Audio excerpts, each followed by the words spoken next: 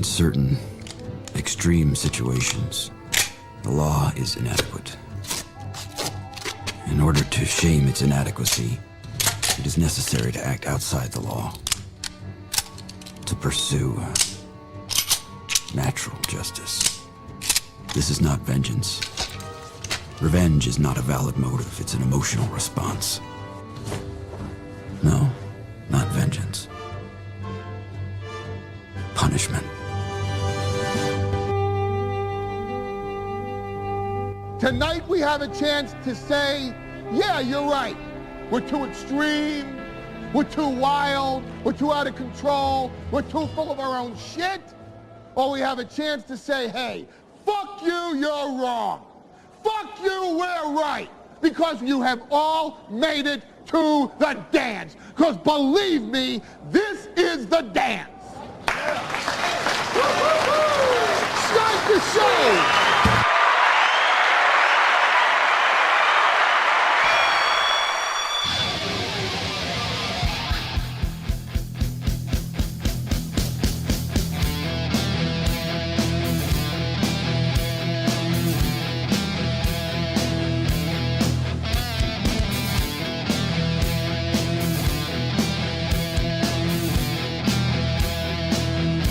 Good morning, boys and girls, and welcome.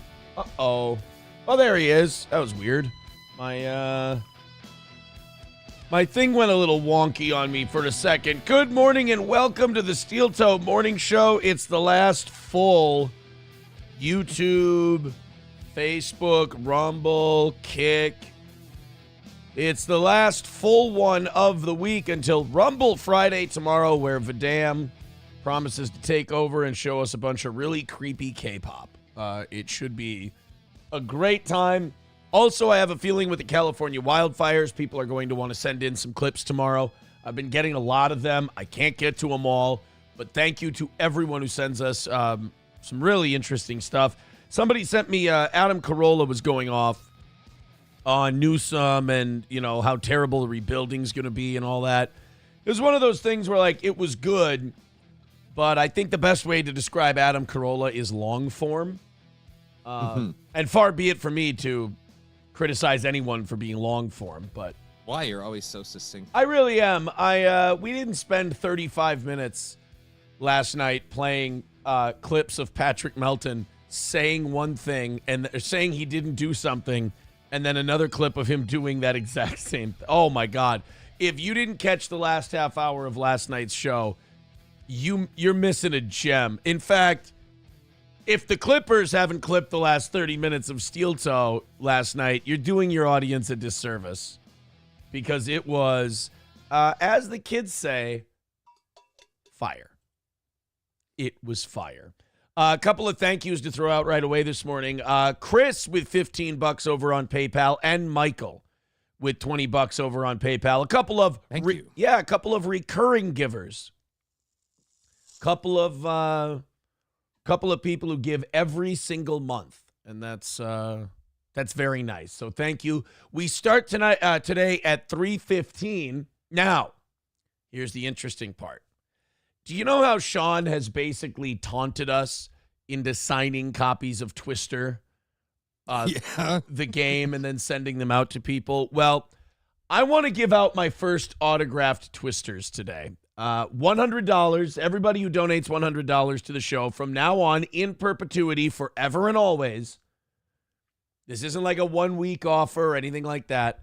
Every $100 donation that comes in on this show, the very next day, they will have an autographed game of Twister sent to their front door. Now, someone asked yesterday, they go, Aaron, how much to donate to have Sean sign it as well? I don't think it would be very nice to Sean to sell his autograph. Like, send Sean something and, oh, by the way, can you ship it to this guy when you're done? He gave me a lot of money for you to do this. So here's what I would say. If you do get an autographed Twister thing from this show, super chat Sean during one of his streams. See what he says. Ask him if you can send it to him and he can sign it and send it back to you. if you send him a nice contribution. That I think would be the best way to do it. But there's going to be 2 ways now every single day that people can get autographed steel-toed Twister. One of them, I'm giving the person in this spot autographed Twister every week. Okay. Every week, the person at the top of the Chad Buzamok donor rankings. I am officially saying the Chad Buzamok donor rankings brought to you by Twister. Sounds right. 2, 3, and 4 every week are going to get $50 to Stoney's as a thank you. So,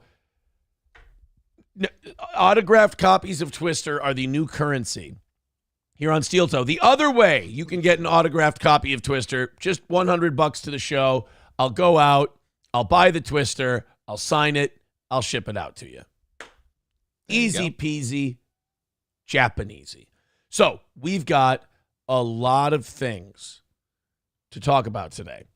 We've got I didn't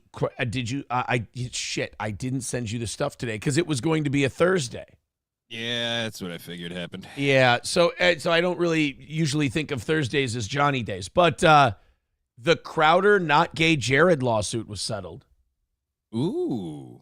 And it sounds like the way not gay Jared's lawyer's talking about it, because when you settle these lawsuits, all the details don't come out. Right. But they seem very happy about the whole thing. It sounds like they got money. The biggest thing is not gay Jared has his NDA removed. Nice. He can spill all the beans about old Steven Crowder. So it should be very interesting because not gay Jared was one of those guys who was on the come up with Crowder. Yeah. Like he was there for damn near the whole thing. And we've obviously had Dave Landau come out and like Dave Landau's kind of a nice guy. But he still came out and had some controversial things to say about his time working with Steven Crowder.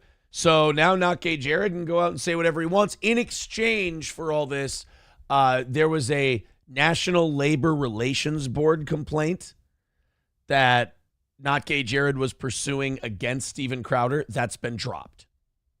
Oh. So Crowder, I guess, wrote a check, said, talk as much shit about me as you want. Just drop this National Labor Relations Board complaint against me, which makes me curious. It's like, ooh, what would the National Labor Relations Board have found out about the way Louder with Crowder conducts business? Because Crowder's a guy who makes everybody sign DEAs. He makes them sign DEAs, drug enforcement agencies, NDAs. He is very secretive about what goes on behind the scenes, mostly because there's been insinuations of putting his penis on stuff. Yeah, a lot of gay stuff. Crowder, a lot of gay stuff being alleged. The penises on shoulders, just his general attitude, just a lot of gayness going on at Louder with Crowder. And it sounds like we might get to hear about some of that gayness here in the not too distant future. I think that's how not gay Jared is going to promote his new endeavors. He's like, you ready to hear some fucking gay shit? As a matter of fact, I think that's how I pitched the stories that I've been telling the last year. Hey guys, tune into Steel Toe. You want to hear some gay shit? Gay shit. And you know what the sickest part? You can criticize me, you can criticize anyone for saying, hey guys, you want to hear some gay shit? But judging by our numbers from 2022 and 2023 to 2024 and 2025, guess what? You want to hear some You guys want to hear some gay shit. I wasn't even going to go that far. Just off of the whole Nick Fuentes Destiny thing.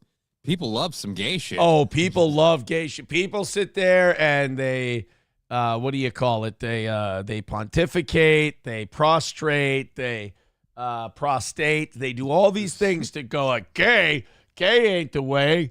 Gay ain't okay. Gay, no way. But then the minute you go, yo, bro, you want to hear something really fucking gay? They're like, well, what? Yeah, in fact, that's what you should do to like your friends and family on a regular basis. You should go, hey, man, you want to hear something gay? And they go, yeah, what? You're like, you fucking weirdo, you fruitcake. Like, whoa, what's the gay thing? Nothing. I don't have anything gay to say. Why do you want to hear it so bad?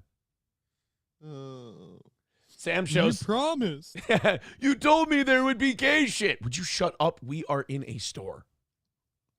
And Just because I said that didn't mean grab baby oil. Where did you find that? You can't whack off in the Barnes & Noble for the last goddamn time.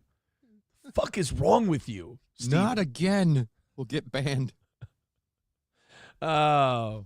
It's bad enough I have to wear a wig and a Groucho Marx glasses into this place so they don't know who I am. Now you got to go yelling gay shit. God damn. Let's go to Snigger Niggardly. He says it would be more fitting if Aaron signed a game after his current and past life status. Mono, poly, monopoly. It's actually pretty clever, especially for our group. Bad. Fair enough. Wait till Johnny comes out with his book. Oh, is it going to be Johnny's book's going to be titled "You Want to Hear Some Gay Shit?" My life, my life at the Steel Toe Morning Show. You want to hear something fucking gay, dude?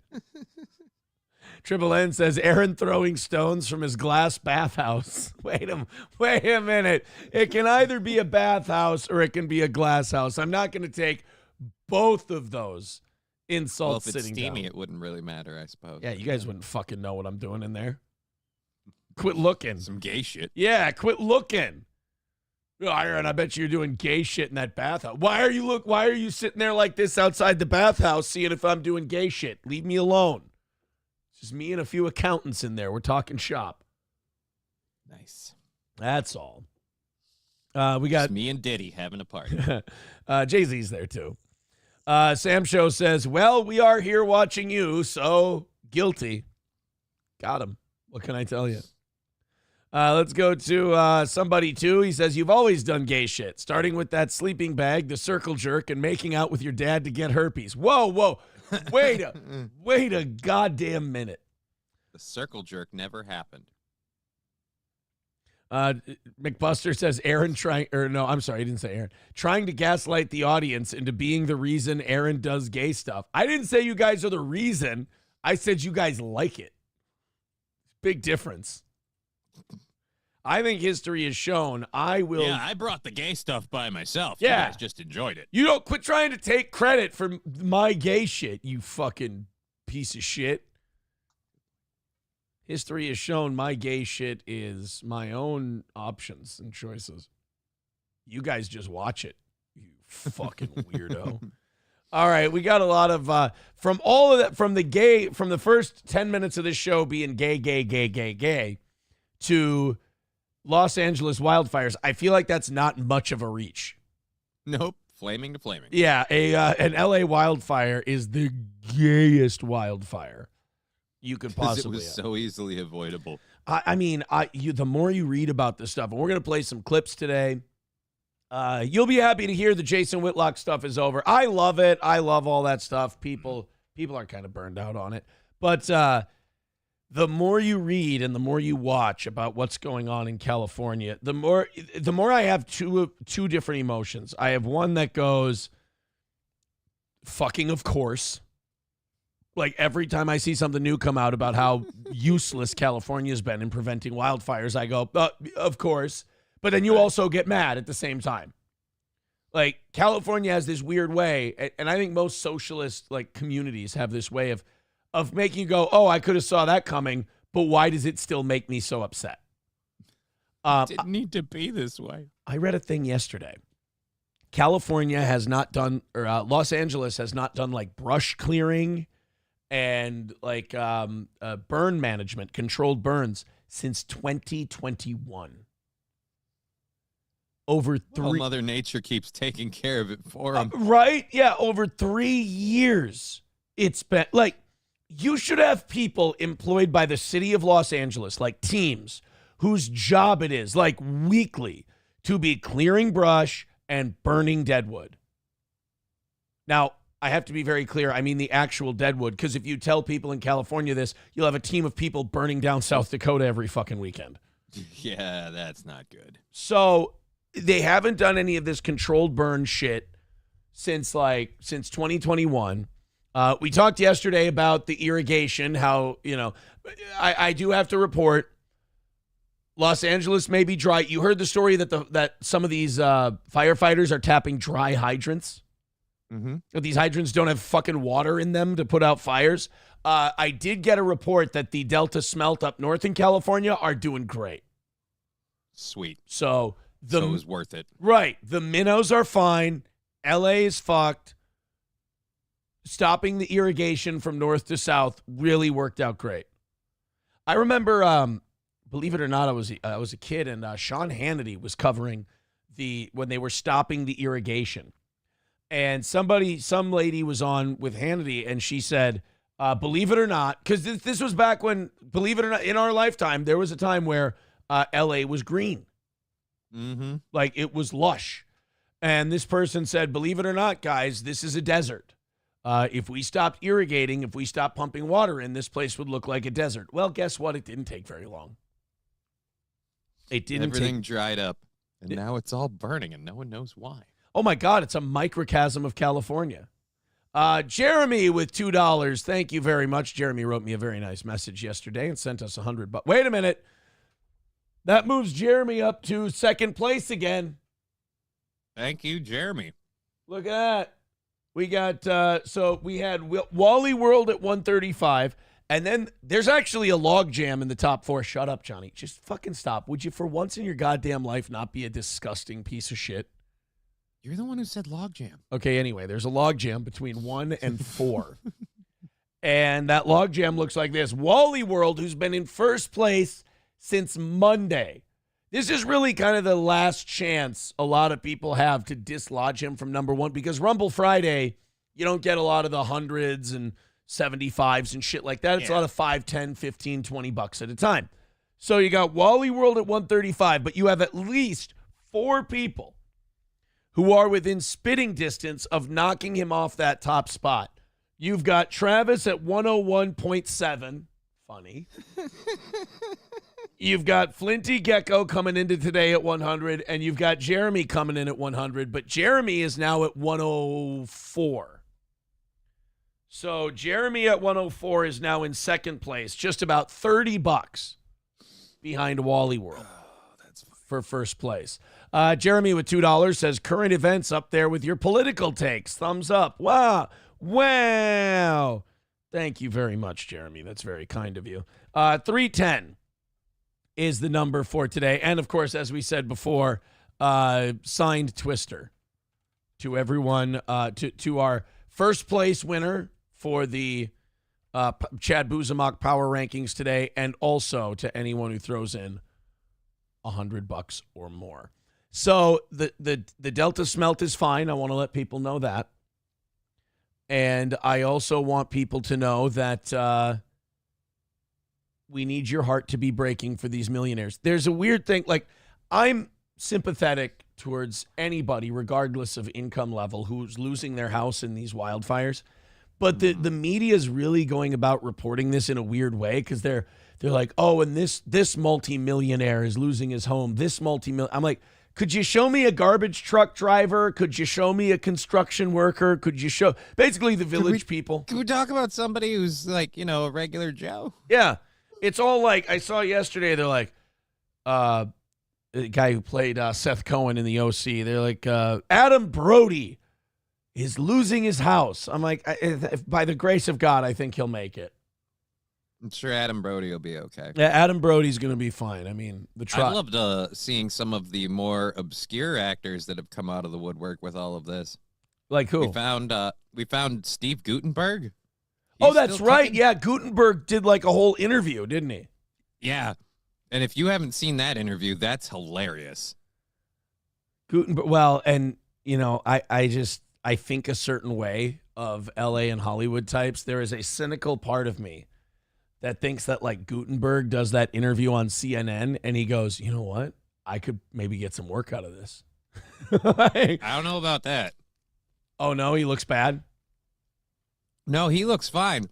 It's just he came at it like just a regular citizen. Like, I think he's been either like he's Republican or got whatever blacklisted a long time ago and made his peace with it. He's just sitting there talking like a regular dude. Oh, really? The interviewer doesn't even realize who he is at first. Oh, no. He asks him who his name is. The guy says his name is Steve Gutenberg. The interview continues. Then the interviewer puts together who Steve Gutenberg is. Oh, this person says the interviewer didn't even know who Steve Gutenberg was at first. Oh, Right. Shit. I searched him on Twitter. Apparently, he's like helping people move their cars and like a bunch of other. Oh, wow. So Gutenberg's being a fucking hero. He's protecting. He's being a dude. He's protecting and serving it. That police academy stuff paid off for him. I know he's a citizen on patrol. He's using his he's using his training. It would be great if Bobcat was out there in character. Or Hightower, he'll move a car for you. Yeah. Bobcat's out there just going, "That's great to have you guys here." And he's just moving cars. And Michael Winslow is there making fake siren sounds with his mouth. I know. Got all kinds of possibilities. We should take the opportunity for these wildfires to bring back some of our great Hollywood characters. Maybe the cast of Scrubs could treat people's injuries. John C. McGinley could give a fun quip. Do we have anyone left from MASH that can help out with that? Oh God, we still got Alan Alda. Yeah. Yeah. All right. I think Alan Alda. Hot Lips is still kicking. Alan Alda. No, wait, I think she's dead. Oh. I interviewed her, by the way. They used to send out in radio, they used to send out these books, and they were just like full of people you could interview. It was RITR magazine. And RITR magazine would have they were people who wrote weird fucking like conspiracy books and shit, like self-published books, and they're working with this company to get on the air. And sometimes like down and out celebrities would show up in there once in a while. Like that's how I interviewed Fran Tarkenton, how I interviewed Hot Lips Houlihan, and yeah, there were a couple other ones. Wayne, that's how Wayne Allen Root, the former Libertarian Party vice presidential candidate, ended up doing my show like 4 or 5 times when I was in Litchfield because he was in RITR magazine, and Wayne Allen Root loved being on my show, and he would email me every once in a while. And I don't think he knew how small Litchfield, Minnesota was. I think he kind of thought it was Minneapolis. Oh. And so Wayne Allen Root would send me emails every once in a while. He'd be like, "Hey, man, I want to talk about this on your show." And I'm like, fuck it. Come on in. Let's have some fun. Yeah, this will knock your fucking socks off. You know how like Aaron Rupar has become like a liberal pundit now in the internet sphere, and he's kind of, you see his name pop up every once in a while? Aaron Rupar was a weekly guest on my old Litchfield show. Aaron Rupar was working for City Pages in Minneapolis, and I would have him on because, he'd have what was going on in the metro. He was way more liberal than I was. So it was kind of a fun back and forth kind of deal. And then, like, when the St. Cloud show took off, and then he started to get bigger, like, blogger deals, he hated my guts. Dude, I was blocked on Twitter. I was a right-wing piece of shit. Can't imagine what he thinks of me now. Rupar and I used to do radio together, and now, oh my God, he's one of those guys. Like, if you want to read a guy who thinks DEI is too conservative, Aaron Rupar, that would be your guy. I would, if I could compare Aaron Rupar to like a name people would know, I would say Aaron Rupar is a Keith Olbermann. That would be the best way to describe him. He wouldn't have gotten where he was without Aaron in the Afternoon. That's right. Aaron in the Afternoon has launched so many careers. Izzy Presley, Aaron Rupar, Wayne Allen Root. I mean, they go from strength to strength once and that was before the steel toe days. All right, let's do this Gutenberg clip. This is so sad. I haven't seen it, but like, it's so sad if the reporter doesn't know who Gutenberg is. Oh, just wait. It's an important announcement I wonder if I could just make. Here on Palisades Drive, if anybody has a car and they leave the keys in the car so that we can move your car so that these fire trucks can get up Palisades Drive. Yeah. What's happening is people take their keys with them as if they're in a parking lot. This is not a parking lot. Yeah. We really need people to move their cars. So did you hear someone just say stupid fuck? Yeah, I think for the guy on the motorcycle over there. Oh, that's he great. Ran over to him. So Gutenberg's like, hey, guys, leave your keys in your car. We want to move your car so the fire trucks can get in. And then all of a sudden you hear in the background, stupid fuck. Go back a little bit here. People take their keys with them as if they're in a parking lot. This is not a parking lot. Yeah. We really need people. Stupid fuck. So this reporter doesn't even know. You know what? In fairness, Steve Gutenberg looks like an assistant high school football coach. Yeah, but he sounds exactly like Steve Gutenberg. He does. Yeah, that's fair. To move their cars. So if you leave your car in Palisades Drive, leave the key in there so a guy like me can move your cars and get them up there so that. But not a guy like him, and he brings in Michael Winslow. Don't worry, it'll be a guy like me moving your car, not a guy like that. Trust me. This one will just use his elbow and bust him. Am I right? We don't call him Hotwire for nothing. So that these fire trucks can get up there. It's really, really important. Thank you for talking to us live, sir. What's your name? My name is Steve Gutenberg. Steve, do you live in this area? He still has no idea who the fuck. No idea. He'll catch on in a minute. Oh, no. His producer's probably screaming in his ear right now. You stupid fuck. He's remarkably famous. Now, it's been a while since Gutenberg's worked, hasn't it? Right, but that's actually kind of part of his fame now is where in the world is Steve Gutenberg? It's just... Because, like, so it's just, you couldn't swing a dead cat without there in the 80s without there being a fucking Steve Gutenberg movie. Right. Shit. It's Short Circuit, Police Academy. Here's the IMDb. Cocoon. The what? Cocoon. Oh, I thought you... I honest to God thought you said the Coon. No, that's the South Park one with Eric Cartman. But he's still working. He is? Yeah. Damn. He's doing in 2025. He's doing 6 episodes of a TV show called Paper Empire. He's playing Saul Bernstein. He was in the movie Goodbye Hello last year. I think that's a animated film. Little Mermaid in 2023. King Jasper. He was in a TV movie in 2023 called How to Murder Your Husband. Oh, shit, I bet that's a Lifetime movie. Maybe I can watch that one with SP. You know what Lifetime movie we watched last night? No. There was a chick. She was getting married to this guy who's in finance. And these money-hungry whores, I mean, all of her friends, all of her family, how'd you marry a guy who's in finance? And I'm like, would you fucking stop? You're embarrassing yourselves. You love him because he's a good man, right? But he's in finance. So she's going to marry this guy in finance. Here's the problem. This guy has a crazy ex. Uh-oh. Crazy ex starts stalking the chick who's going to marry her the day before the wedding. And the night before the wedding, the ex-girl, so he tells her about the crazy ex-girlfriend after the crazy ex-girlfriend attacks her in her driveway. And then she's like, well, this is weird. And she can't get out of her head. And then the night before the wedding, the crazy fucking lady goes with the chloroform and kidnaps the bride-to-be. Uh-oh. There's a twist, though. Stockholm Syndrome. The girlfriend who's kidnapping the woman who's going to marry the guy is actually saving him from the secret monster that this guy actually is. Ask me what happened after that. What happened after that? I don't know. I fell asleep. Yeah, that sounds thrilling. Lifetime movies are solid, dude. It's 50 Shades of Grey with a weird approach. Oh, there's nobody's getting beat and fucked.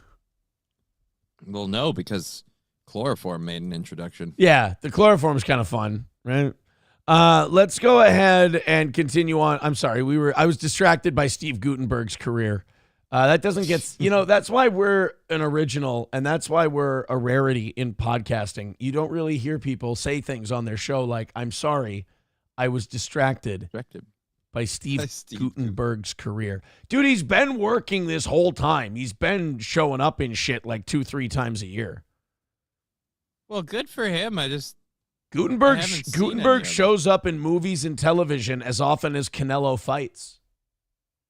Right? I mean, there you go. He's done Law and Order, Criminal Intent. That's how you know that, you're just barely hanging in there.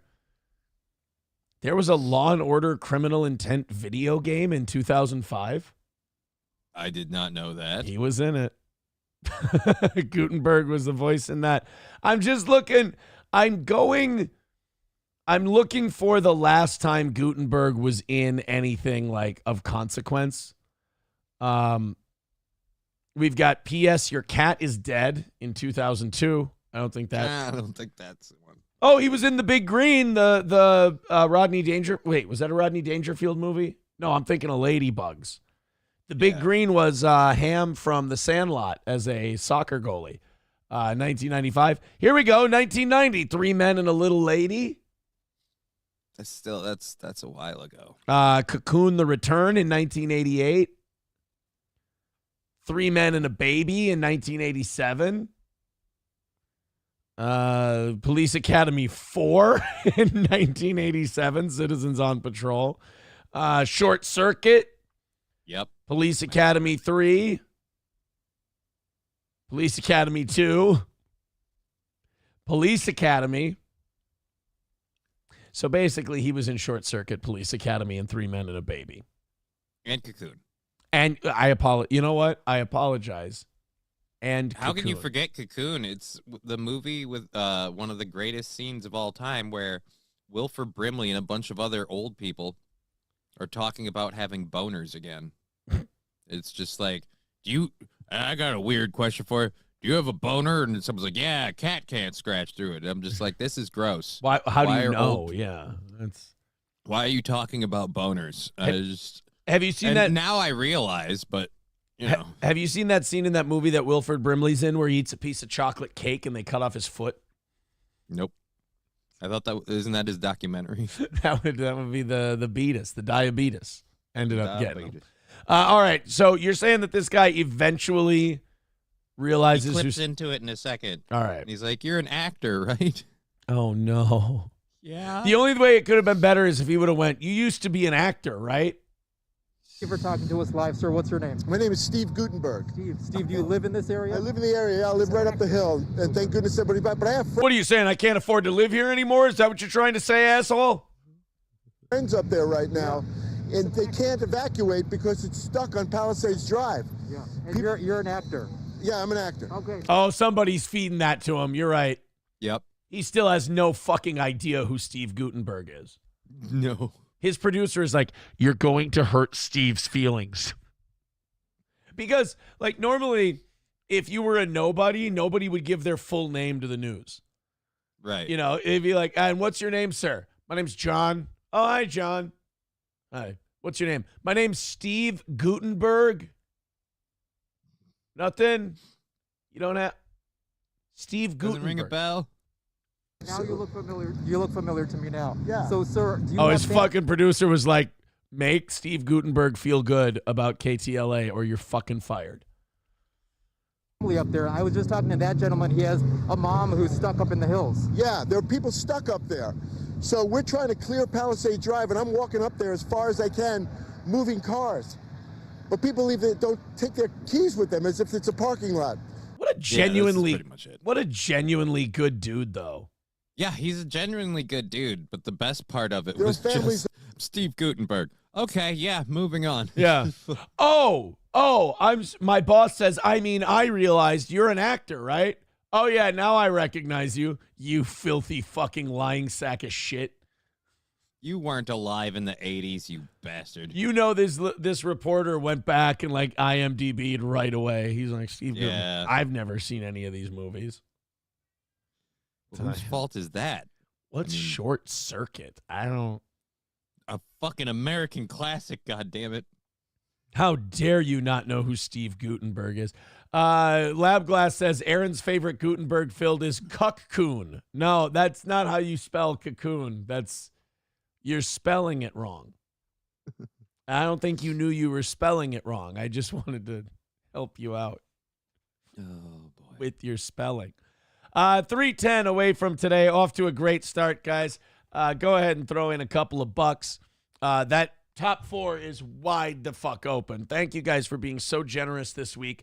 We've had so many people contributing to the show in small quantities, and that's the best way to do it. You know, usually by Thursday, that top spot, you got someone in the 200 or 300s. Not this week. Look at that. All of it triple digits, but all of it low triple digits. And then literally just dozens and dozens and dozens of people throwing in a $5 here, a 10 here, a gifted membership there, a gifted sub there. It's been great. Thank you guys very much. We do have a few wildfire items today. We have Alex Jones making me paranoid as all hell. Alex Jones has been doing some digging, and he's found out about it started with the James Woods clip that's going around. Yeah. We'll play that later today, but it started with that. James Woods just kind of offhand mentioned that his insurance was canceled. His wildfire insurance policy was canceled a few weeks before the wildfires. Now, Alex Jones has done some digging, and he's found out there's a lot of people who had their policies canceled before? Policies canceled, and we're talking like 2 weeks before these wildfires. Now, that doesn't mean that what people are saying is these wildfires were planned or intentionally caused, but the insurance companies could have certainly thought that, hey, we're coming up on wildfire season. It's really dry. Let's cut these policies and not renew them. Now, that makes sense because beginning of the year, a couple weeks ago, policy renewal, things like that, insurance companies taking that opportunity to go, nope. Because I can't imagine that James Woods' house is a cheap house. I don't think any of these people's houses are cheap houses. No, I don't think the what is it? The Palisades Drive area? The Pacific Palisades. Yeah, it doesn't sound like a poor neighborhood. You know, it's old Hollywood over there. Like it's all the 80s stars and all of that stuff. So you've got a lot of older Hollywood money over there. Yeah. You could burn down Skid Row and just toss everyone a 20. I mean, that wouldn't be so bad, but Pacific Palisades, that sounds like it could be something. People are not happy with Gavin Newsome, and they're really not happy with the mayor of L.A. Have you been following what the mayor of L.A. has been doing?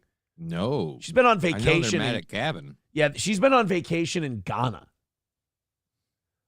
She just came back this week, and people were trying to ask her questions about the wildfire. Now, she's taking shit because she cut like $17 million from the fire department budget last year, and she's made it a point to hire diverse candidates for the fire department because when the Palisades are burning down and you have to go pick Steve Gutenberg's heavy ass up out of his house, you want a 5'3", 115-pound woman there to try and carry you out, not a 350-pound fucking Samoan rugby player. Let's go ahead and watch Gavin Newsome. Now, he's catching shit from Trump. We'll talk about that a little later today. But Gavin, it's never good. Like, after 9/11, in the immediate aftermath, now after like Iraq and stuff, like people gave George W. Bush shit, but like nobody was giving George W. Bush shit after 9/11. You remember after 9/11, everybody loved George W. Bush. As a matter of fact, I will say from 01 to 03, before the Iraq War, George W. Bush was probably the most beloved president of my lifetime. He was definitely very, very popular. The 9/11 stuff really kind of galvanized us as a country to kind of stop seeing political sides for a little while. Yeah. And so he really got a lot of popularity out of that. Well, I think just like the mission accomplished shit is where it really went downhill. Well, and I think when your entire cabinet is filled with people who seem like Bond villains, that likability is not sustainable when you have to see Dick Cheney and Donald Rumsfeld on a regular basis. Like, the problem is, like, George W. Bush, I feel like a parent, a black parent making excuses for their kid's behavior at school. I'm like, well, he ran with the wrong crowd. It was his friends. They were a bad influence. But like George W. Bush by himself was a relatable dude. Like he would just be like, well, yeah, we're going to get these terrorists. He's like Yosemite Sam and Elmer Fudd. He's just like, we're going to get these terrorists. We're going to smoke them out of their holes. Now watch this drive. And then he'd go golfing and shit. He was likable. But then Dick Cheney would go up there and literally sound like the penguin. We're going to fucking, Muslims are going to fucking eat our shit. You're just like, oh, all right, Grandpa. And then he did other heinous shit like shoot people in the face, and then he needed a heart transplant, which is one. It's like so many lives that are going to get snuffed out early because they can't get a heart transplant. Right. But that 70-year-old bastard's still going. Yeah, and he's just shooting guys in the mouth. Yeah. Just going bird hunting with guys and blowing their fucking head off. The hell, Dick? So Gavin Newsom was being interviewed by CNN, and I think this is the clip we're looking for, but Gavin Newsom has spent as much time in his interviews defending himself from criticism as he is talking about what they're going to do to help with these wildfires. Now, if you're a leader, if you're not transfixed on your own ego, what you do is you let the criticism roll off your back, you roll up your sleeves, you get to the work of doing something about this goddamn fire. Right. If you spend any amount of time while literally fires are raging behind you, I mean, look at this. Look at this. This is a great example. There should be that Pornhub meme where you get the Pornhub thing up here and it says, man fucks entire state. And it's the thumbnail is Gavin standing here as the fires are just, the smoke billows behind him. This is a great juxtaposition of the state of California. But like, if you spend any time while this shit is going on defending your administration or defending your reputation, you're an asshole. Let that shit roll off your back, roll up your sleeves. Let's get to the business of fixing this fire shit. This is Gavin Newsom in an interview that people are panning, as it were. Phase. We're in the public safety phase. I hate to even ask this question, but the president-elect chose to attack you, blame you for this. Who fucking cares? I love that. There's probably, I'm going to go ahead and be conservative. There's 6 cat carcasses rotting in that building behind them. Family memories burned and lost forever. And Anderson Cooper's like, Trump said meanie bajini things about you. I really don't want to mention this. Well, then fucking don't. Yeah. I hate that disingenuous, like, look, I don't want to say this because it's pointless gossip and it's worthless and it's a waste of time, but I'm going to do it. So, no. You want to do this. I hate Anderson Cooper. He's the most fucking empty, fucking two-faced piece of I've seen on the news. I don't want to be a catty gay, but I'm going to be a catty gay. And also, like, that's the shittiest thing you can do to someone is they're going through a tough time and you're like, hey, not to pile on, this guy's talking mad shit about you. Say, hey, you know what, save it for another time. For this. One can't even respond to it. I mean, it's... So Trump's kind of like this wildfire. You can't even respond to it. One can't even respond to it. Well, don't worry. It's not just Donald Trump. The majority of the state thinks this shit is your fault. And some of us, myself included, are of the opinion that you do this crap on purpose because you're like on some secret payroll to ruin California. Yeah. Did you hear the rumors? And the thing we're going to play from Alex Jones isn't going to help that. Did you hear the rumors that Gavin Newsom is working out contracts with BlackRock to purchase and rebuild a shitload of land up in the Palisades? I can't make this up. I can't make it up. I'm not surprised in the slightest, given like just the shit I've seen him do with the minimum wage laws and stuff. Like, he's the most blatant corrupt person I've ever seen. Yeah, didn't he just openly give Panera a pass for no reason? Well, no. The reason was because they gave him a lot of money. Well, yeah. But the excuse is because Panera bakes bread. So apparently, you need to pay your employees a living wage unless yeast is involved. Well, McDonald's has a shitload of bread. Right, but theirs is pre-made and shipped. Oh. So they theirs comes in packages of buns, whereas Panera, you got to get in there in the morning and knead that dough. Well, then, and bake that bread. Grocery stores that have bakeries, they shouldn't be subject to these laws, should they? Well, they shouldn't be, but they also didn't give any money to Gavin Newsom, so it's a... Oh, suck it, Hy-Vee. How do you like them apples, huh? Walmart can eat my ass.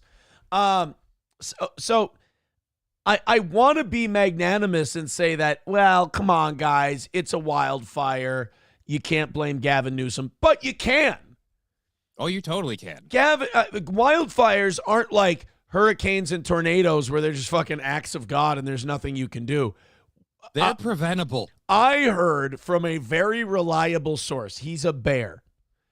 And he told me my entire life that I was the That it's not gay if you love him. right, not that kind of bear.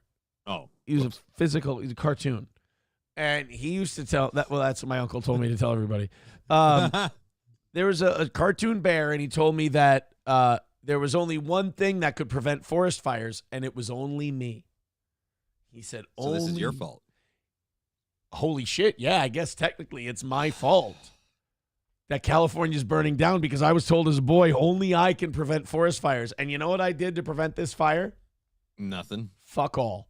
I did nothing to stop these fires.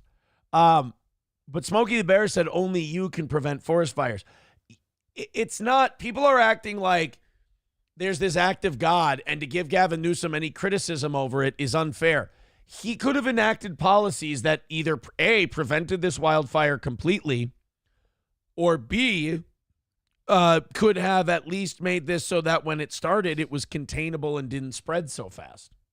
Right. But they're so environmentally friendly in California that they don't want to manage the fucking environment. I mean, California is not the only place with dry weather, dried out grass, and dried out forest area. Why isn't Texas starting on fire all the time? You know why? Because George W. Bush is down in Crawford, Texas with a fucking chainsaw clearing brush. That's why.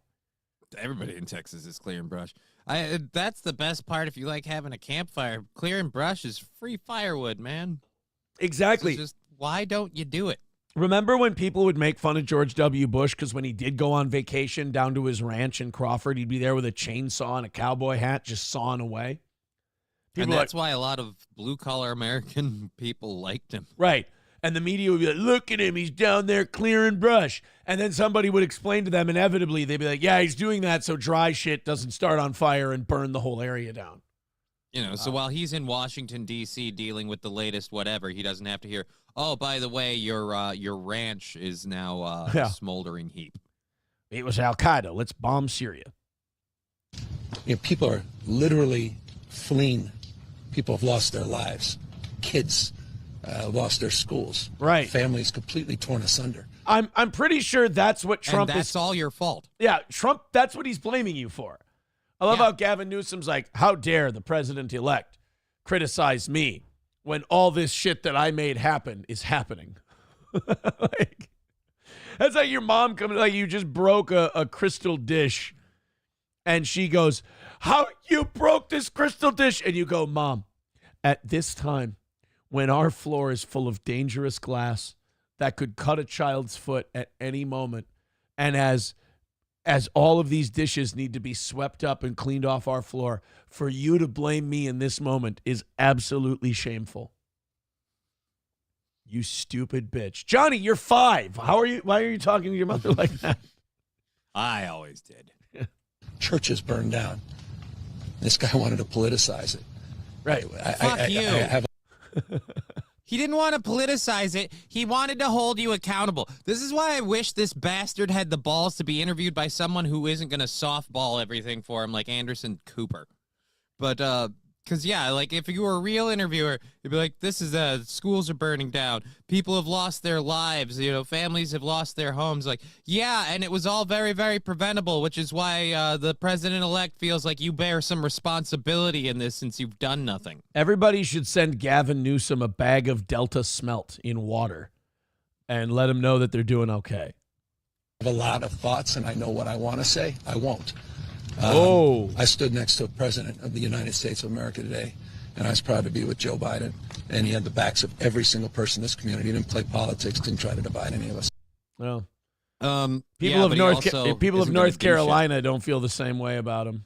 Yeah, I know. He didn't try to play politics. Yeah, tell that to the southern states. And by the way, I want to know how proud the people in California feel that Joe Biden's was there and he had their backs, because he hasn't done anything for Palestine, Ohio doesn't feel the same way as California does. Von Kaiser with the Jumpin' Jeff Farmer reference. Gavin Newsom, you got me mad now. Get in the ring with me. Thank you for the $1 Los Federales. He says, all I want to know is, how is Johnny's Cali side piece doing? Is she okay? Has he done a welfare check? I'm sure she's fine. Yeah, but you hope not. No, I have no ill will for her. what? That's not. Things happen. That's not as fun. Crazy, turbulent moment. That's not as fun for me as it is for you. I love that. If you're an asshole and you break up with her, she can call you 300 times. But, there's a wildfire and she might need something, not a fucking peep. Well, she hasn't called me, I suppose, but I also haven't unblocked her number. So it could be my fault. I get maybe she is. Oh, my God. Maybe she burned to death and she was trying to call you for help. And here you are blocking her number. And that's her fault. You're in trouble and you reach out to a guy that's practically wheelchair bound. I mean, what? I need someone to save me. Yeah, I'll get right on that. It might take you a minute to get there, but, you could have Amazoned her a jug of water or something. Jesus. I'm going to need a grappling hook and a really unattended bus driver. We're going to make this work. There's a lot of heroes that can't use their legs. You ever hear of Forrest Gump? Yeah, but he's not real. Oh. And he could use his legs. Yeah. It was Lieutenant Dan that had magic legs. It was always, that always got me. Like, Forrest kind of milked that whole leg brace thing. Because, remember when Lieutenant Dan was like, you have any idea what it's like not to be able to use your legs? And Forrest Gump was like, yeah, yes, sir, I do. No, you don't. No, you don't. In fact, you said it yourself, fucko. You said, my legs are fine, thank you, but my back's as crooked as a question mark. Mama said these will make me straight as an arrow. You could use your legs, you fucking asshole. You just had braces on. They just didn't work right. Yeah. You needed some practice. Right. You had Stone Cold Steve Austin legs for a while, all right? Forrest Gump was the original bionic redneck. You had to wear some braces for a little bit. And by the way, your doctor was nice enough to make you leg braces that would shed themselves if you ever needed to run from bullies. Right. If you broke this, if you break 88 miles an hour, they bust apart for your They just shatter all over. Honestly, if Forrest Gump took place in the 2000s, that's a malpractice lawsuit. Right? My son was running in the road and his leg braces fell off, you fucking lunatic. What kind of Chinese shit are you putting on my kid's legs? But it turns out that those braces just come off when the kid's ready to start running. They're like training wheels. And I can say firsthand, that's not how the real ones work, because no matter how fast I run, they don't come off. Yeah. And then usually I just fall over. So I don't think it works that way. How did we get on that? I have fucking no I don't. Gavin Newsome, forest fires, saving somebody in California. I have some unsettled issues with the movie Forrest Gump, apparently. Apparently. Yeah. Go ahead and hit subscribe, spread the word. Steel Toe, we're doing it. 310 away from today's goal. Do us a favor in the next 10 minutes. Get us under $300. People were telling me you got to do this $100 signed Twister thing, Mm-hmm. And I thought, boy, the minute I start doing that, we're going to have a wave of people who want the Twister deal. No takers on the Twister deal thus far. It will be, if the Twister thing crashes and burns, it'll be the greatest promotional failure in Steel Toe history. It will not be up there with the Randy Rothstein bobblehead, which may be our greatest achievement, marketing-wise, of all time. Let's go ahead and find out. I think we should do a prequel to the Palisades wildfires. Okay. Kind of a how did we get here kind of a thing. Because before this wildfire, California, believe it or not, was very, very proud of their LA fire department. They thought that the Los Angeles Fire Department was the bee's knees. I mean, something that the rest of the country should indeed be emulating, as a matter of fact. Let's go ahead and play a clip, a sped-up clip from this old Channel 4 News expose on the Los Angeles Fire Department. Super inspired. She took time out of her already busy schedule to tell us about her vision for the department's future, one that includes a 3-year strategic plan to increase diversity. People ask me, well, what? Did you hear that? 3-year strategic plan to increase diversity. Right, in the fire department. Because if you have a 3-year plan in the fire department, it shouldn't be about containing wildfires or improving response times. She has a 3-year plan to hire a shitload of Asians and tell white people to beat it. Congratulations. Can't we just go back to the people willing to, like, no offense, firefighters are one of those where I don't care what color your skin is. Can you do the job? Do you want to do the job? Then you get to have the job. Well, we found out he said some racially questionable things on Facebook. Has he ever let a black person burn to death inside their house willfully? No. Well, then he'll be fine. I'm sure he'll be good. A lot of people just like to talk shit. To increase diversity. People ask me, well, what number are you looking for? I said, I'm not looking for a number. It's never enough. Out of 3,300. Yeah, and that's the problem. You guys see a problem with no solution. Why are you trying to solve it? And when you criticize it, people think you're criticizing, like, oh, you don't think minorities should be able to be firefighters. They should be firefighters all day long. But minorities should be firefighters because they're qualified for the job. They do a really good job, and they'd help the community. They've got a skill set that the community needs. Nobody should just be hired or fired because of the color of their skin. Shut up, Sam Show. That was preventative. I don't even know if he's here yet. But this idea that, like, oh, there's never enough diversity. It's like, that's technically kind of true if you think about it, because it shouldn't even really be considered. Right. There's never enough diversity because diversity for diversity's sake should never be the reason why you hire someone. Exactly. By the way, terrible idea for me to bring this deck of cards down here. Because now I'm just playing with cards. Yeah, and we've seen how bad that goes. Actually, this might not be a bad idea. It's very soothing, as you were. This is kind of a nookie blankie for me. Okay. Let's continue on. 100 city firefighters, only 115 are women right now. She's already looking at ways to change that. She's quick to point out that doing so has a greater purpose, attracting... Install a fucking kitchen in the firehouse, am I right? Then we'll get a bunch of them. Hey, the fire department just got a subscription to the Lifetime Movie Club. I'll be there. I'll check it out, bro. Let's watch some Lifetime movies. They're fucking fire. Oh, sorry. I probably shouldn't use that language here. The best and brightest for the job. They feel included, they feel valued, and they feel part of a cohesive team. The chief also checks... Jesus Christ. And now these male firefighters leave home where their wife's like, I don't feel included enough. And then they got to go work at the fire hall where the women are like, how can we feel included more? Jesus Christ. Where can I go? Meanwhile, none of the bitches can carry the hoses. I mean, it's none of the hose can carry the bitches. Ha ha. Sorry. Finish your point. I had to interject with a hose and bitches pun because I'm so goddamn witty. We're pretty good there. I think that we. Oh, you're saying I succinctly made your point? Yep. Another box when it comes to inclusivity and diversity at this department. Good. She's a proud member of the LGBTQ community. Oh, wow. Fuck. Great. Oh, my goodness. I was going to be so mad if the fire chief wasn't a lesbo. Now I know why everything's flaming.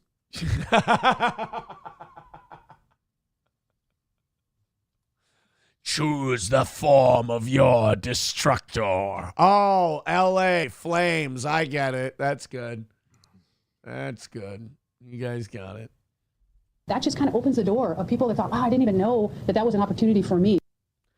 Wait, you're saying butch lesbians didn't think that the fire department was an option?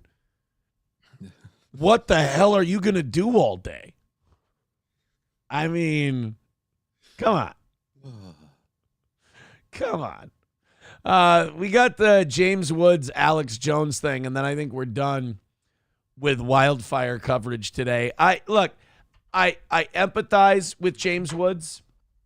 I feel bad for everybody who's losing their homes, but like the media's kind of leaning on this, oh, look at these poor multi-millionaire celebrities who are losing their houses. And it's like, it's not even they're losing their houses. Most of them are losing one of their houses. Right, yeah, that's what I mean. Is I'm like, I mean, okay, that's shitty. It sucks. I'm not going to be a guy who's like, who cares? But like, is this supposed to tug at my heartstrings? Because I just feel like we had to uproot our whole lives and flee the Palisades, and now we're just chilling comfortably in Vermont in our mansion. Yeah. For you. Pacific Palisades are on fire, and I lost my house. I had to head down the road to Malibu. I mean, it's really terrible. So this is James Woods. Oh, we got an ad first. This is James Woods talking about the wildfire. And like a lot of people did feel bad in this clip. But again, like I think we should only interview people who are losing their only house in these fires. That would be a good general rule. They are absolutely not out of danger at this hour. What it is the fuck? a very dynamic situation. One of the people who did evacuate yesterday 9 minutes. is Actor James Woods, who is in Beverly Hills. Thank you for There you go. Who's in Beverly Hills? There's only one person I want to hear from in Beverly Hills right now, and that's Jed Clampett and his family. That's it. Everyone else can fuck off. joining us. Talk to us. Oh, What have you pleasure. seen? Well, we were literally in the exact epicenter of the fire as it started. That's actually a view from my porch. Yeah, well, hey, we've got James Woods here. Hey, James, look, it's all your life's things on fire. That's a view from my porch. What a nice thing for CNN to do. Like, hey, James, we want to talk to you about this really difficult fire. And he's like, oh, you on TV just showing my house burning to the ground. That's my house burning, yeah. Thank you. That's wonderful. Yep, this That's is the the video house, you one shot. below us Yep. on fire. Yeah. Oh, it's not his house. It's the one below it. My neighbor called and he said a fellow named Robert, a tree teller, was about 5 houses up. You have to understand, the Palisades is a... You say Robert tree teller? Well, if he's a tree teller, tell those trees to be more fire resistant. He obviously wasn't listening to those trees telling him that they were on fire. Yeah. I wish tree teller would have talked to tree listener. Good God, man. They're very, almost like an old-fashioned... If your name is tree teller, what are you doing talking to me? Go talk to the trees. Jesus. neighborhood. Sidewalks, all the neighbors know each other. We all have each other's phone numbers. And All right, we get it. You live in a white neighborhood. All right, let's get to the point. people are very aware that we're in a fire zone. And in fact, I had said day before yesterday, to my wife, Sarah, I said, oh, that guy on the hillside hasn't cut down his grass. They got to cut down that brush because there's going to be a fire. And that's the person who didn't cut that brush was the person, that fire you're looking at right now. That's my... Haha, hilarious. You know who you might want to give that message to, buddy? His name's Gavin Newsome. I don't know if you've heard of him. He runs the state. James Woods, by the way, played a superhero in the TV show South Park. Did you know that? He did? What was the superhero? Fucking Captain Hindsight. My neighbor should have cut down his grass. If he would have cut down his grass, then the fire wouldn't have gone through so quickly. Thank you, Captain Hindsight. No problem. No To problem. understand the curse it is to have perfect 20/20 hindsight. That's true. You know how terrible it would be to be Mr. Tree Teller, where you're like, you can talk to the trees? Because if you could talk to the trees right now, you tap into that, all you're hearing from the trees is, ow! Oh my God! Ow! I'm dying. Snigger Niggardly writes, Tree Teller. Oh, this is bad. Do you know what's coming? No. Snigger Niggardly writes, Tree Teller. Where's Tree Pen? Home run, Jefferson. Go to break. Oh. You have no idea how much I love that one. Penn Jillette's the one that talks, though, so Tree Teller never says anything. Yeah, Tree Teller's silent as all hell. Tree Pen is the one who goes, there's a wildfire out there, and we need to be doing brush clearing, you stupid assholes. You're right. We do need Tree Pen in situations like that. You guys can sit here and criticize me all you want, but with shit like that, you deserve me. You all deserve what I give you on a daily basis with bullshit like that. We are 3:10 away from today. Let's make it move a little bit. We started off today with a solid 35 to kick it off. Thank you very much. Let's go on a rally and get under $200 by 8 o'clock. Streamlabs, PayPal, Venmo, Super Chats, Rumble Rants. Thank you kindly. Anybody who throws in $100 from now on, there's no limit to this, by the way. Anybody who throws in $100 to the toe is getting an autographed copy of Twister. Thank you, Sean. As a thank you for a $100 donation. All right. So this is Alex Jones telling us about insurance policies in California that have been canceled just before the wildfires. Let's listen to old Alex on this one. Alex needs to redeem himself because people were giving him a bunch of shit. Because he's an Elon sympathizer. Yeah, he was an Elon simp for all of Twitter's new positivity guidelines. Basically the shadow banning of negativity. Exploded in all the key wealthiest areas that happen to border poor areas where the elites want to get the property, just like Lahaina in Maui a few years ago. People started saying, hey, we all got our insurance canceled the last 2 months. Others said, no, it happened 3 months ago, 4 months ago. But James Woods, who lives in the area, his house almost burned down. There's footage of that. In fact, it was almost burning down this morning. Who knows if it's even there now? Came out and said, actually, one of the major insurance companies canceled all the policies in our neighborhood about 4 months ago.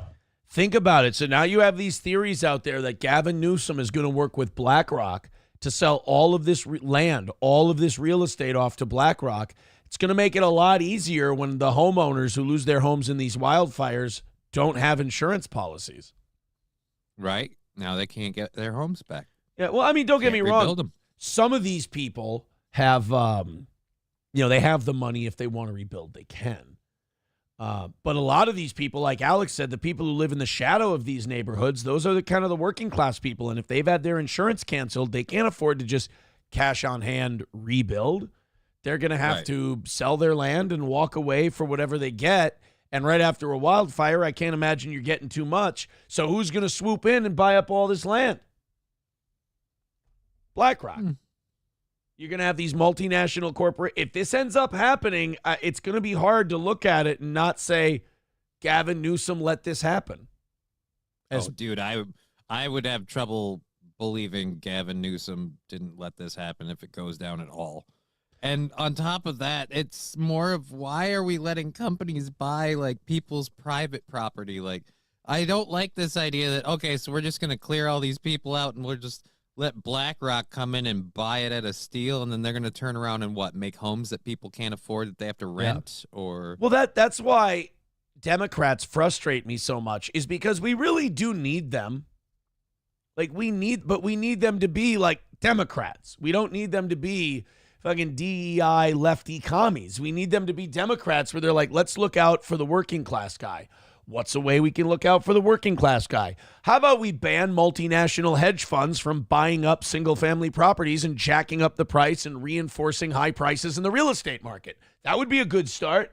Nope, we're too busy with DEI and making sure that, drag queens can read the children and stupid shit that doesn't matter. That's the thing about liberals that really pisses me off, is like you'll make those arguments that, get the fuck out of the libraries, stop with the bathroom shit, this and that. They'll be like, this is just such a small issue. Why are you even complaining about it? And we're like, exactly. That's our point. Don't steal my point. That's my point. This is small potatoes. This is nonsense. Why don't you guys focus on something where you can actually help and it matters? Like BlackRock can't buy houses. Nope. Don't want to. And the insurance companies are owned by the private central banks. They're the ones that make the decisions with the policies through the governments, not to trim the trees, not to cut fire breaks. They run the governments. They're the most powerful. They tell them don't release the water. They've been fine tweaking this industrial espionage sabotage. Oh my God, Alex Jones is starting to look like our radio buddy Matt Wood. Oh dear Lord. Alex Jones and Matt Wood are starting to look alike. By the way, thank you, Jeremy, for the $5. He says thumbs up on your take on Alex Jones. Thank you, buddy. We are 305 away from today's goal, and Jeremy is now at 109. He's just $26 behind Wally World for first place. Dr. Evil type crap. Dr. Evil, I will only let you cut down the brush for $1 million. Holy shit. This has got to be serious. At this level in the key areas that burn down. And the insurance companies are part of the central banks, part of the New World Order. They've got all their battle plans. People are in mass Because you could argue, okay, maybe they didn't use a weather weapon to steer those hurricanes into Florida and the South right before the election, but FEMA sure did stand down and sure didn't give aid to white people or Trump supporters. And then Trump supporters said it was happening, and then we got the internal FEMA videos and orders. I mean, again, sometimes Alex goes off on rants and you go, that sounds crazy. But, and Patrice O'Neill used to say this about Alex too. He goes, but there's always the fuck you, look it up. Yeah. And in this case, he ain't lying. No, I mean, look it up. You want Alex is crazy. Yes, correct. People have to stop arguing against that point. Alex is crazy. Alex is out of his mind. But just because someone's out of their mind doesn't mean you can't look up what they're saying and find out it's true. This is actually, and this is kind of the gross part about where we're at, is that if this was a coordinated effort to allow this to happen between Gavin Newsome, the insurance companies, and multinational hedge funds, it would make a lot more sense as to why this happened. Yeah. Because just sitting there and not clearing brush and not clearing fire breaks and not irrigating the area and doing it looks like such malfeasance. You would think that the entire city of Los Angeles, when they have meetings, just sits there and drools into bowls. But at least if you go, no, Aaron, it was a sinister plot between Gavin Newsome, the insurance companies, and BlackRock to scoop up land on the cheap like they did in Maui after the wildfires, then at least you go, oh, well, it makes sense why they've been so derelict in their duty. But if you just go, oh, no, they're all just useless and they suck at their job, you're like, wow, that's even more depressing. Like, there's something about an evil plot to convert billions of dollars in real estate into corporate holdings that somehow makes me feel better. Well, because then there's at least a method to the madness. Otherwise, Right. It's just ineptitude. But no, I think it is deliberate, in my opinion. I feel like the best meme would be the California's burning and you got Gavin Newsome just spraying lighter fluid on it. Yeah. Oh, this isn't water? My bad. And then people got in trouble that were mid-level and said, I was ordered to do it. Here's the documents. Don't blame me. Well, That is the funny part. Like, he's right about the Hurricane Helene shit. Yep. They were like, hey, because what is it? They were telling people if they have Trump signs in their yard, don't help them because there might be tension. There might be tension. They could be combative. They might not. They might be disgruntled. And then people were calling that out, and they're like, hey, we're not getting any help because we're Trump supporters. And then instead of going like, that's ridiculous, that's stupid, a lot of the mid-level people were going, no, it's not my fault. I'm not saying you shouldn't help Trump supporters. Here's my superior. They told me not to. So, like, that's the best part about the Hurricane Helene shit is everyone was just ratting on each other. Because everyone wanted to be innocent. Yeah. Everyone's like, no, it's not me. It's not me, guys. I'm the good one. I just followed the orders. Right. Well, that's the Abu Ghraib stuff when we were torturing prisoners. That's what they did, too. They were like, no, it was my commanding officer. And the commanding officer's like, no, it was this guy at the Pentagon. And the guy at the Pentagon's like, no, it was Rumsfeld. And Rumsfeld's like, fuck you, I'm leaving. Like, that's the way it worked. you shouldn't follow illegal orders. You should have gone public. But the point is, yeah, you're not as guilty as your bosses. But with that, you can still speculate. Yeah, they got weather weapons, but maybe it wasn't. You can't speculate when they won't cut down the brush for decades and they won't let water be released from the giant mountain reservoirs when everybody makes a huge deal about it for years. Trump made a deal about it 5 years ago to Newsom. So do we. And they do, and you can't cover up pulling the insurance or Biden parking Air Force One there and saying no aircraft for, ongoing to help anybody. Is that true? Is that a real thing? I don't know. That's the first I'm hearing of it. You park Air Force. Well, I understand, like, if Air Force One is parked somewhere, you don't let planes fly in that area. Right. If that's true, what a fucking asshole. And James Woods is confirming it. Actually, one of the major insurance companies canceled all the policies in our neighborhood about 4 months ago. So, see, it's not just people talking about it. It's all being documented. We'll get into this when we come back. All right, as these giant fires exploded in all the key wealthiest areas that happen to border poor areas where the elites want to get the property, just like Lahaina in Maui. Yeah, because, like, James Woods can rebuild. Right. But a lot of his neighbors can't. A few years ago, people started saying, hey, we all got our insurance canceled the last 2 months. Others said, no, it happened 3 months ago, 4 months ago. But James Woods, who lives in the area, his house almost burned down. There's footage of that. In fact, it was almost burning down this morning. Who knows if it's even there now? Yeah, it's a repeat? You heard that. Yeah, that's weird. Okay, so BlackRock can just go. We got the gist of it. So BlackRock can go scoop up this land on the cheap, sell houses at market prices, or rent them out at market prices and just make a fucking boatload of money on the whole deal. It should be illegal. Should be, but when the people who are enforcing the laws are in on it, Los Angeles irrigation Delta smelt. Trump blames Newsom protecting hey, bro, Trump brought up the Delta smelt. Fuck yeah. I fucking look at great minds think alike. Meanwhile, President-elect Donald Trump has slammed California's response to the fire. Oh, shit, That's hold right. on. In a post on his Truth Social platform. Give me a sec. They want me to, I got to let them play ads. I'm going to turn off my ad blocker. President-elect Donald Trump I has already slammed fucking California's did, response asshole. to the fire. God damn it. Can we try this again, please? One more time. One more time. Yeah, because now it's loading an ad. Now it's loading an ad, yeah. Hey, Restream. I'm using Restream.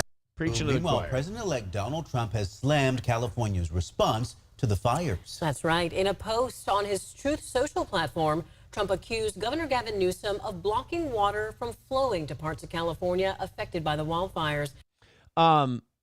Is Trump posting on Truth Social when he has his Twitter back the equivalent of Gretchen Wieners trying to make fetch happen? Yeah. Yeah. Stop trying to make Truth Social happen, buddy. And prioritizing fish over people. ABC 10's Luke Clary has the details. You remember, though, like George W. Bush? Remember when he said that he believes that fish and people can coexist? Yeah, but I don't know if I really would use that as your role model. Okay, fair enough. As crews struggle to contain the fires raging in Southern California, the governor coming under fire from the incoming president. That's really hard to do. I mean, coming under fire, I mean, it's a lot of pressure. The ability to focus. You got to Dude, give I'd the be guy. coughing from the smoke. Oh, man. Just Coming can't on, maintain a steady rhythm. I'll tell you this, coming under fire seems like an inappropriate time to do so. I think you could be labeled. I don't know. If you could shoot a big enough load, would it douse a flame? I just feel like you could be labeled a coomer for doing that. Like if you're just like, now it's not the time, like of all the times to do this. Now, no. Let's practice retention at this point.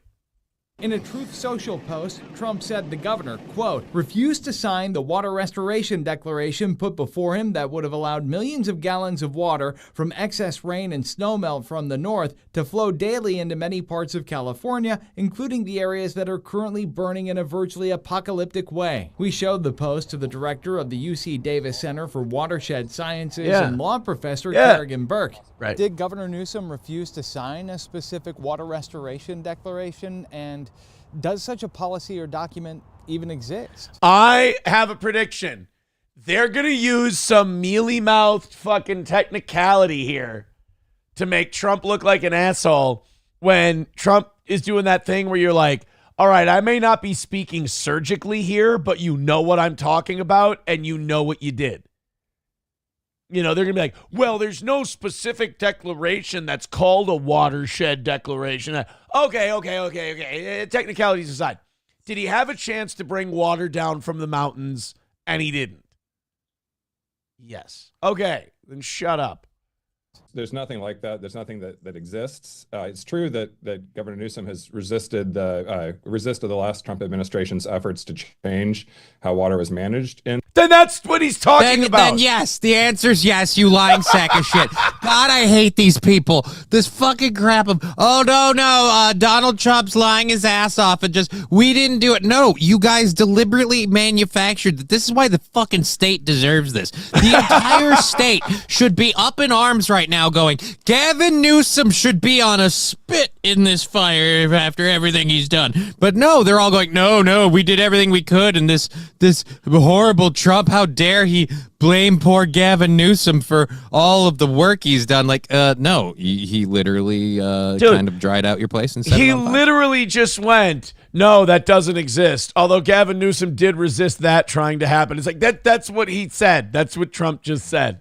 I got to watch that again. That whole exchange is fucking classic. Watershed Sciences and law professor Kerrigan Burke.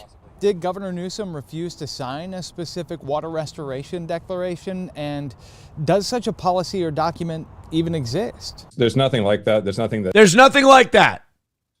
All right? There's nothing like Okay. that. There's nothing. So Gavin Newsom, obviously, if something like that existed, would have worked on it then, right? Right. There's nothing Gavin Newsom had an option to do to change the way water flows in L.A. that exists. It's true that Governor Newsom has resisted the last Trump administration's efforts to change how water was managed in the Delta. That's what he's talking about. And I don't know, sir, considering the apocalyptic hellscape your state has now become, could we maybe say that, I don't know, that was a bad idea? Yeah. Could we see all this water? Could we move that shoreline back like 2 feet so that the entire city doesn't burn to the ground? That'd be sweet. Look at this, Johnny. What color is all this right here? It looks green. It's pretty green. What color is all this shit back here? I'd say dirt brown. Yeah. Could we maybe move some of, because this seems like ridiculously green to the point where we have puddles. Right. Swampland. Right? Yeah. Could we take some of this and maybe move it over here? Like, this is what bothers me about Newsom in California is all these guys talk about how we're all so dumb and they're all so smart and we should listen to them. And it's like you can say borderline Down syndrome shit and it makes more sense than what they're doing. Like, you could hand like a crayon to a Down syndrome kid and be like, hey, how would you fix the problem that they're having in California? You go, take all the water right here and then move all the water to over there, and then all that stuff over there will be green. You'd be like, holy shit, Corky, you've done it. Gavin Newsom could talk to a guy with a 50 IQ. And you could talk to a guy with a fucking bone through his nose who's a witch doctor in Ghana. The mayor of L.A. could have brought a Ghanaian witch doctor back with her, and she would be like, what you all need to do is you all need to take this water over here, and you need to take the water over here, and you need to move the water over here. Oh, really, Dr. Chakra? Because we would have thought you would have done a rain dance or some weird shit. No, this is basic science. You just take the water here and you move it to where there is no water. But excuse me, you're forgetting about the Delta smelt. I don't know if you realize this. It's a very important fish. A fish. Yes, in my village, a fish would be very important. It could feed many people. What kind of fish are we talking about? It's a minnow. It's a tiny fish. It's a minnow, smaller than a sardine. But it provides a lot of meat for the people. No, not at all. In fact, it's a low-level food source for some aquatic creatures in the ecosystem. I do not get this. What are you white people doing? Why is that man with a beard have a brassiere on and reading to children in the library? Why have you not moved this water over to where the brown grass? Why is all the green grass under the water and all of the brown grass does not have any water, but that thing with a beard is reading to my child? This is why the gods are punishing you. This is a curse upon your people.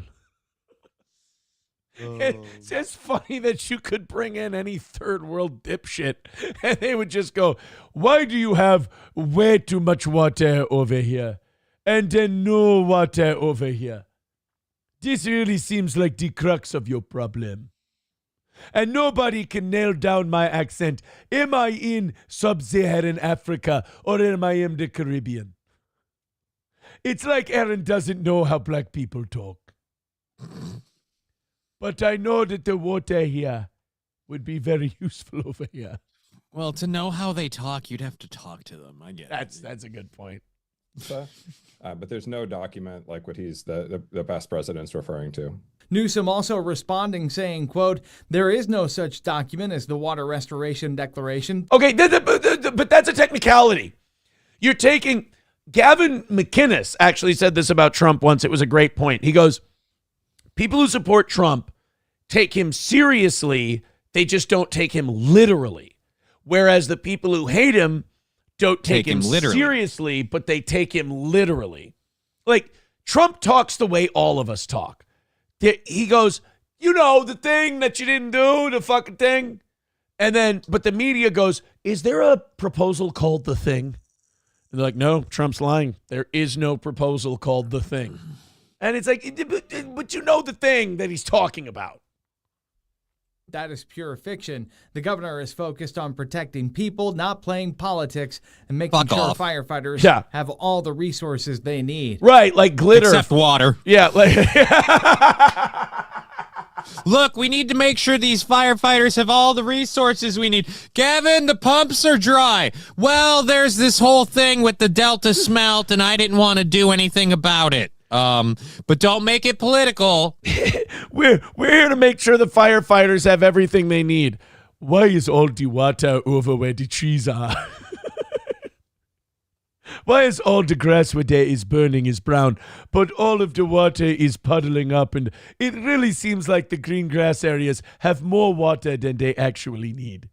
And the worst part about all this is, do people remember last spring how after I don't know how long of a huge drought that area went through, they got hit with like a deluge of just rainfall and stuff, and everyone thought, hey, reservoirs would be filled back up, all this great stuff. Yeah.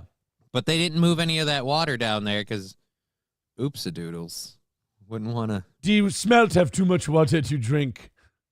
They're going to be gaining water weight. Trump also said Newsom prioritized what he called a worthless fish over people's needs, resulting in water shortages for firefighting and other uses. Fucking A! Steel toe. Another win for the toe. What did the toe tell you? The toe told you. Delta smelt. Stupid Delta smelt. Stupid Delta smelt. You're like, I don't know. Aaron might be full of shit. He might not be that smart. Very next day, President. Oh my God, Johnny. Donald Trump watches the steel. Donald Trump, ladies and gentlemen, is a toe boy. Well, I feel like for the president, we have to call him a toe man. He is a toe man. Mr. Toe Boy. Mr. Toe Boy. Uh-oh. My Stream Deck doesn't work. I'm hitting my Kevin Brennan. Wow. And did you update your Stream Deck yet? Oh, fuck. Fair enough. All right, let's finish this story. I'm vindicated. The president is a toe boy. The fish Trump is referring to, the Delta smelt, is a small fish about 4 inches long, and the Sacramento River was one. Hey. Who says that's small? Anybody who's honest. Shut up. It's teeming with them. But in recent years, wildlife officials haven't been able to catch any living in the wild. Because they're 4 inches long. They go right through your nets. Wait. So wait a minute. Yeah, go ahead. I think you're going to say the same thing I'm going to say. How does the water changing, like, if the fish ain't fucking, that doesn't oh, well, we need more water. No, it's not really how that works. Dirty brown pond water is an aphrodisiac in my country. So if you have enough of the dirty brown water, the fish will fucking eat. Do we have any evidence that there's anything to do with human involvement on the smelt decline? Like, sometimes populations of species of animals die out. It has happened before. Sorry, Kiwi. Sorry, Dodo Bird. You guys just stopped fucking. I mean... No, actually, they were just too dumb. Yeah. When you just walk up and club them in the face and eat them. Yeah, it's just like, why? You go up to get a dodo bird and you're like, would you run or something? The worst part is he's standing right next to his friend. You bash his friend's skull in, and then he looks at you like, hey, what are we doing now? And you're like, well, I'm going for number 2. Yeah, it's not like you can save a species when they stare you right in the eye. You bash their friend's head in, and they lick the head wound and go, oh, is Steve sleeping? Why did you make Steve take a nap? Is it nap time? Professor Burke said. Meanwhile, you got like smart animals. Of course, this asshole. Yeah. Meanwhile, you have smart animals like seals and shit see orcas coming, like, oh, we're fucked. And they're left diving on boats like, save me. Don't let him. He'll fuck me first.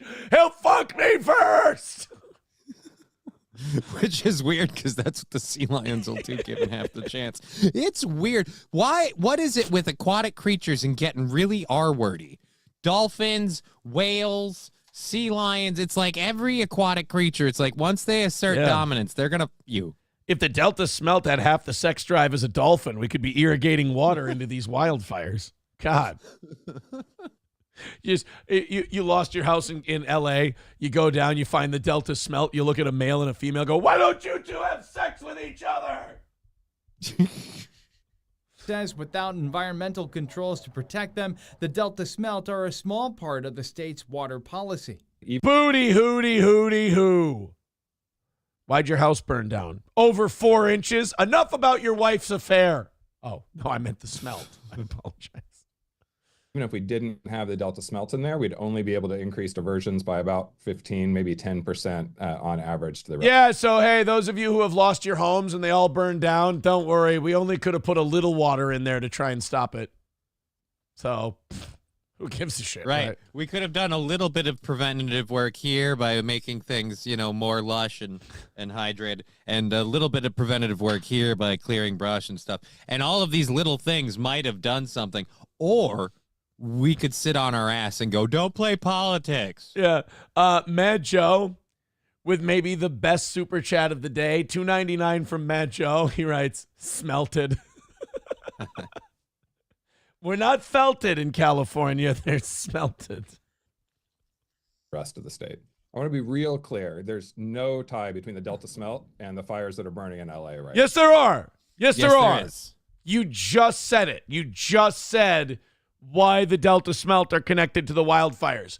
10 to 15% more water diversion. That would have made a difference. That would mean there would be a few less dry hydrants that they're tapping. There have been reports of firefighters running out of water. The Delta smelt has nothing to do with this. It's only about 15% deviation. There have been reports of firefighters running out of water. Yes, the smelt has nothing to do with this. Absolutely nothing. The only reason you should see a scenario like this is because Anakin and fucking Obi-Wan are about to have a lightsaber duel. Like, that should be the only time you see this much flame and fire and sparks. It's over, Anakin. I have the high smelt. You were the chosen one. You were supposed to irrigate Los Angeles, not lead it into darkness. I have done what I've done for my empire.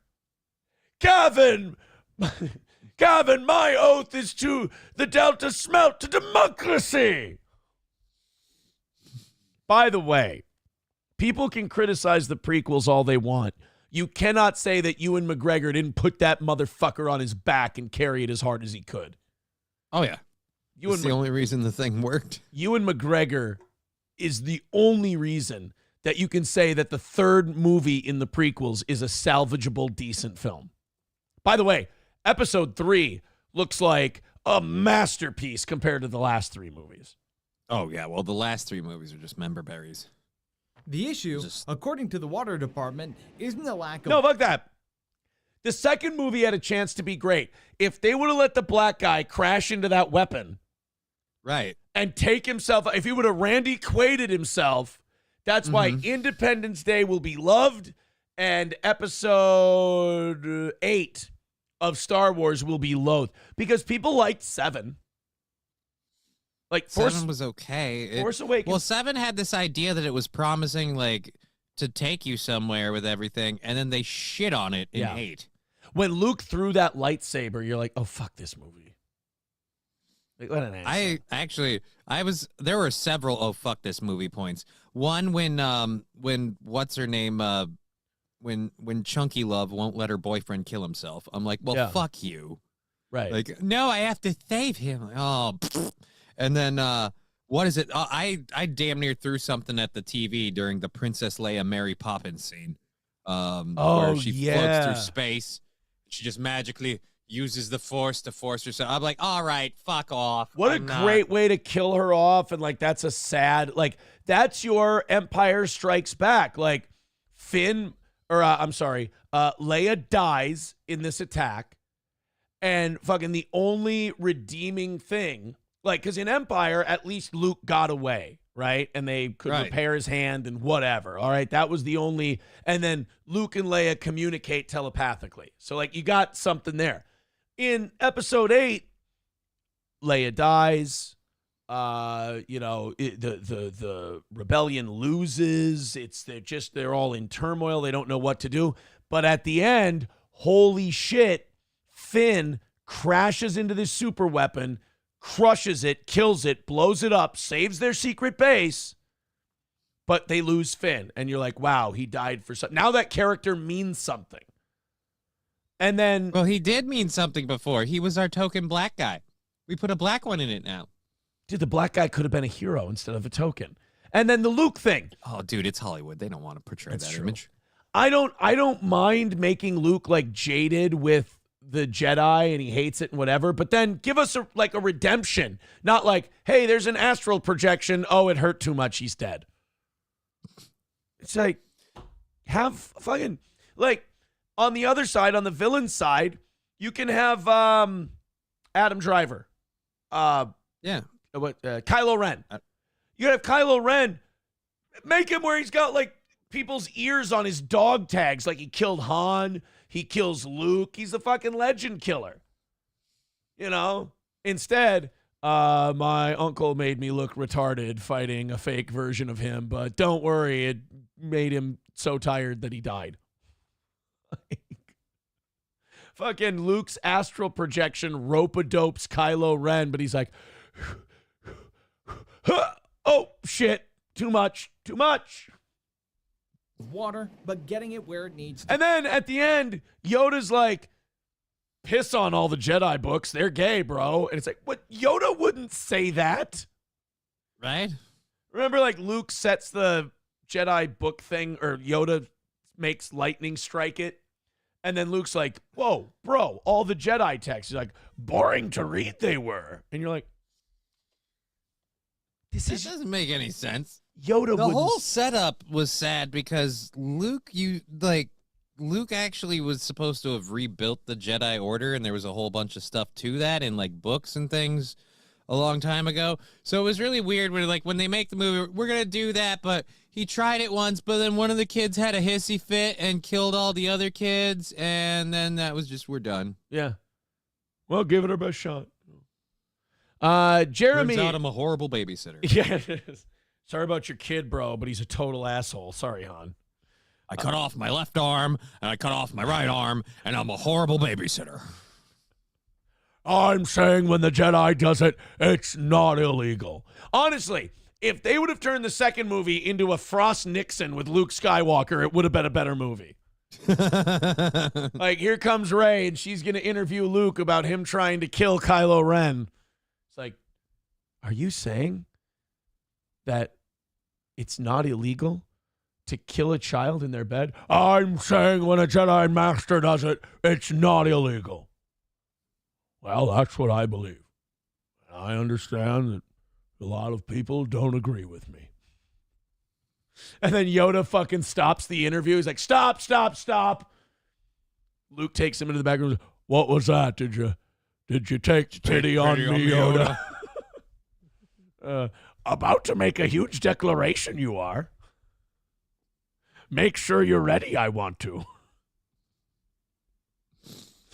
And that is something I will have to live with for the rest of my life.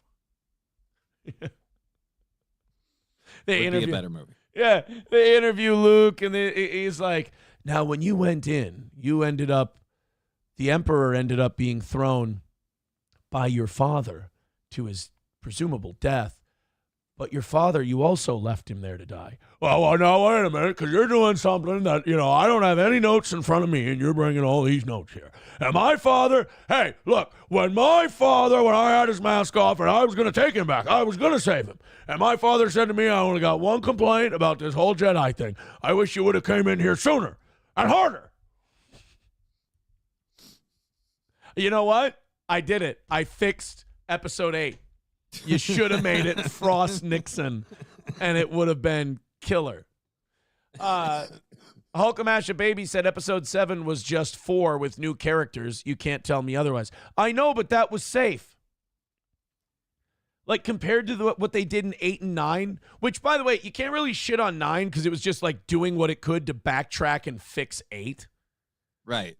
And 7, while it was a lot like 4 with new characters, it was also supposed to be kind of a launching off point. So it was like a familiarity, and not a complete remake, but it was going to be like a launching off point to tell like a little bit different. And then 7 showed up, and we were all like, no. This sucks. Okay, let's put it in relatable historical terms.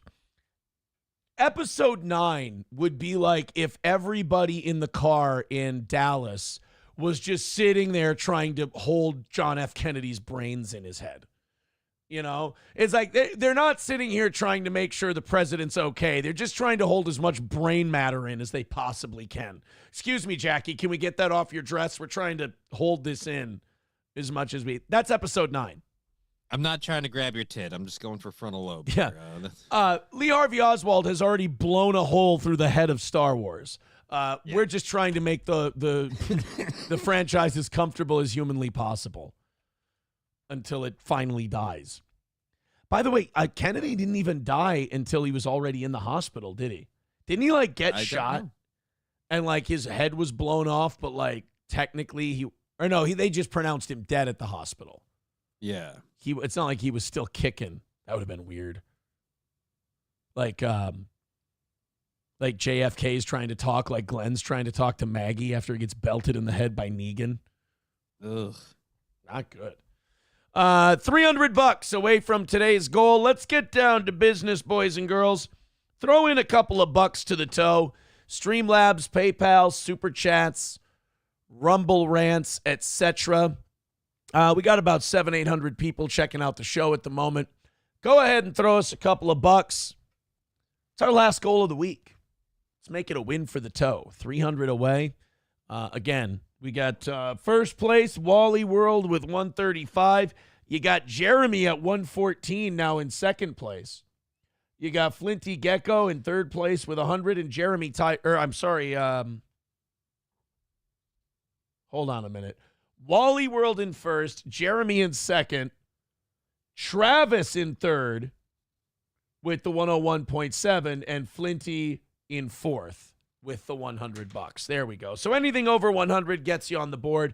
The person in first place is going to get autographed Twister from the toe, and 2, 3, and 4 are going to get $50 to Stoney's in Rockville.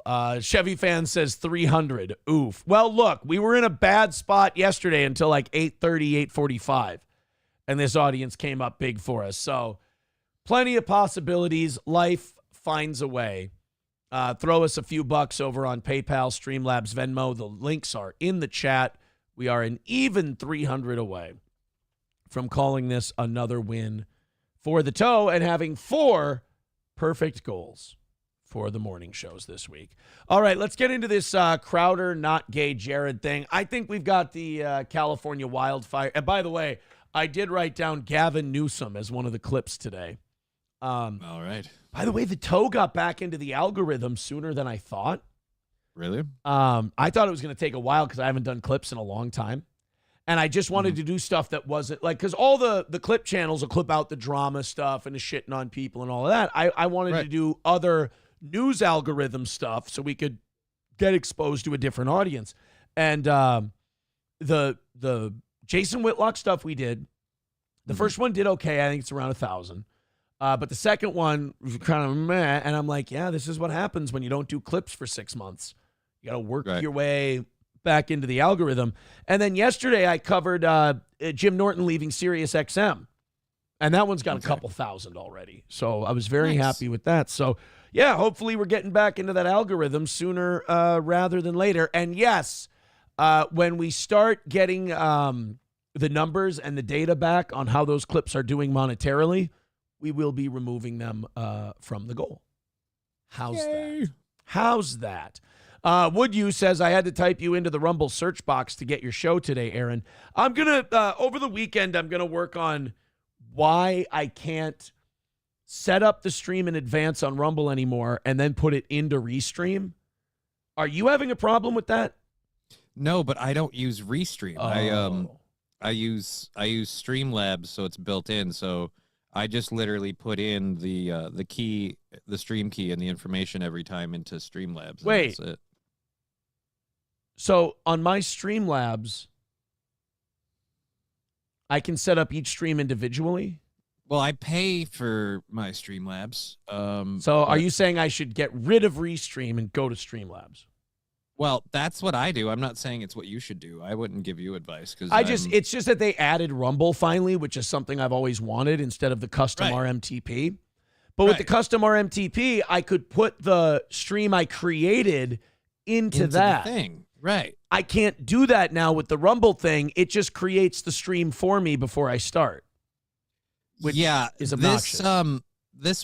This would be a workaround for that because currently Streamlabs doesn't have a Rumble like link pairing thing. Sure. So you have to just make it its own, like, again, custom URL one. I just have one called Rumble.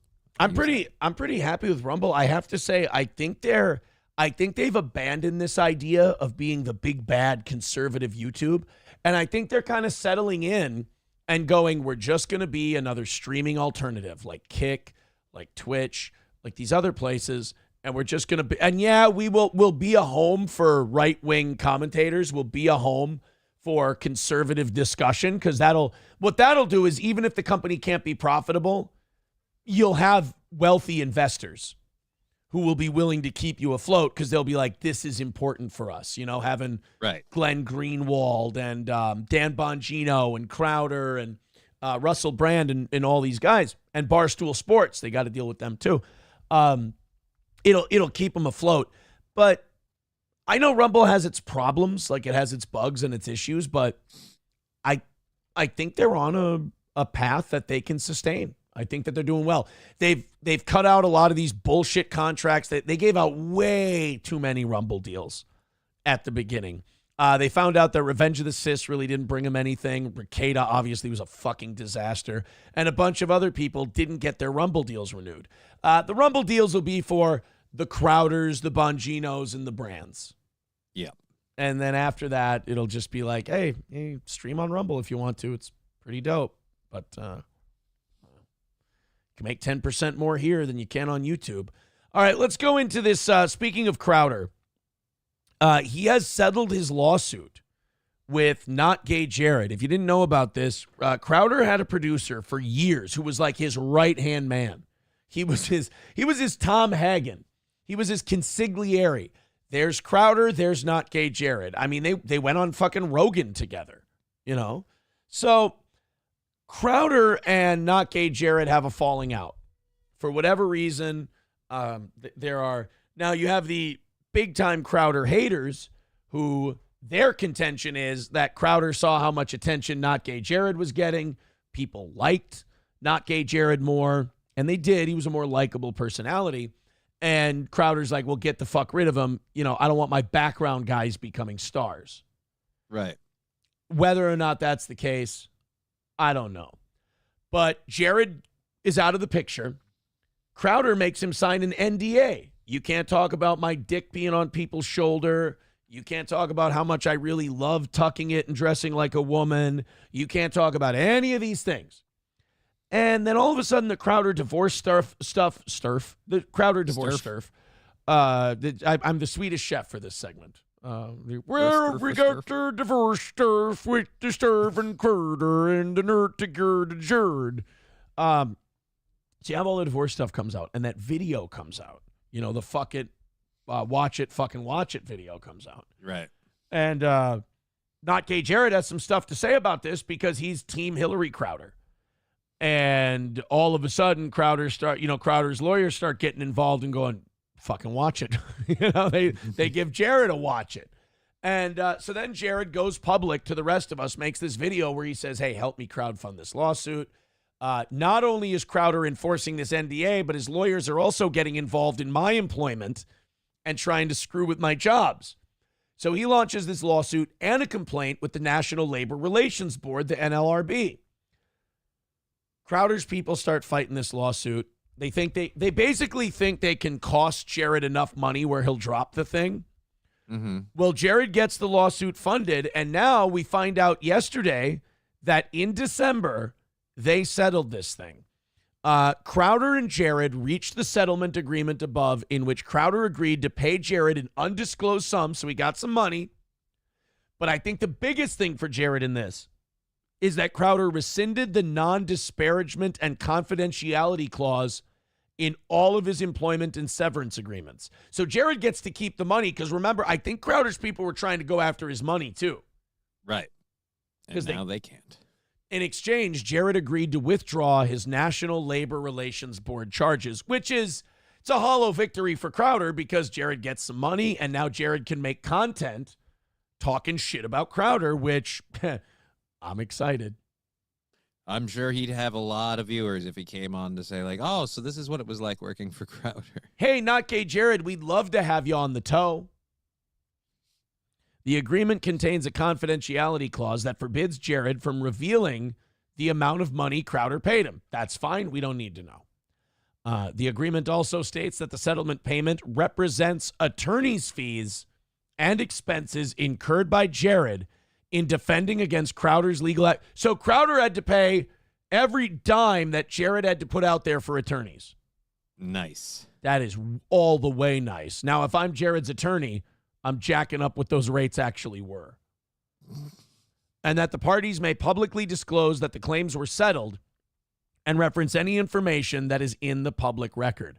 One thing in the public record is that a Texas court already ordered Crowder to pay Jared $58,037 for filing the frivolous defamation lawsuit. Another thing in the public record is that the ULP charges Jared withdrew as part of the settlement would have, if successful, resulted in National Labor Relations Board order requiring Crowder to reimburse Jared for the legal expenses he incurred defending himself against the earlier Rule 202 petition and non-disparagement lawsuit as well. So basically, Crowder's saved a little money. Yeah, Crowder decided, I don't want to bleed all this money. I'll pay Jared off. And then Jared was like, well, rescind my NDA too. No, I'm not going to rescind your NDA. All right, well, the National Labor Relations Board thing goes forward then. All right, fine. You can talk shit about me if you want to. I mean, that's pretty big because now if you're any other employee of Crowder, why don't you have a shot at getting rid of your NDA? Right. I don't know how you would. I don't want an NDA to be on Louder with Crowder. It's just. Well, they do it. Why would you do it? Well, no, what he does is when you leave, if you're still, I believe you sign a contract when you're, well, no, I'm sorry. You sign a contract when you're there that has the NDA in it for after you leave. And it's kind of like if you sign a prenup, you're like, well, we're in love. We're never going to leave each other. So who cares if this is in there? Then all of a sudden everything falls apart. And you're like, fuck, I wish I wouldn't have signed that prenup.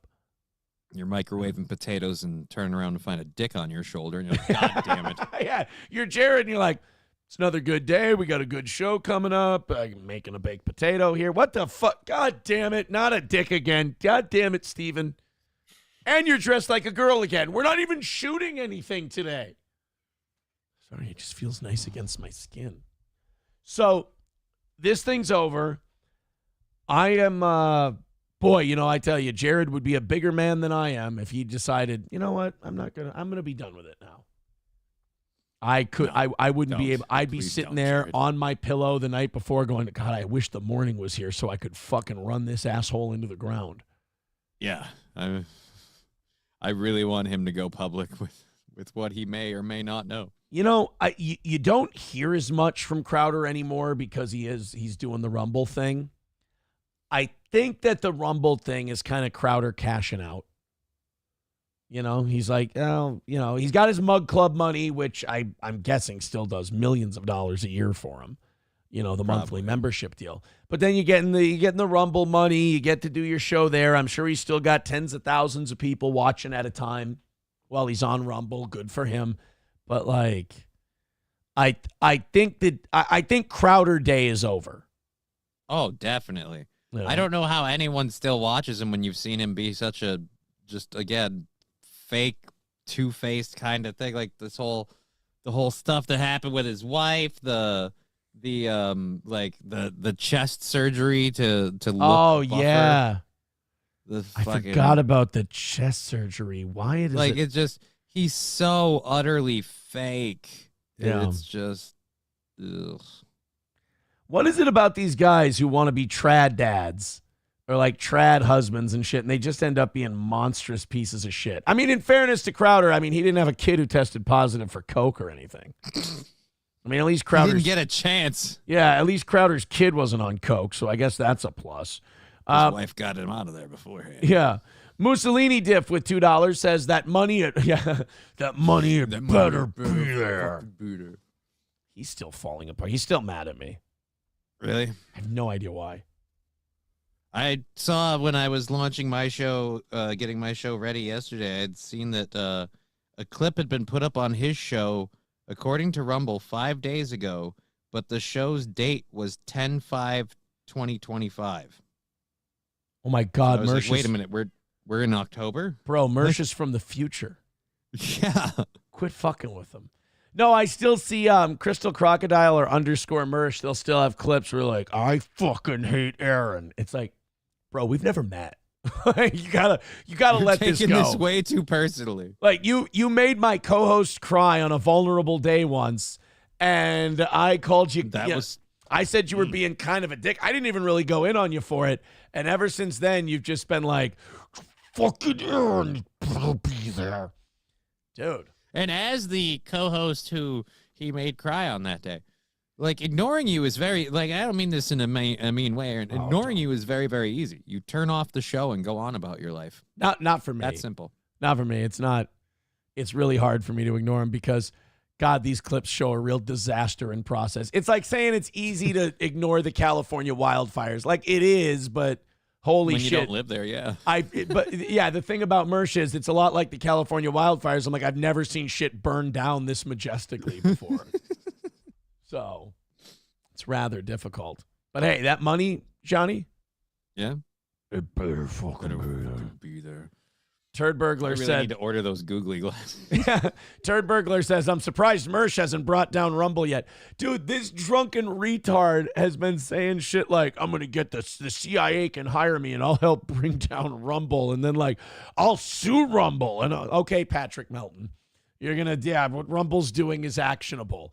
And it's such sour grapes. It's like, bro, where's your fucking spine? Where's your dignity? Because he's like, I'm going to sue Rumble. Why? Because they signed you to a contract, realized there was no return on investment, so they dropped your ass? Come on, man. Lose like a man. Lose with some dignity. Shit.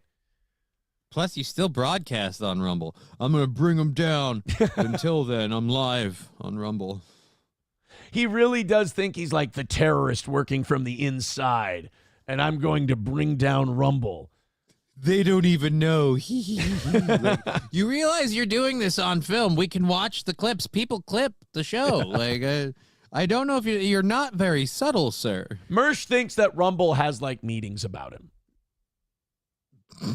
Mersh think that like Chris and Siraj and these guys from Rumble go, guys, what are we going to do about the Mersh question?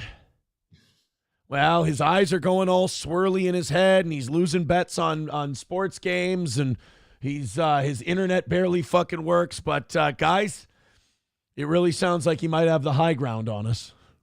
Well, actually, I didn't want to bring this up, but at one point there were some hush-hush meetings about Mersh.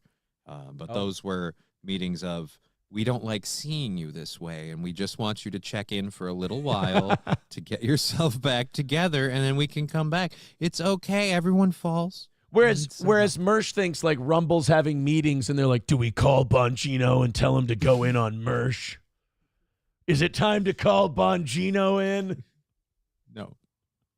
Landers, I can read the first part of your comment. The second part might actually be actionable. He says Mersh is legit mentally retarded. And as far as what he does to cats, I don't know. Papa Shab writes, it's not about money. It's about sending a message. Mersh, probably. It's actually, no, it was about money. No, it was literally about money. Yeah. He stated in no unclear terms, it's just, and money is going to be owed in a lump payment, and that money better fucking be there. Turd Burglar writes, Mersh thinks he's John McClane. Yippee-ki-yay, Rumble, you motherfuckers. Just an absolute embarrassment. Coyote, come on out to the Canadian streaming site. We'll have a party. It'll be fun. Coyote NV with $4.99 says, does Johnny have any Valentine's meats available? That's a great question. No, I have no. Why do people keep thinking I'm selling meat? Well, people theorize that you were eating exotic meat, and that's how you got sick. Nope. I got influenza A. There's no exotic meat.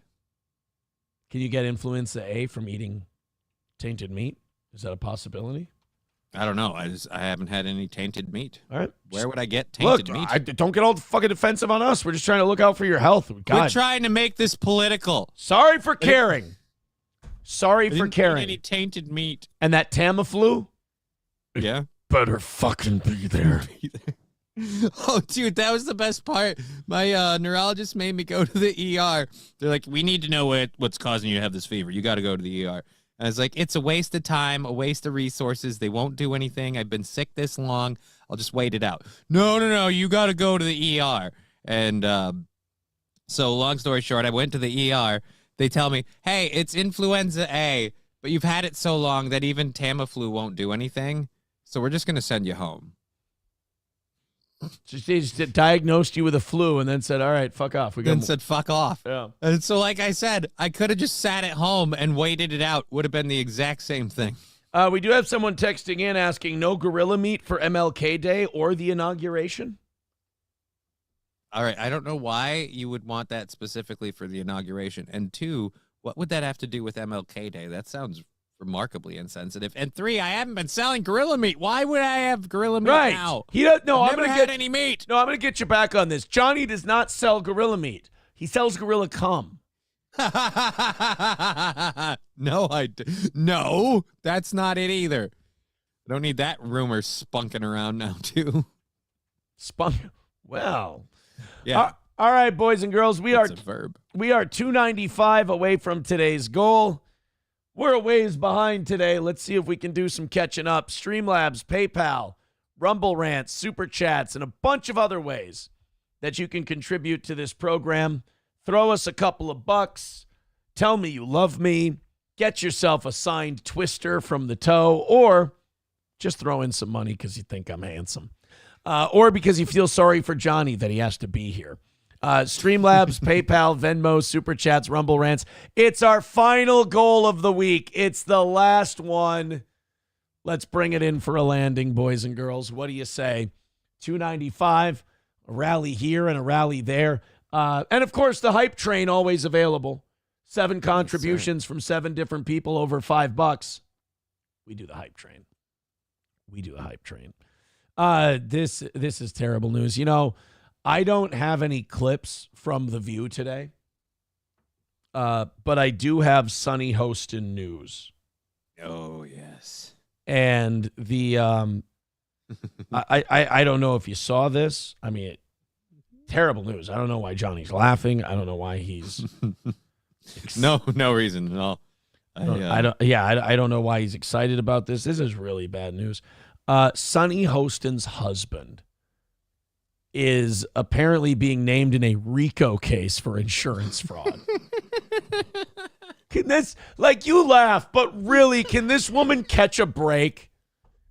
No, because she's a two-faced lying lady, and I'm glad that reality is punching her in the face, metaphorically speaking. But, like, so she's reading legal notes every 5 minutes on The View because she's saying actionable shit.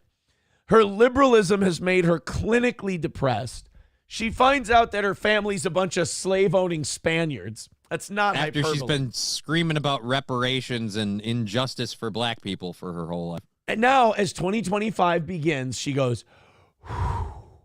All right, 2024 was a rough one, but I still got a TV show. I've got a loving family. Maybe I can put this shit back together. We'll be all right." Honey, yeah, I'm in jail on a RICO case. You think you can come pick me up? Motherfucker, God damn it. I thought, but our problems are over. I hope Sonny remembers that this time no one is above the... Oh, yeah, they're doing the... Yeah, because she's been one of those people who's been screaming that Donald Trump needs to be held accountable, that nobody's above the law. And it was already hypocritical enough for her and her fellow chickens when they were clucking those messages to be like, nobody's above the law. Joe Biden just pardoned his son on all charges. He's just a good dad. Like, no.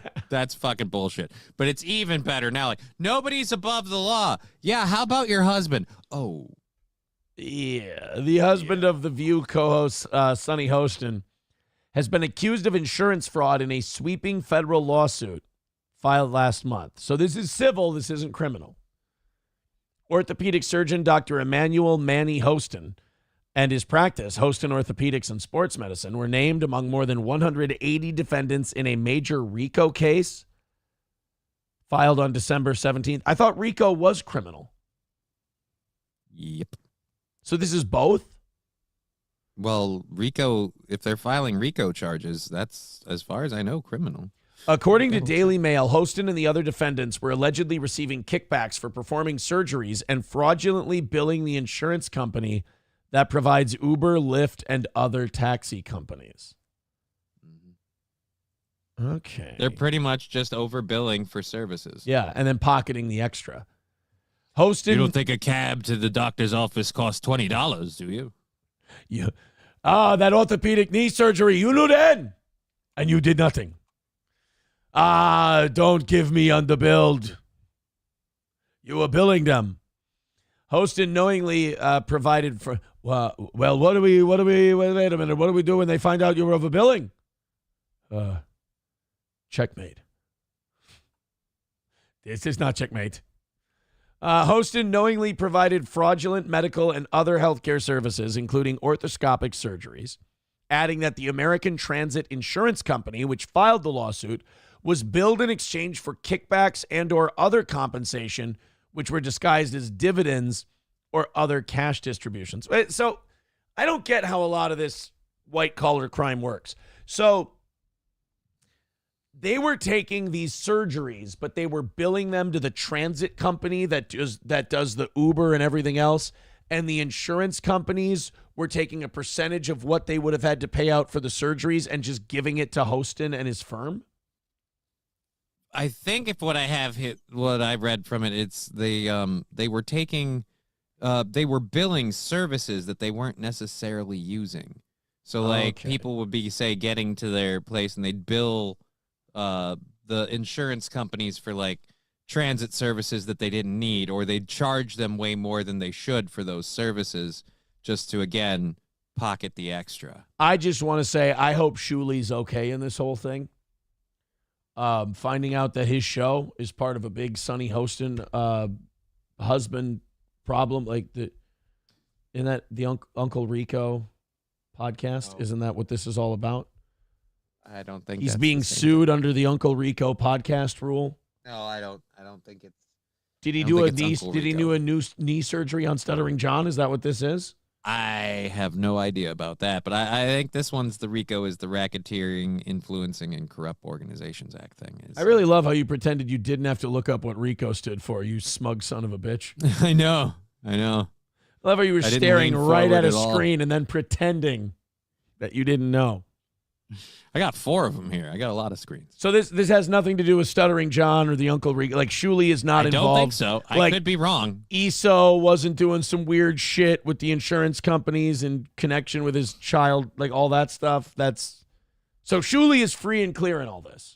I think Shuli's free and clear, and I don't think Sonny Hostin is walking around her house going, and would have got away with it too if it wasn't for that goddamn Stuttering John. Okay, so no John, no Shuli, no Uncle Rico. This is something totally different. And RICO stands for what, Johnny? Look that way. RICO stands for racketeering or racketeering in what was it? Racketeering, influencing, organized crime association. What's the C? What's the C? Asshole. Racketeering. Okay, look at your computer. Criminal organizations. Son of a bitch. I have the window closed. I can't even look at it. I minimize it. If I have them up, all the screens are white and it washes me out. So I have to keep my screens mostly minimized. I almost joined a RICO organization once. Really? Retarded Imholt cucking organization. Yeah, it was. I could have. I pulled up. I pulled up at the last sec. Pulled up and pulled out at the last second. Are you sure the R stood for retarded? But it may have. It may have. It may have indeed. Oh, boy. 295 away from today's goal. Go ahead and throw us a couple of bucks. It's a $450 million lawsuit. Yeah, it's a big one. Holy shit. This is what Sonny Hostin thinks, by the way, about people who break the law and people who commit crimes. This is what she thinks about all that. Did you? We feel good. That's the feds asking her, what did you know about your husband's practices? I was saving a Delta smelt. I don't know anything. Begging for applause. I beg for money. There's nothing wrong with begging. I said he would be held criminally responsible because... Oh, shit. Her own husband? Wow, Sonny, you snake.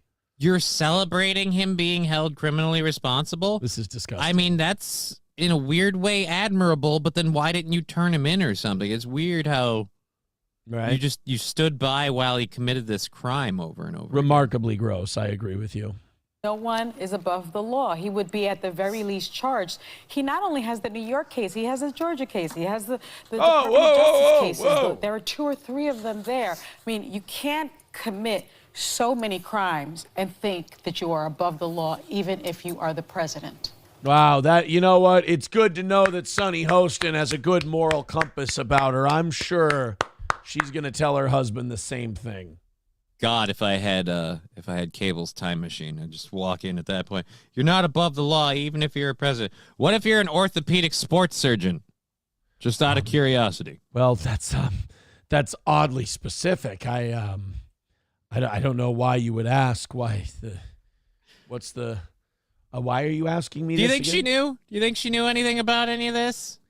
You know, I'd love to sit here and say, yep, Sonny Hostin knew, throw the book at her too. She's an accessory to the whole thing. But do you really know what your husband's doing at work? Do you really think he discussed with her the ins and outs of the billing process? I bet you she didn't know. She didn't know any more than he gives a fuck what those babbling hens are talking about every day. Well, he certainly has to pretend, at least at the end of every day, that he listened. Yeah. 295 away from today's goal. Let's rally it up. We got our last goal of the week. We've made, do we count Michael and Chris who contributed $35 before the show? I don't think you can count that. Yeah, so, that's an automatic kind of thing. So this audience, so we started at 3:15. In the first 2 hours of today's this might be a record. In the first 2 hours of today's show, dude, this is a staying in bed number. We've made $20.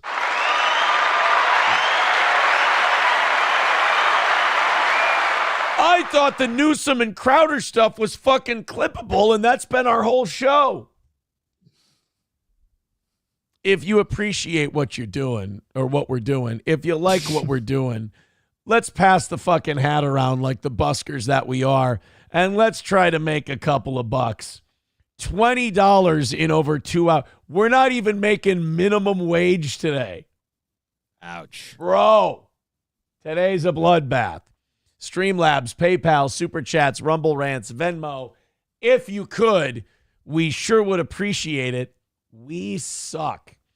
Let's go into some local news stories. This one in the market of Pataskala, Ohio. let's get away from the heavy news for a little while. Let's have a little fun with some goofy shit and see if you guys will fill up our hats. It's cold outside.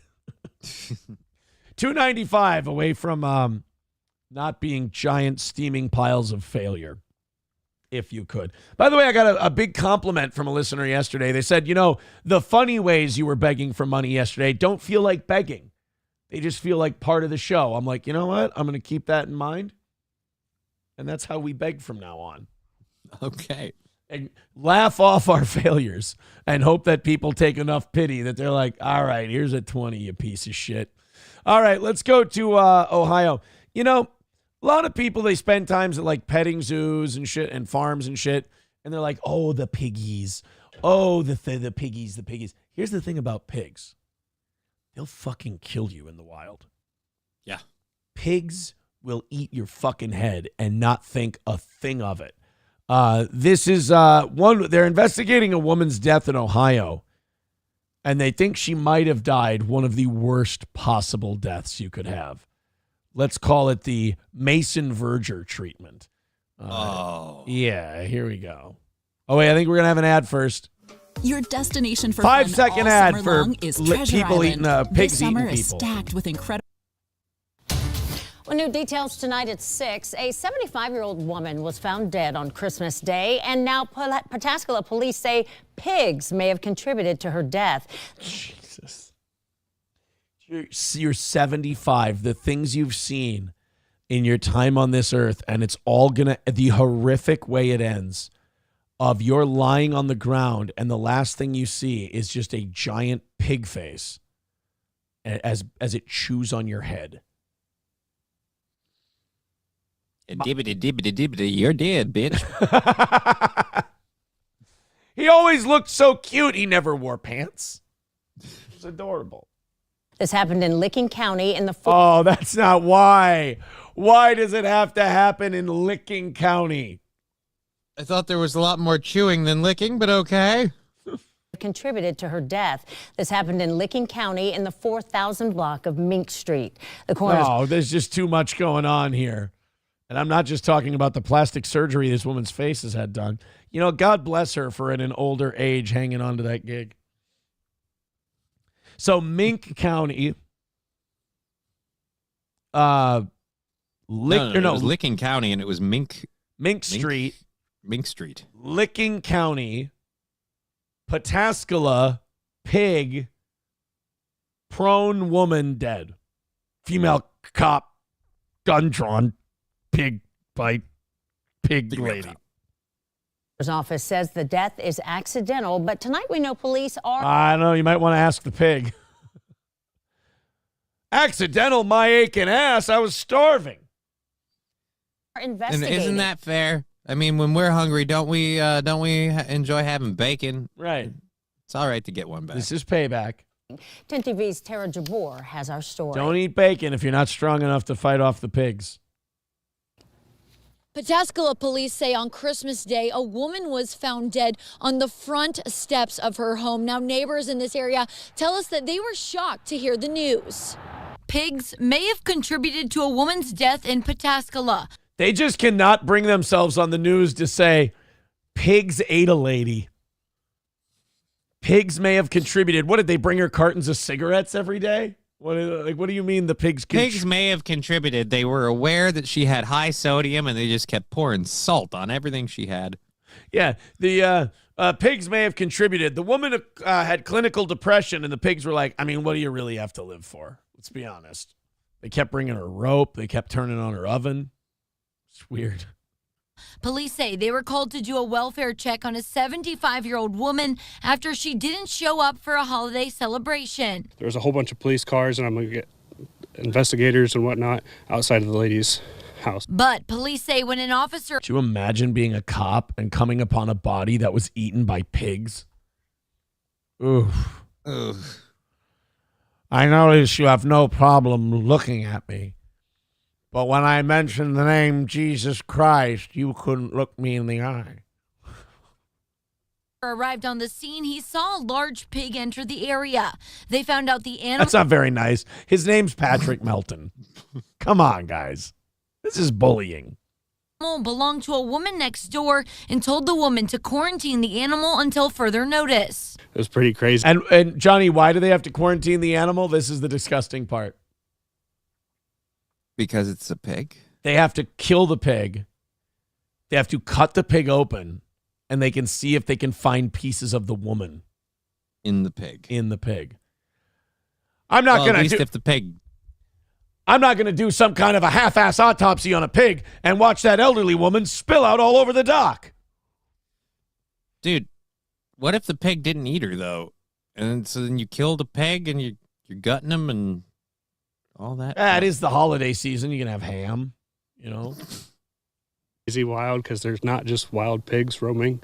I've never seen pigs except for the market down the street, so it's very confusing. That goddamn wet market. That's what it is.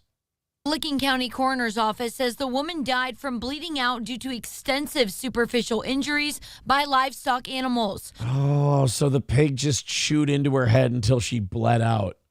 Ugh. Again, what an awful, slow way to die. A savage pig attack. Now, if you're her, her remaining family, do you want to kill and eat the pig?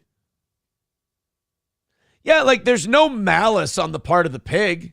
So it's like, right. what kind of, you can't really get any revenge because the pig's just like, I was hungry. It was meat. I ate it. I'm a dipshit, dumb animal. I don't, I'm Mersh, basically. I'm just a knucklehead. Yeah. His office also says the woman had prior health conditions and ruled her death accidental. And it would be nice to get some clarification on what actually happened and what's... Does it matter? She either had a heart attack and died, and then the pig ate her face, or the pig went the pig crazy. ate her face, and she had a heart attack and died. Yeah, I mean, come on. Actually going down in our neighborhood. So, I mean, this is a very quiet neighborhood. She was going down on the entire... Granny was a hoe. Nothing happens in this neighborhood. We knocked on the door of the woman who police say owned the pigs. She told us that she can't comment. David Hansen regularly delivers packages to the neighborhood. He told us it's unbelievable what happened. I was shocked just to hear that 2 pigs had possibly killed a woman was a little shocking. No shit. I love local news stories like this. It's just, hey, a nosy bitch who lives down the road decided to talk to us. And like, oh, what do you think? Wild that pigs ate her. All right, thank you. Back to you. I've never heard anything like that before. You've never seen a movie? It's a well-documented fact in several movies that pig farms are easy ways to dispose of corpses. Oh, so yeah. Clearly, pigs will eat people. That's what that's what Johnny did to his last girlfriend. What? People don't know that about the California girl. Yeah, she's dead. Oh, no, that's not true at all. Johnny threw her in a pig farm. He didn't take her there to be killed. He took her there because he thought, he told me, the text says, she should be with her own kind. I thought that was mean. Oh, no. I thought that was mean. I thought that was really... That's mean, sir. No, I mean, agree with you. That's inaccurate. a shitty... She was a very nice lady. There were some rough spots, but no. There was no pig farm. She's once, twice, 300 times a lady to me. Palace Police Department and the mayor declined an interview. And the mayor. Sorry. Coroner's office says an official report will be released within 6 weeks. The Pataskala Police Department says that this case is still under investigation. I think everyone who works at that news organization should be commended for how professionally they've been able to say Pataskala Police Department. I don't think they're getting enough credit. I don't think so either. Especially when they could just use the shorthand, because we all know Pataskala means friendship. Actually, Anthony Cumia once had a blazer from Pataskala. Ham bones on it? Yeah, from Pataskala, Ohio, with pigs all over it. And Bill Schultz got a hold of it and tailored it down to his twink form. Approachable with $1. Now, see, Approachable's the one who got me to do the truffle shuffle yesterday. Yep. Approachable with $1 says, sounds like another one of those days you need help. How about if the goal gets met by 10 o'clock for overtime, you watch and react to the Destiny video? Can't do it. Can't do it, buddy. I'm sorry. Thank you for helping. He's already seen it. But Fauci's Pangolin with $5 says, cops, bad boys, what you gonna do? Jeremy with $5 says, good topic. Oh, Jeremy with another 5. Guys, Jeremy's at 119. He's only $16 away from Wally World at 135 for the top spot. Mayor Vaughn checking in with 199. He says, those beaches will be staying open today. Well, it's just a pig, Mayor Vaughn. I don't think the pig is going to raid the beaches and, come down there and cause all sorts of problems. I think you'll be okay, sir. When the cops arrived on the scene, the pigs were fleeing and were recorded to have saying, the bacon's after us. Paul with $2 says, add this to the tip money. You have no idea how happy I get when I get a PayPal notification and I'm like, yes, we're going to fucking dig our way out of this thing. And it's $2 and I go, all right, we're going to hunker down. I think we're going to make it. We'll see if we can maybe make this thing go a little bit better. 285 away from today's goal. Guys, you know what? I think a quick $100 rally will handle this whole thing. We do have Fauci's Pangolin and Jeremy with $5. So 5 more $5 gives in the next couple minutes, and we will fire off a hype train. McBuster says if the goal gets met today, Aaron should dress up like Rosie O'Donnell and smash his studio. Why Rosie O'Donnell? It's a very specific one. Why smash the studio? Do you want Bill Schultz and him reacting to Jacket Gate? Yep. Gum Fridays and in hot water clips. All right, here we go. I just got a notification on my phone. Bill Schultz responded yesterday to, now again, Bill Schultz effectively stole Anthony Cumia's blazer from Jaws. Now, if you steal a friend's jacket or blazer, whatever you want to call it, I prefer saying jacket, but people have been saying blazer. If you steal a friend's like regular jacket and you have it altered, that's a dickhead move. Right. If you take a friend's like custom replica, important to him, Anthony loves Jaws. Anthony quotes like 3 movies, and Jaws is 2 of them. He loves that movie, and he loves his Mayor Vaughn jacket / blazer. Bill Schultz is a sleight of frame, twink-looking guy. And so when he has it altered to fit him, it won't fit Anthony. A normal person. But not even a normal, like Anthony's a shorter guy. He's not the smallest guy in the world, but he's not the biggest guy in the world either. And Anthony tries on the jacket, and he finds out Bill Schultz has had it altered. To the point where now, if you look at this clip of Keanu Cast, Missy, Anthony's girlfriend, now fits in the jacket. Bill Schultz is built like a small blonde woman. That's troubling. So we have this clip here. This is Bill Schultz. Now remember, he and Missy, Anthony's girlfriend, got into it on Twitter over Blazergate. Okay. Now we have this is my first time watching Bill Schultz kind of react to all this. Let's see. People what they want here, Bill. I actually thought I gave Cumia what he wanted, but apparently he wasn't so pleased. This is yeah, I mean, everybody knows that Anthony Cumia deep down really wanted some small man in his 50s to change his, like, I imagine Anthony would be mad if a girl he was dating did this. And that's someone he's fucking. Just, again, tailoring someone else's clothes to fit you when you're borrowing them is a dick move. I didn't know we had to explain that. I mean, the only time Anthony ever fucked Bill Schultz is when he told him that Morning was canceled. Actually, let's be honest. I think Bill Schultz was fucking Anthony on that god-awful show. Anthony was paying him a livable wage to do a show that, quite frankly, we should have been doing. All right, here we go. Moments after Garrett and Steve said, "Have you tried it on?"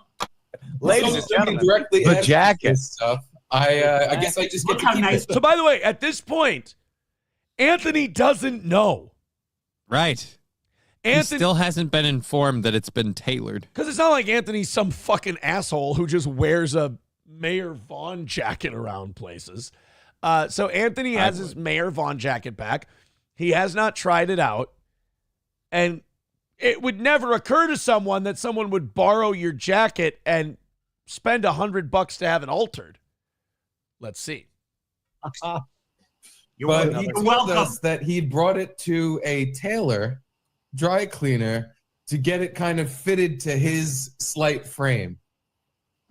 So we're not sure if it still fits you. Dude, why if you're Bill Schultz are you on screen right now? Yeah. I would be so embarrassed that I did this. I couldn't show my face. You know what needs to happen? Bill Schultz as a guest on the Anthony Cumia show on Compound Censored. That would be funny. I want to see this. It would literally be the only time in my life I've gone, I would like to see Bill Schultz. Now, during the In Hot Water football show, I would wear a lot of Bill's jackets. Look, okay, so let's walk this by frame. Watch Anthony's head. Even though it's slightly out of frame, you can see his body turn towards the sleeve when he tries on the first sleeve. During the In Hot Water football show, I would wear a lot of Bill's jackets. He looks over. He literally looked at his arm like, what the fuck? He gave his arm a what the fuck face. And I couldn't. Bill, have you seen this part? No. I like it already.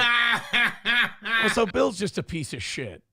I like it already. I paid money to ruin somebody's jacket. This is hilarious. This is a really shitty attitude, too, because a lot of people have this attitude where they're like, oh, he's got money. He can fix it. How about don't fuck with my shit? It's disrespectful to ask to borrow something of somebody's and then mistreat it so. Yeah. Don't touch it. Hold on, Ray. Get closer to the. Do you want me to touch it? No. Watch this. Okay, hold on. Hold on. God, Gino. Here we go. You ready? To get him over my shoulder. And he loves it so much. Dude, That's it. Do you see why I was obsessed with this? He tries on the jacket, and he's got Chris Farley, fat guy in a little coat going on. Yeah. If he flexes his arms forward, he's going to bust the back seam on that thing. It's like watching the Hulk start to get angry. This motherfucker! This motherfucker! I like the results of this. That's how I looked.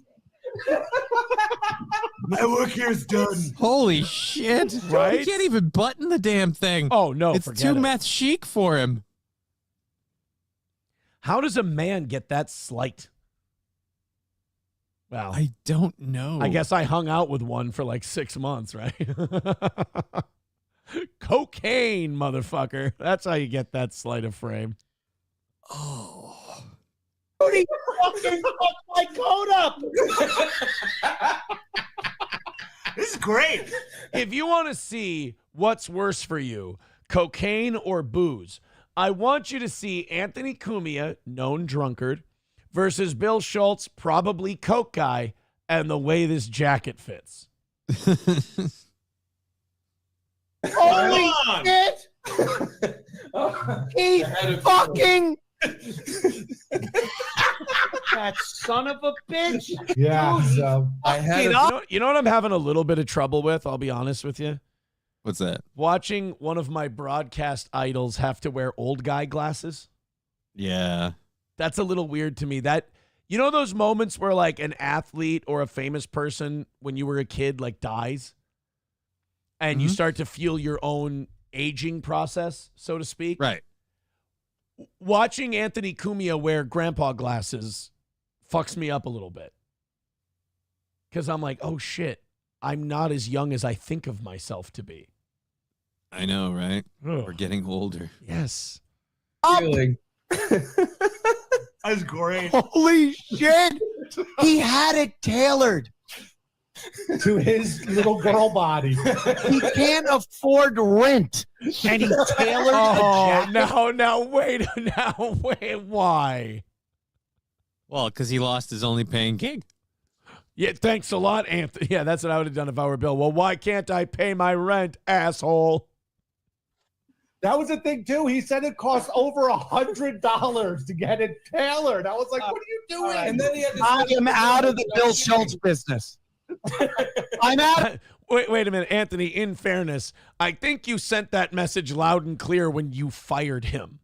Yeah, I don't think you were still in the Bill Schultz business. In fact, some people might think that this tailoring thing might be kind of a payback for the ending of the Bill Schultz business. I mean, It's kind of a little fuck you. opinion. Yeah, right. Well, I mean, people steal shit from work all the time when they get fired. That's why they have security walk you out. Well, yeah, but it's not like he stole it. He did, as far as I remember when we were talking about this yesterday, he had permission from Anthony to borrow the jacket. Right. To wear it for like a Halloween thing. And he did send it back to him. Yeah. What a dick move. He knew it's not like somebody else got it tailored. He got it tailored, and then he sent it back without having it tailored back. What a douche. Plus, I don't know if you can do that. Can you? He said you can't. He was, Oh, yeah, Bill Schultz, and why would he lie? I swear to God, I don't do coke. But I guess he was either texting or tweeting with Anthony's girlfriend. And he was like, I don't see what the big deal is. He can just have it tailored back. It's like, how about don't fuck with my shit? That's the takeaway here. Out of the Bill Schultz business.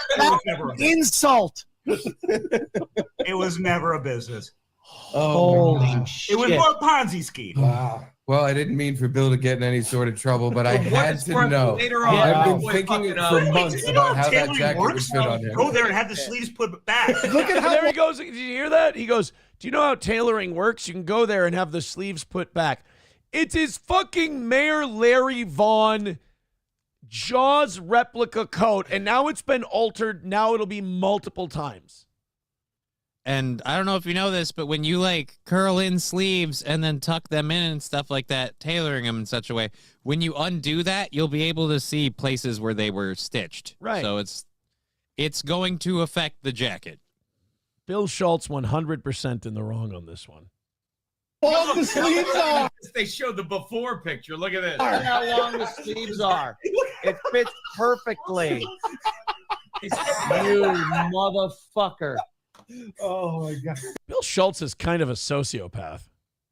A little bit. Like he's watching all of this. He's like, you can get it retailored. It's like, okay, Dahmer. He fucked me. And I don't think like you could reverse shortening it. So, some would say it's not the first time Bill Schultz has fucked a guy. But we have no confirmation of that whatsoever. Do they cut it? Like they cut it and then hem it, right? I would think so. I'm pretty sure. I think I'm a man of letters. Maybe all right, this motherfucker. I'm now pissed at Bill Schultz. Let me check that sleeve. Hold on. I would be. There's just weird shit like that pisses you off sometimes. Like that's my jacket. I would be I'd be very, very upset if someone borrowed one of my, like, I have a couple of different hoodies and things.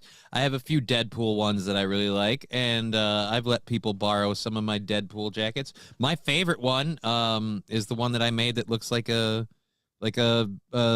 varsity jacket. And if someone borrowed that and tailored it to fit them, I'd be fucking pissed. And yeah, it's not about like you have enough money to fix it or this and that. It's the fact that you had such disrespect for me and my shit that you went and fucked with it and you thought it was fine. And more importantly, you knew that was something that I care about and it was important to me. Yeah. Leave it alone. Everything. It's like the back didn't fit. Yeah. How do you do that?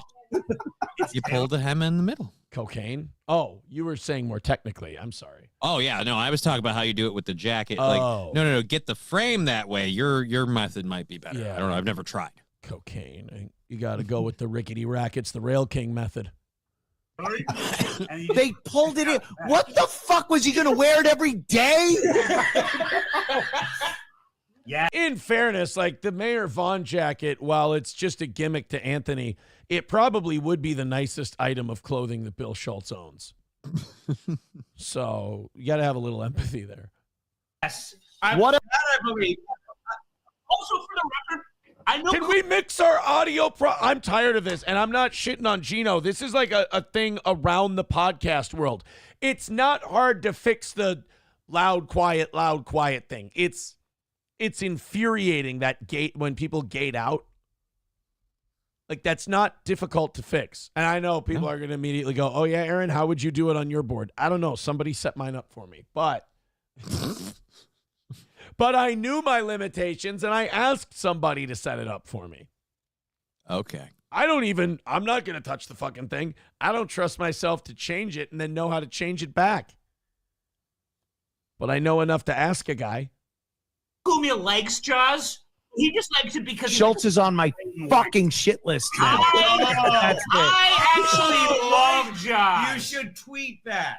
That needs to be tweet. Let me explain how Twitter But works. Missy might go after me. Let me explain how Twitter works. Oh, that was a sniff and a wipe. Did you hear that sniff and wipe? Yeah. Somebody's got some boulders coming. Somebody's got some Coke boulders stuck in their nose. That's the most disgusting fucking thing about. Oh, God, it's such a stupid drug. Like, you blow your nose, and if you got any residue in there, it mixes with the snot and the boogers, and it just comes out in this weird colored shit. I didn't need to know that. Ugh. Fuck the whole thing. 383 Novocaine with $2 says another old lady. Oh, this is a Minnesota story.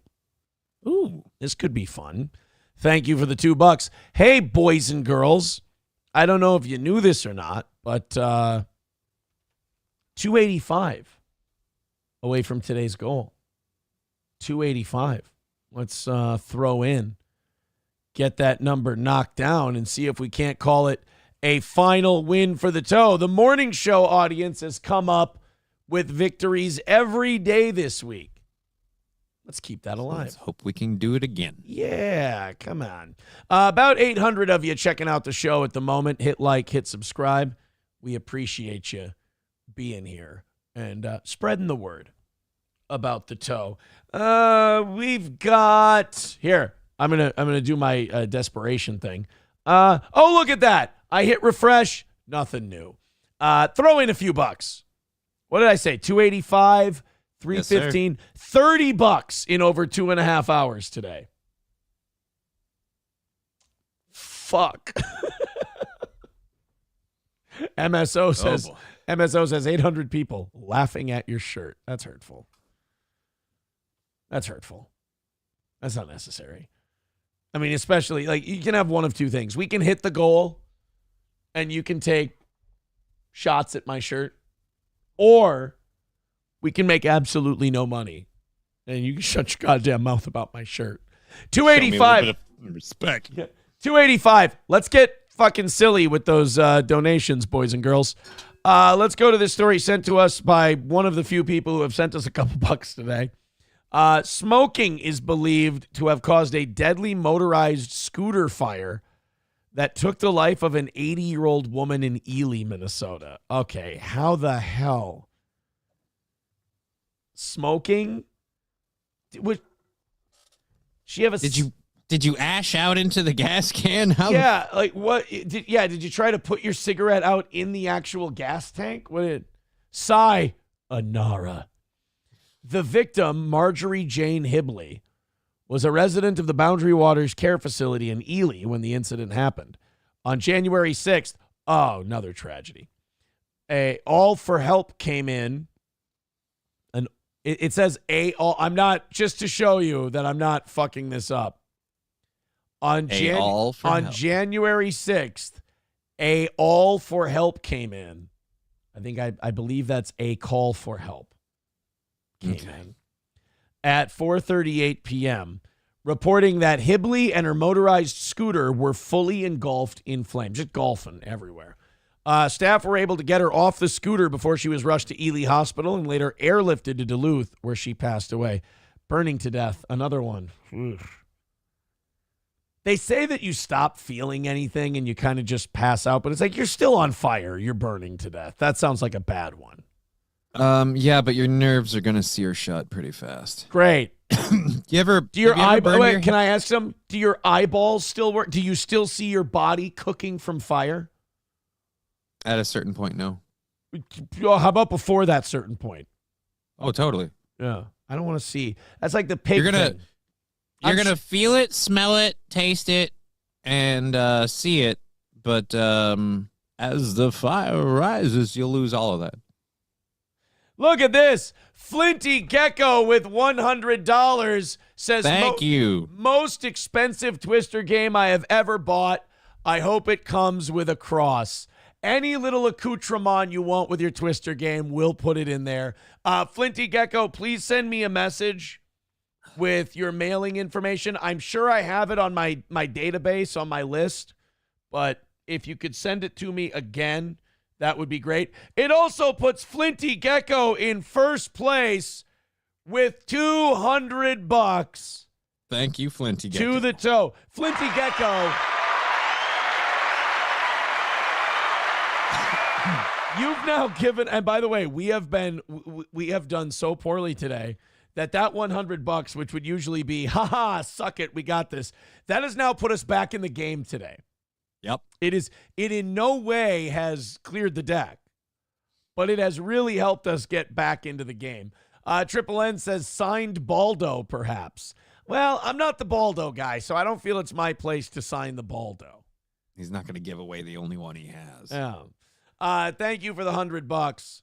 MSO says no one wants a Twister game infected with your DNA. I'll use gloves. When I package the thing.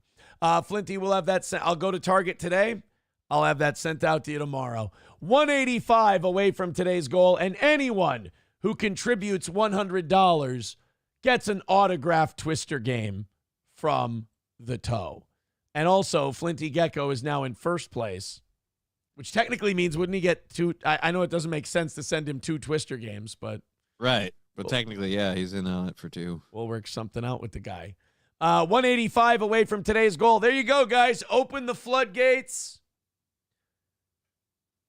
Super Chats, Rumble Rants, Venmo, PayPal, Streamlabs. We're only $185 away from having a perfect week of morning shows. All right, we got we did the Donald Trump Gavin Newsome thing. Yep. Okay, so we can skip that one. This is oh boy. Jeremy, I know that you sent me that message yesterday that said, hey, the subject matter sometimes, is headphone subject matter. Mm-hmm. Sam Show says, are you paying Optic for this venture or are you Jewing it? Is Optic Nerve the one that came out with that? I thought it was Sean's idea. Oh, no, it was Optic. It was Optic. Are you willing to accept pubes yet? Not yet, Triple N. Could you imagine the inflation with this audience immediately? You guys don't seem like trimmers. Zenman. Flooding the market with bush clippings. Exactly. Those better not have come from a girl's pussy, you piece of shit. Had to do some brush clearing. It was all dried out. Didn't want a fire to start. Das Optic Nerve, who's the guy who suggested $100 for the autographed Twister, he goes, he gives us the Macaulay Culkin, and he goes, holy smokes, it worked. Not yet. We're still 185 away from today. Hendy says, can you modify the Twister game to say, totally straight, not gay, naked Twister? I can write whatever message you want on your, remember, if you give us $100, that copy of that Twister game is not only autographed, it's yours. It's yours. Do as you please. So any message you want written on the Twister, you can do it. MSO says you should sign jars of queso.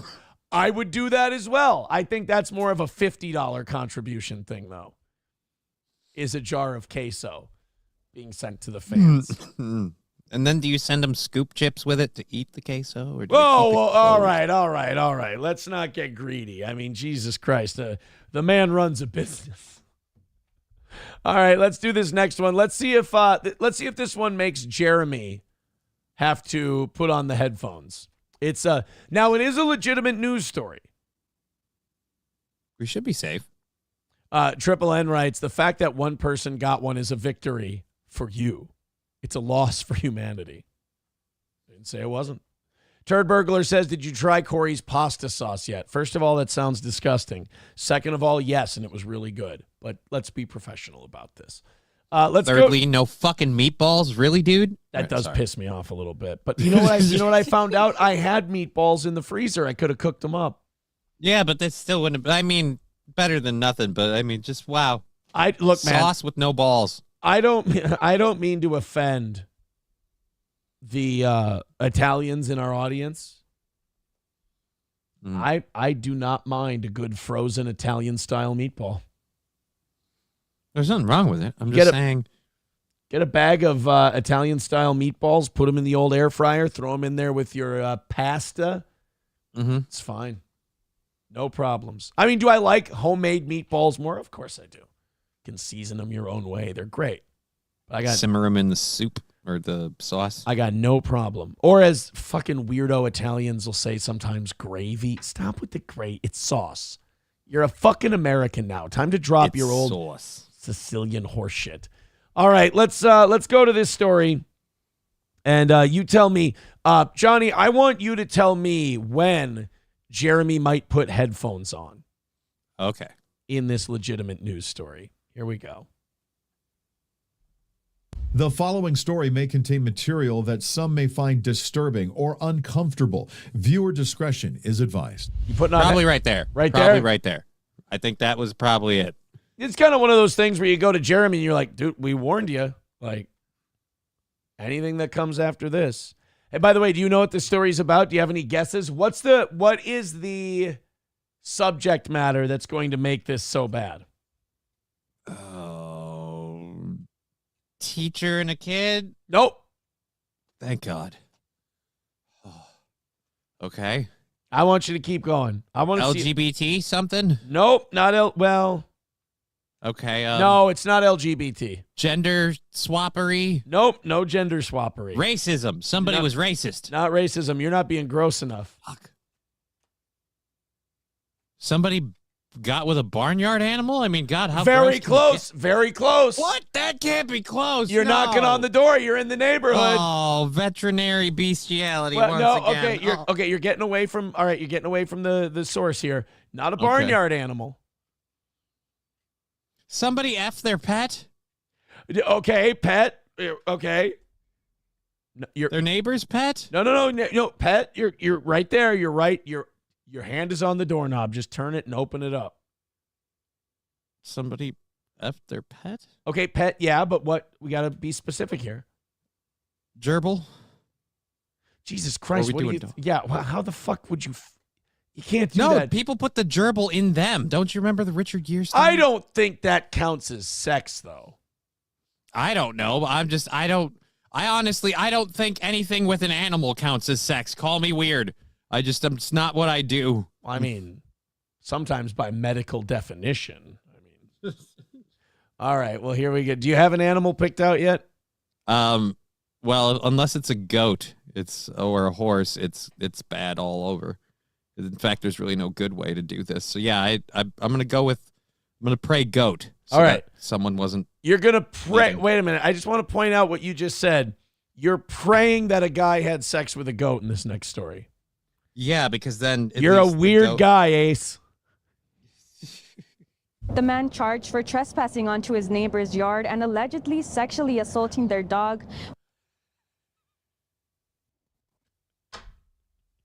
It will never not be funny to me. I love that they include the trespassing charge because it tells you everything they were offended about. Not that you ard their dog, but also, hey, and you didn't have permission to come on my property. Or on my dog. Or on my... The worst part is this guy, according to the police, the guy just walked onto their property. And calmly mounted the animal. It's not fair. Well, and people act like this doesn't have a psychological effect on the animal. Mm-hmm. They asked the dog, like, what kind of experience was this for you? And you know what the dog said?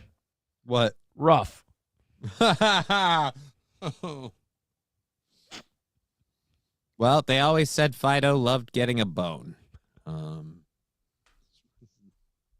It's not okay. There's nothing. Actually, he said the whole thing gives him pause.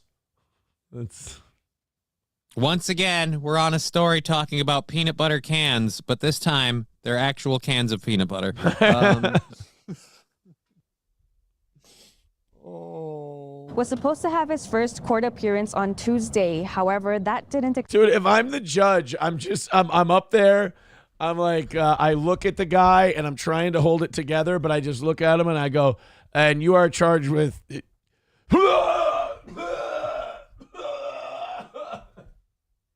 just vomit on good. Stop smiling, you bitch. It's a dog fucker. You don't smile during this. This is the Toys for Tots look for your stories. This is not the guy banged a dog look. Exactly. Is it weird that, I want to say something to our audience right now. If the thought has crossed your mind where you've gone, what breed was it? You're fucking disgusting. I just want to say that right now. If you're sitting there wondering what breed it would be and thinking that one breed would be better than the other, societally, you're part of the problem. Oh, by the way, the Jim Norton leaving Sirius XM video that we have, yeah, up over 2,000. Nice.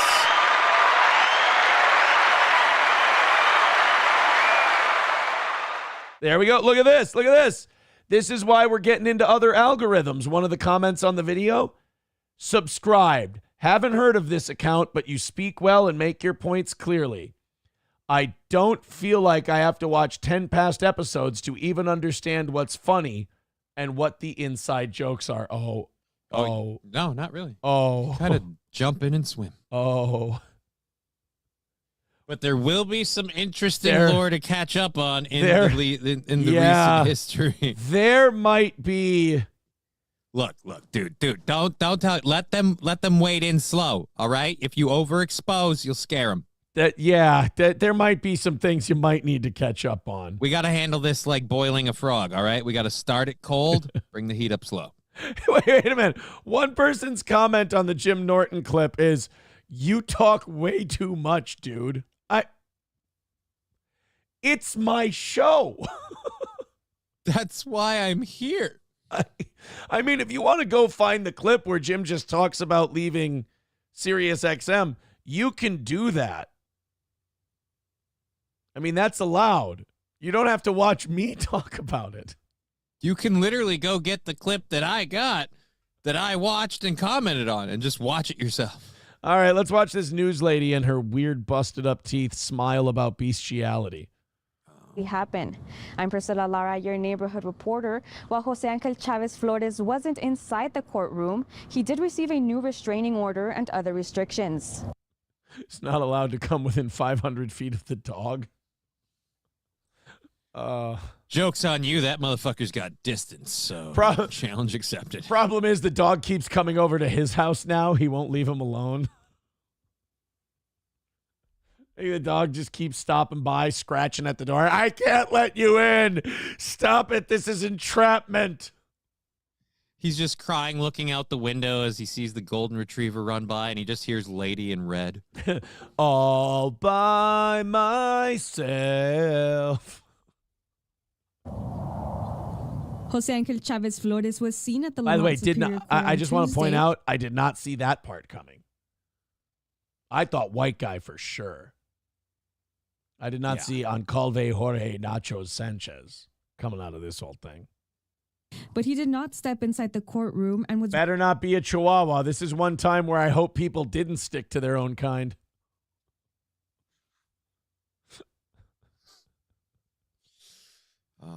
represented by his attorney, Catherine Sempepos. During the hearing, Sempepos said her client had chosen to plead not guilty to all allegations. To recap, an Arvin... That dog looks like he's about to pass the herd on. I was about to say, are we about to see a dramatic reenactment with two dogs? Hurt people hurt people. Two dogs, one bowl. Family accused Chavez of jumping over their fence and sexually assaulting their dog, which they say is seen in this security footage. Oh, no! You have it on film of the guy jumping over the... You're supposed to warn people of that, Aaron. Oh. This is all kinds of wrong. There's a lot of shit going on here. Almost 2 weeks after the incident, Arvin PD says Chavez turned himself in and admitted to sexually assaulting a female dog for sexual gratification. I ain't gay, bro. I just want to put that out there. I ain't gay. Does it matter when it's bestiality? I feel like that's a moot point to draw. I mean, if it does, you're fucked up. I really feel like I don't want to distinguish between a hetero and a homosexual dog effer. I don't want to. I feel like dog effer is the part we have a problem with. At the hearing, Judge Brian K. Stainfield announced Chavez would be released under the following conditions. He's not allowed to be outside unless he's coming and going from the house. No lingering around, coming. They find him fucking the dog again. They're like, "You're not even supposed to be outside. I'm coming." The judge said it's okay. He said I can come outside the house. I'm coming outside the house and not inside the dog. That's not what he meant. Sir. And then the judge feels bad at the next hearing. He's like, I feel like I was not clear. I feel like this is partially on me, and I apologize. The weirdest going, not else. What's that? 3 months when that dog has puppies and they look strangely like the neighbor. You think Mephisto from South Park had something to do with it? Coming and going from the house. No lingering around, coming and going, not outside, either the backyard or the front yard. He's also not allowed at Petco or to purchase any doggy treats. They will be red flagged. He's going to be required to stay in his house when he's there. He also must remain 100 yards away from his next-door neighbors where the alleged incident occurred. He cannot have any contact with animals other than his own. Chavez is next slated to appear. He shouldn't have animals. No, you should be seizing the animal. He shouldn't have contact with animals other than his own. No animals. I mean, literally, we know what this dude does with other people's dogs. I don't want to know he'll do to his own. Yeah, what's he going to do with his dogs? Stop. Protect these animals. You show me a man with a beautiful black lab, and I'll show you a guy who's tired of effing it. You know what? They asked the dog. They said, "How'd you get in this position?" And he said, "Roofied." Oh, that was Mr. Approachable's line. I stole that from him. Oh, the worst part is they did it people style. The dog felt out of place.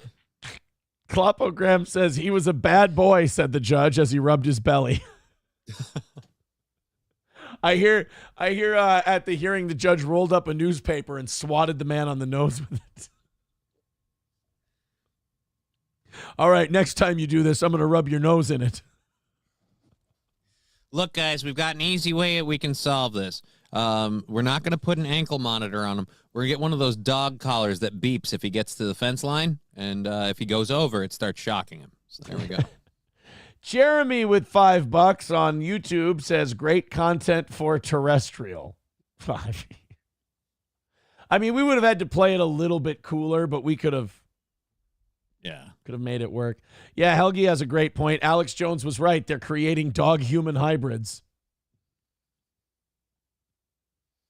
Guys, hit up PayPal, hit up Venmo, hit up Streamlabs. We've only got 185 left to go. We're at 9 o'clock. We've got an hour left. Here's what I say. We got a shot at this thing. We got a shot at being perfect for the week here on the morning shows. Let's rally up one more time. Let's get this thing done. Thank you very much. Anybody who donates over $100 to the show gets autographed Twister from the toe. Let me open up these 7 o'clock hour stories, and while I do, let me tell you about Stoney's Bar. Speaking of Twister, Stoney's Bar in downtown Rockville, Minnesota. Of course, Stoney's Bar, great place to go to watch Super Wild Card Weekend this weekend. Go watch all the playoff games, including the Vikings, on Monday, no matter where they're going to end up playing. Also, enjoy the delicious pizza, the best Bloody Marys there are, and Have yourself a beer, have yourself a cocktail, play some pool with your friends, play some darts, play some goddamn E-tabs. Have a great time at Stoney's Bar in downtown Rockville. Live music every single weekend. That's Stoney's Bar, a real party, downtown Rockville on Broadway. That's Stoney's. Midland Armory in downtown Foley, midlandarmory.com. Of course, Midland Armory with a great selection of all the hunting stuff and the home defense stuff and the sporting stuff that you need to keep yourself safe or to keep the enthusiast in you assuaded. That's Midland Armory in downtown Foley. Knives, optics, parts and gear, and much more at Midland Armory, downtown Foley, Minnesota. MidlandArmory.com. Order something today. No Bappa Shop, not Naked Twister. Stoney's Bar. Is it $2 cans? It's Thirsty Thursday at Stoney's. $2 cans.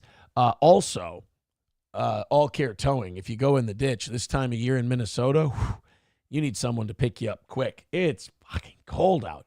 All Care Towing, 320-253-5203 for All Care Towing of St. Cloud. All Care Towing, 320-253-5203. All kinds of vehicles and equipment. They can handle it. They've got the trucks and wreckers for it at All Care Towing. Third off says Monday playoff game is bullshit. 1 day of recovery is a lot and a bit of a disadvantage. Have they ever had a Monday playoff game? I always thought they did 3 games on Saturday and 3 games on Sunday. I thought they split it AFC, NFC. I think they might be giving the Vikings an extra day because we played Sunday night. I'm not sure. I don't know how that works.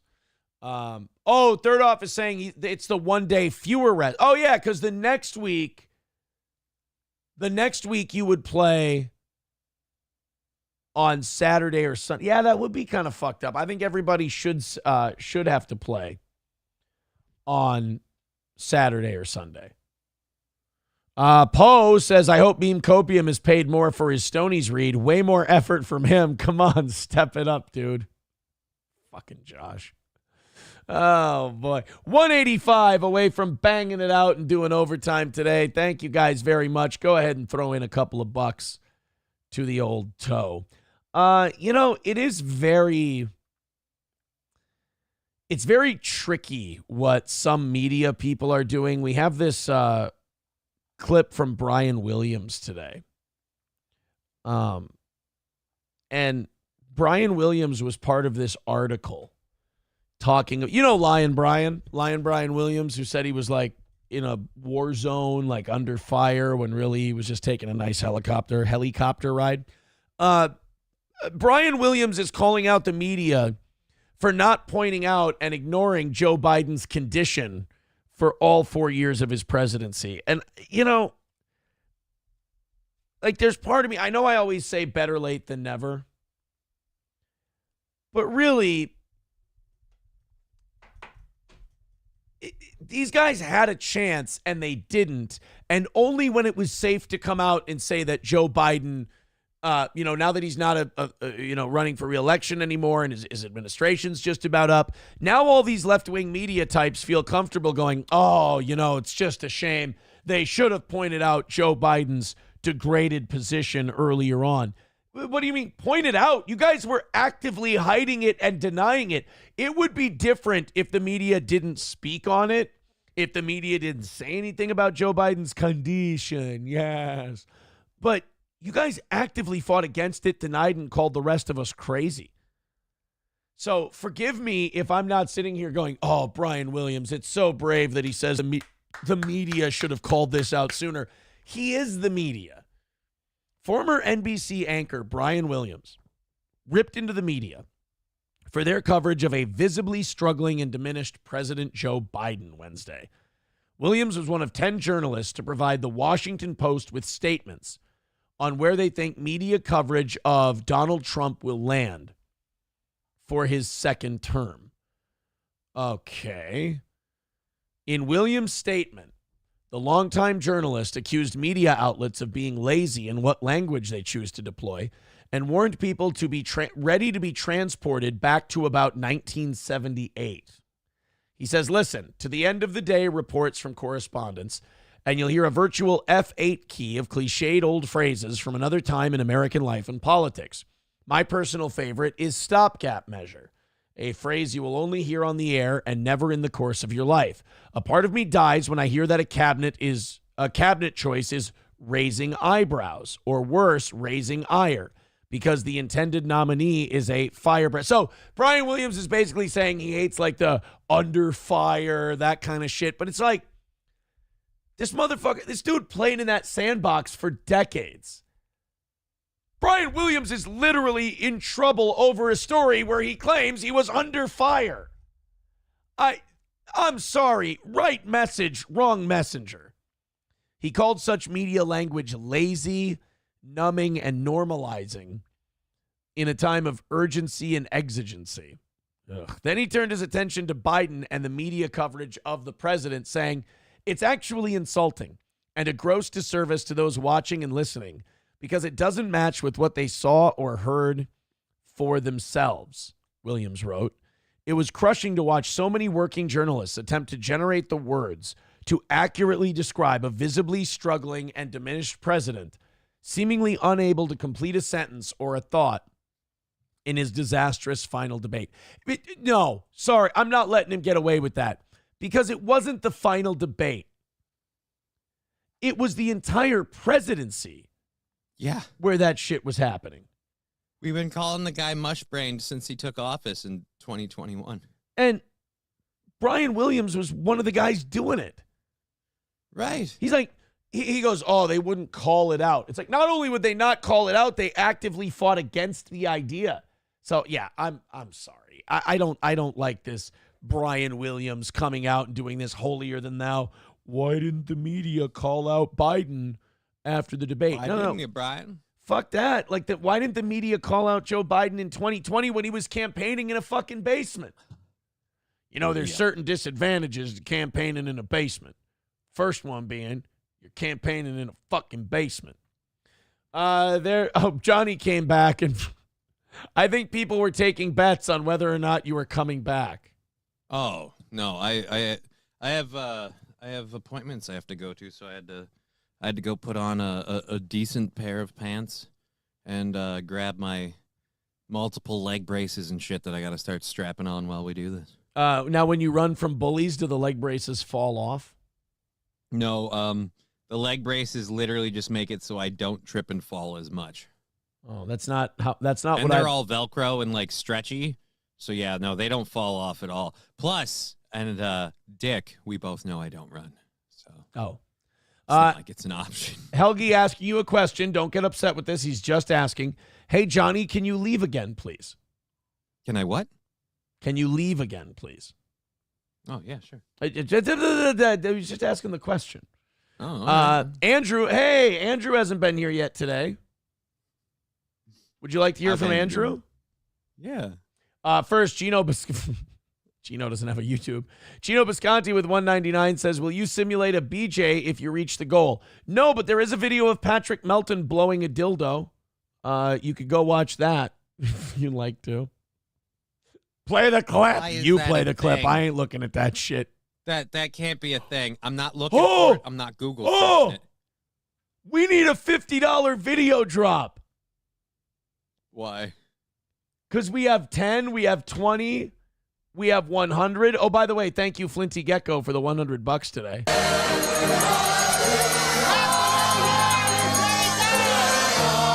Somebody needs to send me the clip of Melton going down on the dildo, and that can be our $50 donation drop. Somebody else can do that one. I'm not getting. No? Victor? I don't know where to look for it, and I don't want my Google search history to prove that I've tried. That's the problem with Melton clips. Nobody wants to go grab him because he gives everyone the ick, and they're all grossed out by it. Like, the Clippers won't do it. Like, Doom has to be paid to make clips because he's like, this motherfucker's gross. What? Did Melton literally pays Doom to make clips? Mm-hmm. Oh, Doom confirmed that yesterday. He's like, Patrick pays me to make clips. I'm like, oh. Like I only pay when I play them. Like I feel bad if I use other people's work. Right. To, Makes sense. For my show. I think it's good to accommodate them. But the fact that you can't get anyone to clip you unless you pay them. Why would you that's the thing. Like, okay, so nobody's clipping you. Who cares? Do your show. McBuster says I need to be clipped. McBuster says I tried to get Citizen M to make a clip of Melton looping, sucking the purple dong. Citizen M shot me down. Oh. Because that makes M sad to know that his internet daddy sucks rubber dicks. That's not even hyperbole. He sucks rubber dicks. Das Optic Nerve says how to not get a $50 donation. That might be a good point. Right. That might be a good point. That might be a good way not to get $50. I know we got 45 minutes left and we're 185 away from today's goal. Help us out. Help us out. Devastating poll. Oh, God. Andrew Galata's back in boxing. A new poll from Gallup suggests that President Joe Biden will be remembered by Americans as the worst commander-in-chief since Richard Nixon when he resigned in 1974. Now, first of all, allow me to do my regular defense of Richard Nixon. Richard Nixon did some really good things as president. He had some fuck-ups and everything, but Richard Nixon did a really good job as president. And Watergate was a complete setup, inside job by the FBI and CIA to get him out of there because he was so goddamn popular. He'd ended the Vietnam. Yeah, I'd say it'd be better to say that Biden will be remembered as the worst president since Reagan.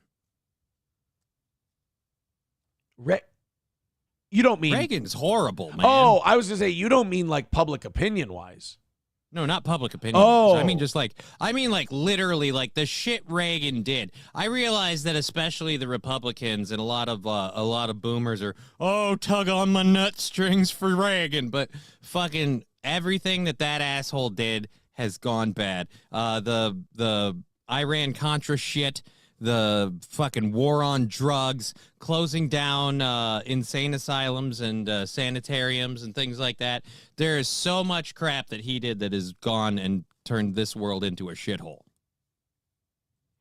Yeah, it like a lot of Reagan's stuff hasn't aged well. He was also the first guy who thought, it's okay to have deficits as long as you're jacking up the shit out of military spending. It's like he was kind of the Republican that made cutting taxes and increasing spending cool. It's like it's a bad idea. Opposed ideas. I like the first one. First one's great. Right. Second one sucks. The survey, which was conducted between December 2nd and 18th of last year, found that just 6% of respondents believe Biden's presidency was outstanding. 13% said it was above average. 26% said average, 17% below average, 37% poor. So 19. And that's respondents. Yeah, 45% of people thought he did average to outstanding, and 54% thought he was below average or poor. Yeah, I feel like those numbers are cooked. The last total, be higher. the last total, the 37% for poor, highest for any president in the poll. It's the highest ever. Biden's net positive rating of -35 is better only than Nixon's -42. The next worst rating after Biden belongs to George W. Bush at -9. So Biden is seen right now as he's leaving office as really, really bad. Well, yeah, and granted it's on public opinion, but like we said, the Nixon one was a setup. Well, I think Nixon always, friends of Nixon said that anytime he would drink and get talking about his presidency, he would tell people, the same people that got Kennedy got me.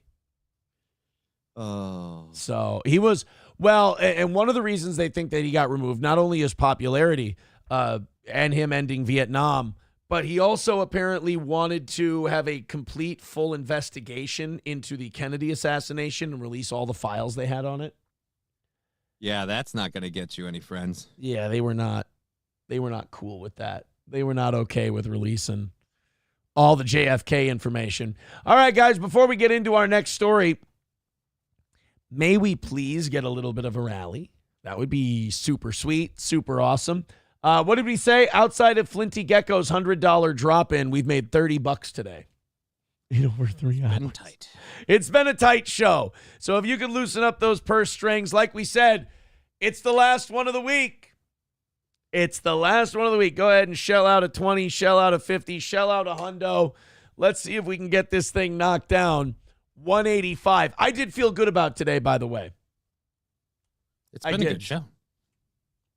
You know what? Fuck it. We need to win. $50 autograph twister boards. Just for today. Just for today. $50 autograph twister. The twister boards. Jeremy with $5 says politics. Thumbs up. Well, thank you, Jeremy. And now we're 180 away from today's goal. See, now that number's dropping. 5, 10, $20 at a time. It goes down, down, down, down, down. Streamlabs, PayPal, Super Chats, Rumble Rants, etc. Go ahead, throw a couple of bucks in. Let's work together to knock this thing down. I really try to make it a habit not to hate 99-year-old people. And I really want to root for them. But if this woman that we're about to watch is any fucking good at golf, I'm going to really, really hate her guts. If I watch her hit the ball and it's straighter than how I hit the ball, now I don't mean to brag. I could outdrive the shit out of this lady. I watch her fucking crush it off the tee too. But if she's any good, and also if she can putt, I'm gonna lose my fucking mind. Here we go. A 99-year-old golfer, of course, in Fort Myers, Florida, probably Jewish. She got 2 new clubs, and she just went out this past month. She practiced first, and then went out and played 3 holes. She's 3 holes. Oh, I thought we were doing a story about a golfer, not a fucking pussy. 3 holes. Can't even do. What is she 9. on a hot date? Yeah. Wait, what? Now wait a minute. If you're on a date and it's got to be 3 holes, you're really kind of screwed if it's dealer's choice. Oh no. You're kind of at their mercy. I mean, I'm hoping like wet willy, fish hook, and vagina if I'm a woman. I'm just wanting them to stay out of my asshole, if I'm being honest. By the way, only we can in that amount of time turn this story absolutely filthy disgusting. Right. This is skill. So she goes out and she plays 3 holes, and we're supposed to believe she's a golfer. She's not even a fucking hobbyist. All right, this is one of those things where it's because she's still alive. We have to fucking give her credit for. I know. You're still failing. Can you imagine? I mean, that's just unbelievable. Yeah, unbelievable is right. They're not even showing her playing either because she probably fucking sucks. I'm just bitter. She can't hit the ball to save her ass. Yeah, I'm really bitter. I'm sorry, but I would just like to break 90 once in my goddamn life, okay? That's we watch the lady anchor hit 3 holes, I might be more entertained. Probably got a better chance of this guy doing it. I want to see that peanut butter skin and them cans make a move.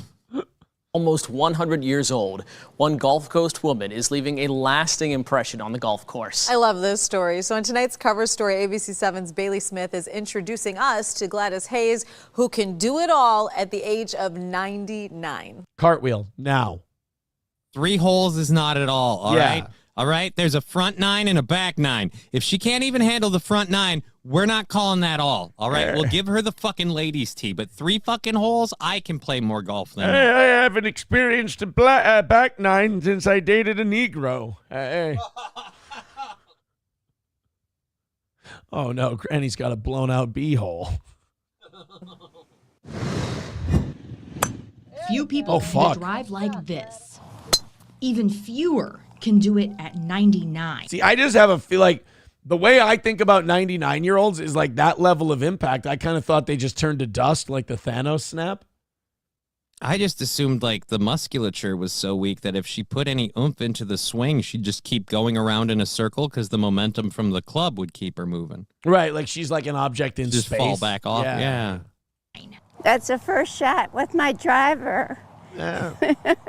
Gladys Hayes just celebrated her 99th birthday, but this athlete's age is no issue. I played baseball and we had a girls' team. Oh, lesbian. Okay, well that makes sense. Okay.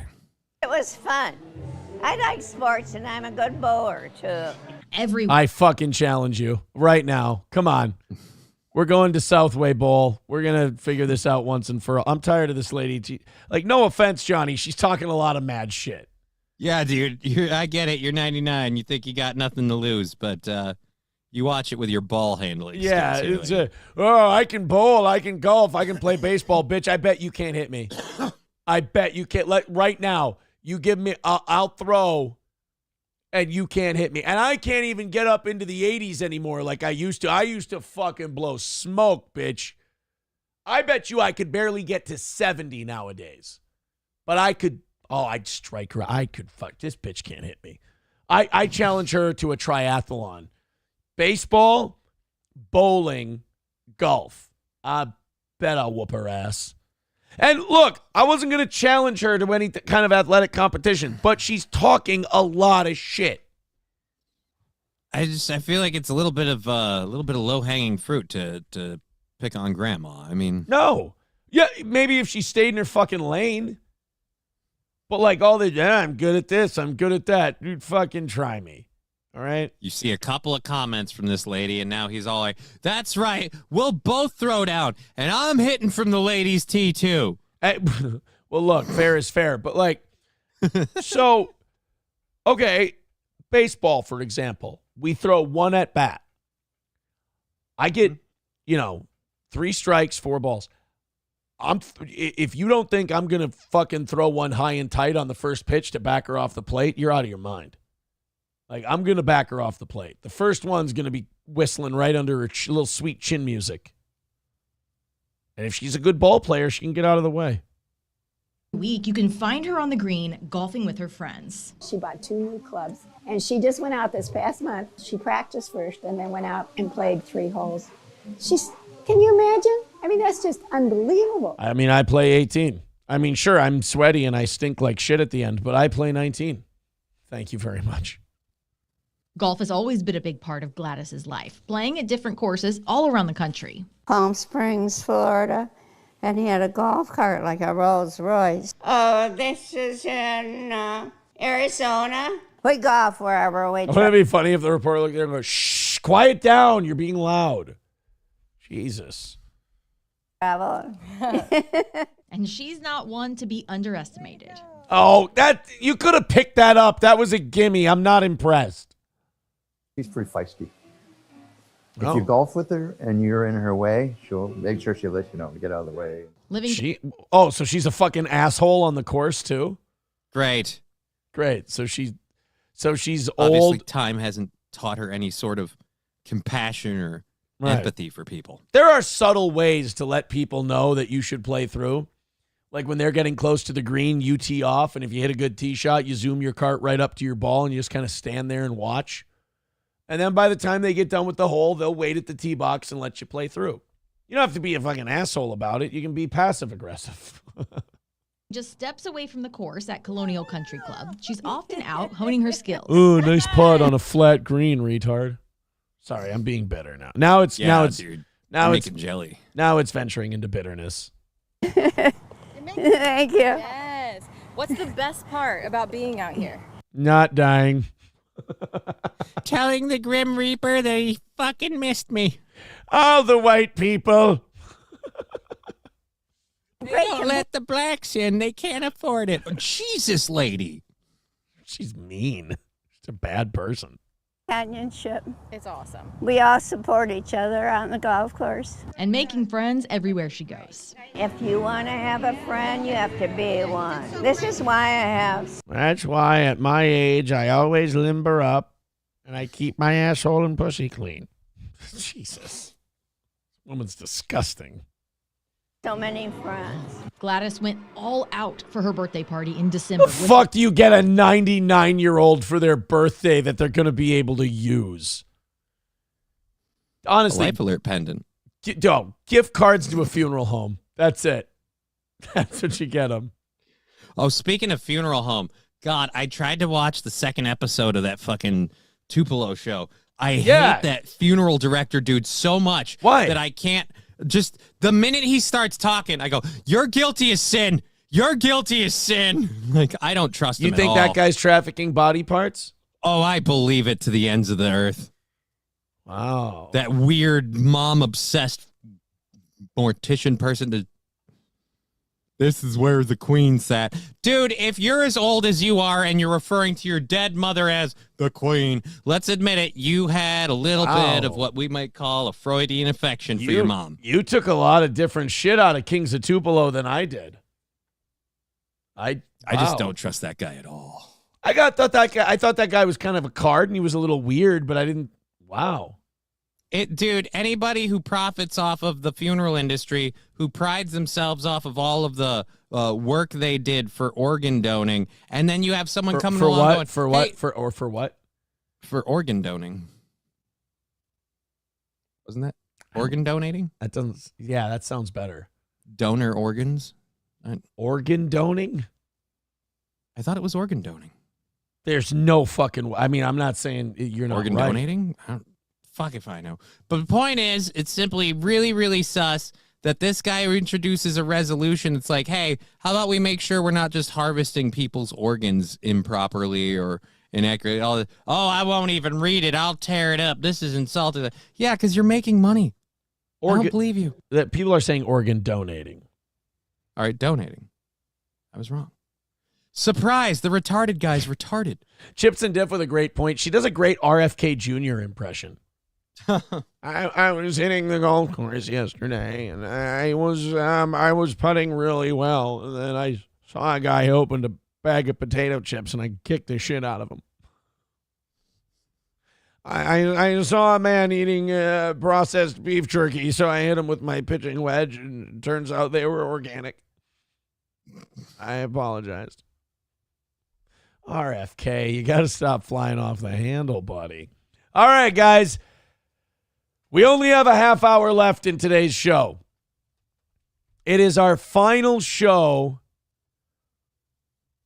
morning show, before Rumble Friday of the week. Our last goal for the show.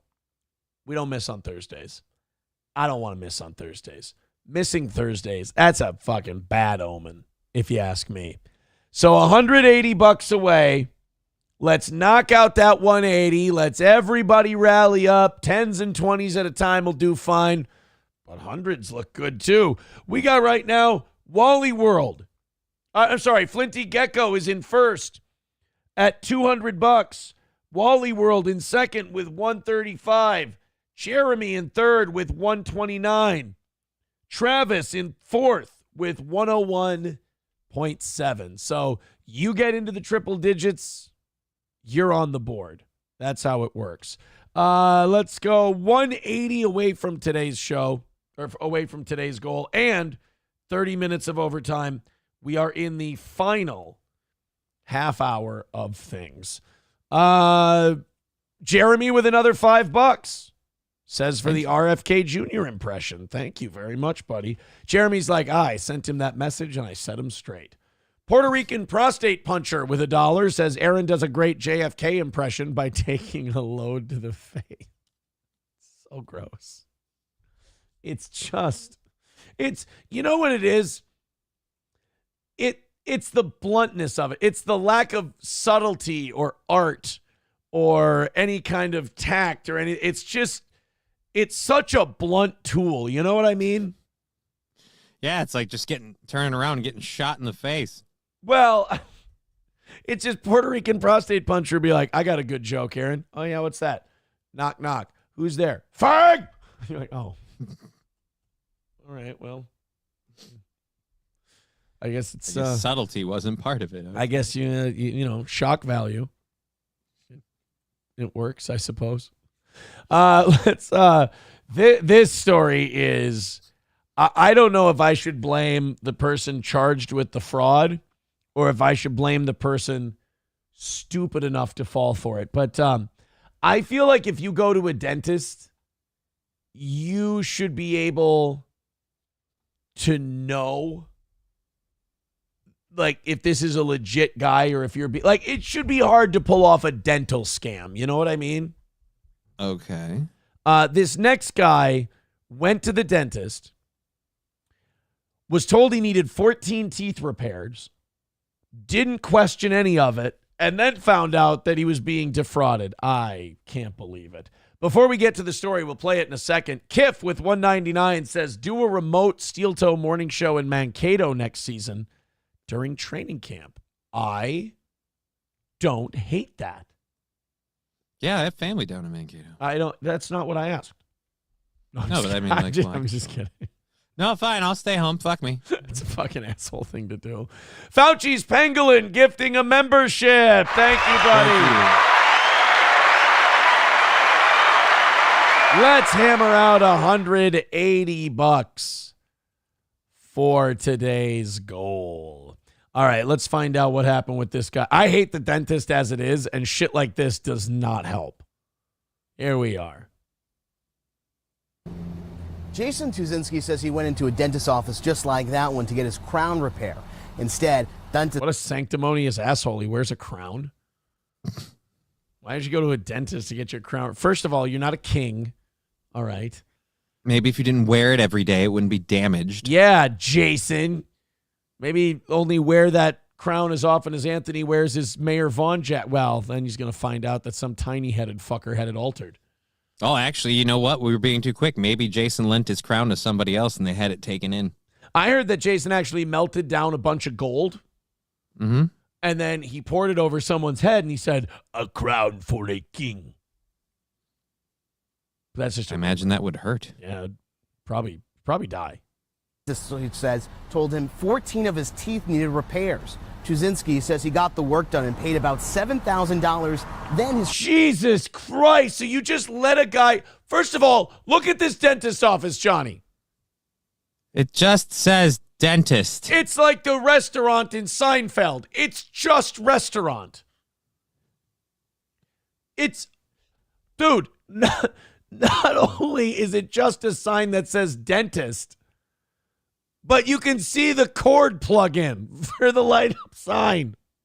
No. Dude, I think every business on this strip mall the same thing? It looks like that could say hair studio, and the one next to it looks like it says ice cream and yogurt. Are you not allowed to have business names in this strip mall? Apparently not. Dentist. I'm not going to a place that just says dentist. And if I go to a dentist and they go, $7,000 in work, I'm like, you know what? I'm going to ask for a second opinion. Thank you. I got a problem with this one tooth that hurts. Oh, yeah, you got a problem with that one and 13 more. All right, I'm going to look into that. If you have, if someone tells you you need $7,000 worth of dental work done, your mouth had better hurt nonstop, uncontrollably all day long. You better have, you know, you go on Facebook and you scroll and they've got those games where you can like pull worms out of people's teeth. Right. Your mouth had better look like that if you're getting $7,000 in work done. If you tell me I need $7,000 in dental work done, I'm going, just pull all my fucking teeth out, please. It's time for dentures. No, I'm just gonna I'm gonna applesauce it for the rest of my days. Cock, I guess. His crown kept coming off. When he got his bill, he saw he was charged for appointments he never made. When he got his bill, he said, "What am I, a duck?" Really? Yeah. Okay. He got his bill and he says, "What am I, a platypus? This is ridiculous." You know, a duck went to the dentist's office. They charged him $7,000 for crowns. You know what the duck said? What? Put it on my bill. He's a duck. Yeah. Right?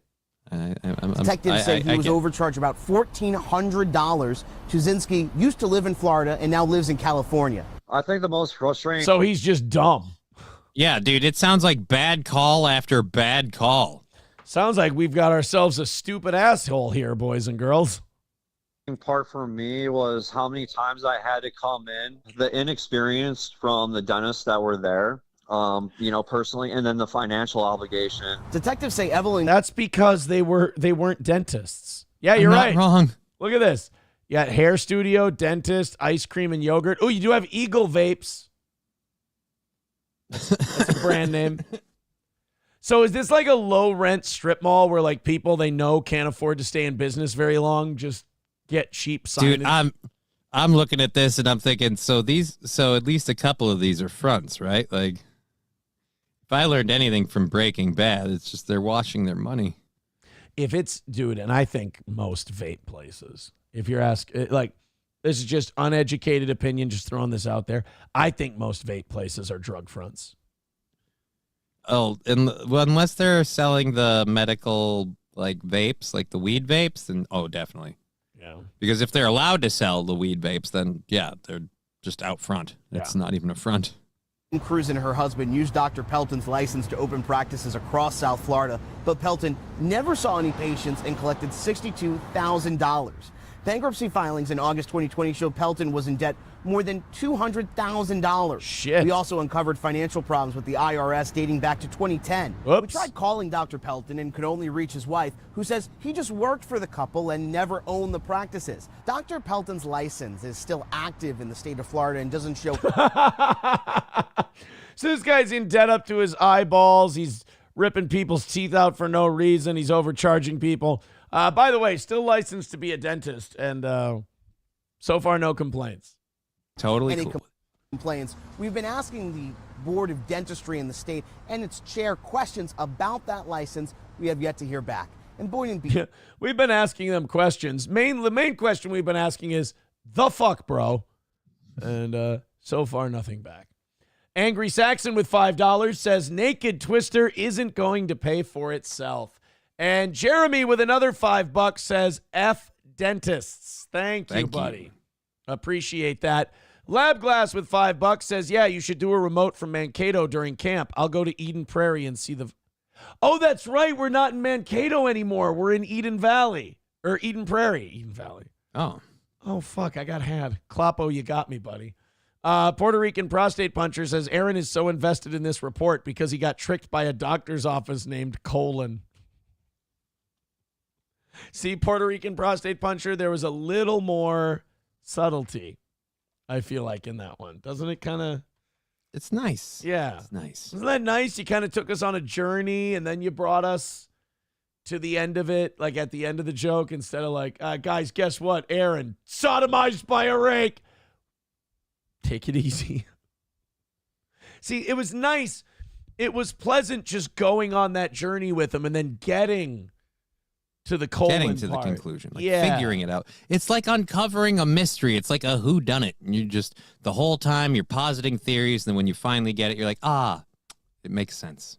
I have to disagree with MSO. He says if Aaron had a storefront, the sign would just say grift. No, MSO, you don't put the grift on the building. The grift it's a shell game. It's 3-card money. Puerto Rican. The sign would say Streamlabs, PayPal, and Venmo. Exactly. It's like, what do they sell in there? Fraud. Come find out. Yeah. Puerto Rican prostate puncher with $1. So after we compliment him, he just writes this. Thank you, Puerto Rican prostate puncher. Oh, boy. Thanks, pal. He doesn't do well with compliments is the problem. Yeah. Hey, boys and girls, we are now just 160 away from today's goal. We got 20 minutes left. Let's go. And 1, 2, 3 $5 contributions. I'm saying in the next 5 minutes, if there's 4 more $5 or over from 4 different people, we're starting a hype train here on the toe. Diggity. It's a goddamn tow train. It's killed my dog again. That just sounds horrible. Let's go ahead and throw in a couple of bucks. Streamlabs, PayPal, Super Chats, Venmo, Rumble Rants. All of the links are pinned to the top of the chat if you want to click on them, or Steel Toe Media Inc. on Venmo. I've got a... Whoa. What the fuck? Do you want to play this? CNN morning crew this is from this morning. CNN morning crew takes a dark turn over Biden thinking about his own funeral as he gives speech at Carter service.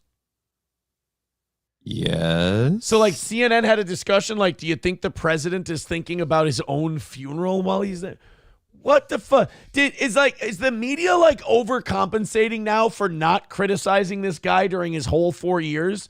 That like now they're going way too hard in the paint and trying to make all of us feel bad for him? Apparently. Jesus, it's a bit rich. I mean, just going from like the president's fine, he doesn't have any mental problems. What are you guys talking about? To, oh, do you think he's gonna fucking die soon? And do you think it haunts his dreams? You're like, guys, we weren't asking you to go that hard. Jesus. Plus, now right-wingers are like, dude, Trump got elected. Like, it's all over. Like, don't upload your videos to YouTube. Hold on. Upload to Restream, where we will live stream it to YouTube. Isaac, tell us a little bit more about the sort of imagery, or the symmetry here, perhaps is the word, is pretty striking. Yeah, and as I read in the story that's up on our site, this is a weird situation because Joe Biden is going to today attend a funeral that will look a lot like his own funeral whenever. Motherfucker, every president there is attending a funeral that will look a lot like their own funeral when they fucking die. What? Jesus, you dick. So did these guys all get together in a room and go like, let's do a thought exercise. Let's see if we can get right-wing leaning people to feel bad for Joe Biden. Guess what? It's working. This is a really shitty thing to talk about. I mean, when did he piss in your soup to this extent? Good God. This is making me uncomfortable, and we did a guy fucking a dog story today. That day comes. Every president makes a plan for his funeral. That's part of what happens. And this is getting to see what it'll be like. And he'll be delivering the eulogy at it at a moment when he is coming to the close of his presidency, but not just the close of the presidency. He's been in politics his entire life. Okay. 55-year career that is about to end. And Joe Biden, I think I've spent more time with him over the years than maybe some others, but I think most people can see that he is a reflective person. He thinks about things in a deep way. Death has been a constant in his life. Jesus! Stop it! Death has been a constant in his life. He lost his son. He killed the economy. He murdered the American dream. Well, you see, baby, I'm up here in heaven and Joe Biden stabbed me to death with a pickaxe. Jesus. I didn't know that dream. That was when Cody Rhodes comes out. Hear the crowd. Start. This is dark, bro. I mean, stop. I never thought I thought I'd say this to the media. Dude, be nicer to Joe Biden. Dude, he's almost done. Can't we just let it go? Right. What did he do? And as he thinks about this ending here that's coming on January 20th, an ending that he did not want to his political career or to his presidency, not just because he didn't get reelected to another term, but that Donald Trump is coming back. This is all coming on him pretty heavy. This guy just drooled when he started thinking about something coming on him pretty heavy. Oh. I don't like this guy. He's a class 1 creep. Yeah, dude, something's wrong with Eugene Merman. I don't appreciate his name, what he's doing. Eugene Merman? No, but he looks like Eugene Merman. Who's Eugene Merman? Fuck, I didn't get your reference. Daily Show anchor, did voices for Bob's Burgers. And it's just holy shit, I don't know Eugene. I only watch Daily Show clips when they're Jon Stewart. Okay. Sorry.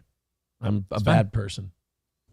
Megan Hayes, you obviously worked in the Biden White House for quite some time, and you know. See, like as the host, the first thing you should be doing is go, all right, let's stop all the death talk, please. Let's keep it to how about Jimmy we Carter. lighten this up a little bit? Like, I understand this is a solemn time, but let's not talk about the 90-year-old president of the United States being on death's door. Right. President Biden.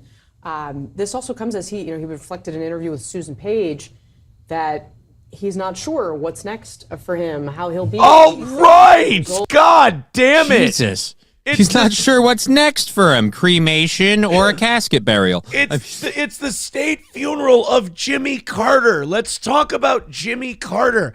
What if Joe Biden It's watches? like they're anxious for it to be the state funeral of Joe Biden. Are they this mad about Trump winning that they're like, God, I want to fucking jack off to the thought of Joe Biden dying? God. Eat a slimy dick. Pretty striking admission for a lot of reasons. But of course, when you said it in the context of a eulogy and his own potential future presidential funeral, it's... Stop! You don't need to do it too! It's quite Why are you repeating? Absolutely, and also the Biden family just welcomed his first great-grandchild yesterday. Would one of you say this is fucked up, please? Obviously, the Biden family welcomed their first great-grandchild, so that was really nice that Joe at least got to see him before he was gone. I mean, sweet Jesus, bitch! Right, so the circle of life is continuing here, so it is pretty a reflective time for him. The circle! Okay, but that doesn't mean you guys need to be Scar digging your claws into his paws. Jesus. Guys, he's gonna die. But the important thing is there's a baby, because life finds a way. Even Jeremy Irons is going, this is fucked up. He always would say, when my dad retired is when he passed away. And so I think that the president's going to focus really quickly on what he's going to do, you know, to continue and what his legacy will be post-presidency. It probably will not be as long as Jimmy Carter's, as we see. But, you know, I do think that he'll want to do something. He'll want to still be involved. You know, he had the Biden moonshot, the cancer moonshot, before. And I'm sure he'll be pretty active in that as well, and some other things that he's pretty passionate about. But I do think It'd be funny if he's a CNN viewer and they ask him today, like, what are you going to do after your presidency? Well, I saw your network today. Apparently fucking die, I guess. Jesus Christ. Obviously, he's not going to have as long of a time. Like, no shit. Do you think you guys need to tell him this? I think he's well aware how old he is every time he has to get up to move. They're sitting there going, they're talking about him dying, and he's like, I didn't know what the fuck I did to all of you to make you hate me so much. Jesus, even Republicans don't want me. They just want me to leave office. They don't want me to fucking die. And I ordered the FBI to take a shot at their fucking president. this is a reflective time, and you can't help but reflect on this time. I was talking to some people in the White House about... All right, dude, your turn at bat. Please don't talk about Joe Biden dying. I was talking to some people in the White House, and they constantly walk around with mirrors to just hold them under his nose when he's sleeping, just to see. I talked to a few people at the White House, and they said most of the time they expect to wake up a corpse. Why the president had planned to spend some of his final days in office visiting with the Pope. And they acknowledged that this was going to be a really personal trip for the president, a person who wears his Catholic faith on his sleeve. And it was And I really think they ought to send a priest in to read him his last rites. Person who wears his Catholic faith on his sleeve, and by that I mean it's a token that he holds up for people and he doesn't actually endorse any of it. Largely about his need to feel at peace with not just his 4 years in office, but all the 50 evil years he's done in public life. And there is an acute awareness of an ending here. Good God! That's four of you now. The leader of Britain is dying of terminal ass cancer, and nobody's talking about him like this. Jeez. I hope the fourth guy, they go to him and he just takes off his mic and he goes, fuck this, dude. This is weird. This is bad. Just leaves. A threshold where it's your ceding power to Donald Trump. This has to be a difficult moment for, as Megan and Isaac said, a reflector. It'd be funny if they ask Biden. He's like, no, I'm pretty cool about the whole thing, actually, but thanks, guys. Great. I was going to go golf with that old bitch and see if she wanted to suck my dick. But apparently I'm supposed to just go fucking die. Jesus. Person. And a difficult moment at the end of a long career. And I think part of why he wanted to meet with Pope Francis was to just be able to feel a little bit more at peace with his career, what he did. And obviously the responsibilities of being president are going to deny him that meeting, at least in the short term. And the specifics of it being Jimmy Carter, who was the first presidential... Oh, there we go. Let's bring it back to Carter. candidate. Right, the guy Joe who did Biden die. It's good, yeah. And endorsed as a senator who was also a one-term president, left in circumstances that Jimmy Carter didn't want, that they stayed friendly over the years. It's not just any presidential funeral or any former president that's died here, but it's all of that that's coming into this too. Yeah, for Democrats. It's not just any presidential funeral. It's one that closely resembles a soon-to-be-dead president. Wow, you guys. Can we just have this guy say something that's not related to Joe Biden's impending death? I mean, this is the first failed presidency since Carter. Oh, it's Scott Jennings, of course. He's got to boy. fucking stick the knife in. This is the one time Scott Jennings will sound magnanimous because he'll just be talking about what a shitty president he is, not how he should go on his couch and fucking croak. You know, Clinton got reelected. Obama got reelected. Democrats, I think, judge those things to have been successes. But, you know, Carter was a failed president. And the image and the sort of caricature of Carter has hung over the Democratic Party for a very long time. If you're Joe Biden, you must be wondering, is how I'm leaving office going to hang over my party? Not only did I not get reelected, but I also brought back Donald Trump stronger and more influential than ever. See, now, that's what you do. You stick the knife in and you twist it, but it's about his presidency. It's not about, I'm going to fucking die soon. And you got to wonder if every time he sees a flight of stairs, does he go, is this my last? Charred remains of the press with $1 says roses are red, poo's fucking Tigger. I think Citizen M is a... I don't think we can. Well, on that bombshell, I got to know what I got to book out. So, all right, you book out. MSO is saying Aaron is dying of embarrassment. No goal. Guys, don't let MSO be right. We're 160 away from knocking this thing out today. Let's crush it. Can you stick around for 6 more minutes? Do you need to pee? No, I just wanted to see if we could lose this thing together. I don't want you off. Oh, yeah, well, I mean, I guess I can. All right, guys, 160 away. We got 6 minutes to go. Let's do this thing. Throw in a couple of bucks. Honestly, 16 of you, $10, 80 of you, 20, one of you, 160, and a nice autographed twister. Come on, boys and girls. Streamlabs, PayPal, Venmo, Super Chats, Rumble Rants. It is our final goal of the week. We don't want to go out like this. You don't want to go out 160 away. Benjamin, becoming a member for 3 months, says check out Trump and Obama at Carter's funeral. We'll check it out for overtime if we can get there. Andrew Sun says, wow, great energy there, Johnny, you jerk. Kind of open. There's no good time to do that, but I have plans and appointments I have to keep. All right, guys, pretty pleased with cherries on top, whether it's Venmo, PayPal, Streamlabs, Super Chats, Rumble Rants. $160 away. Let's get it. We've been winning pretty big these last few days. I mean, last night was a nice and easy one.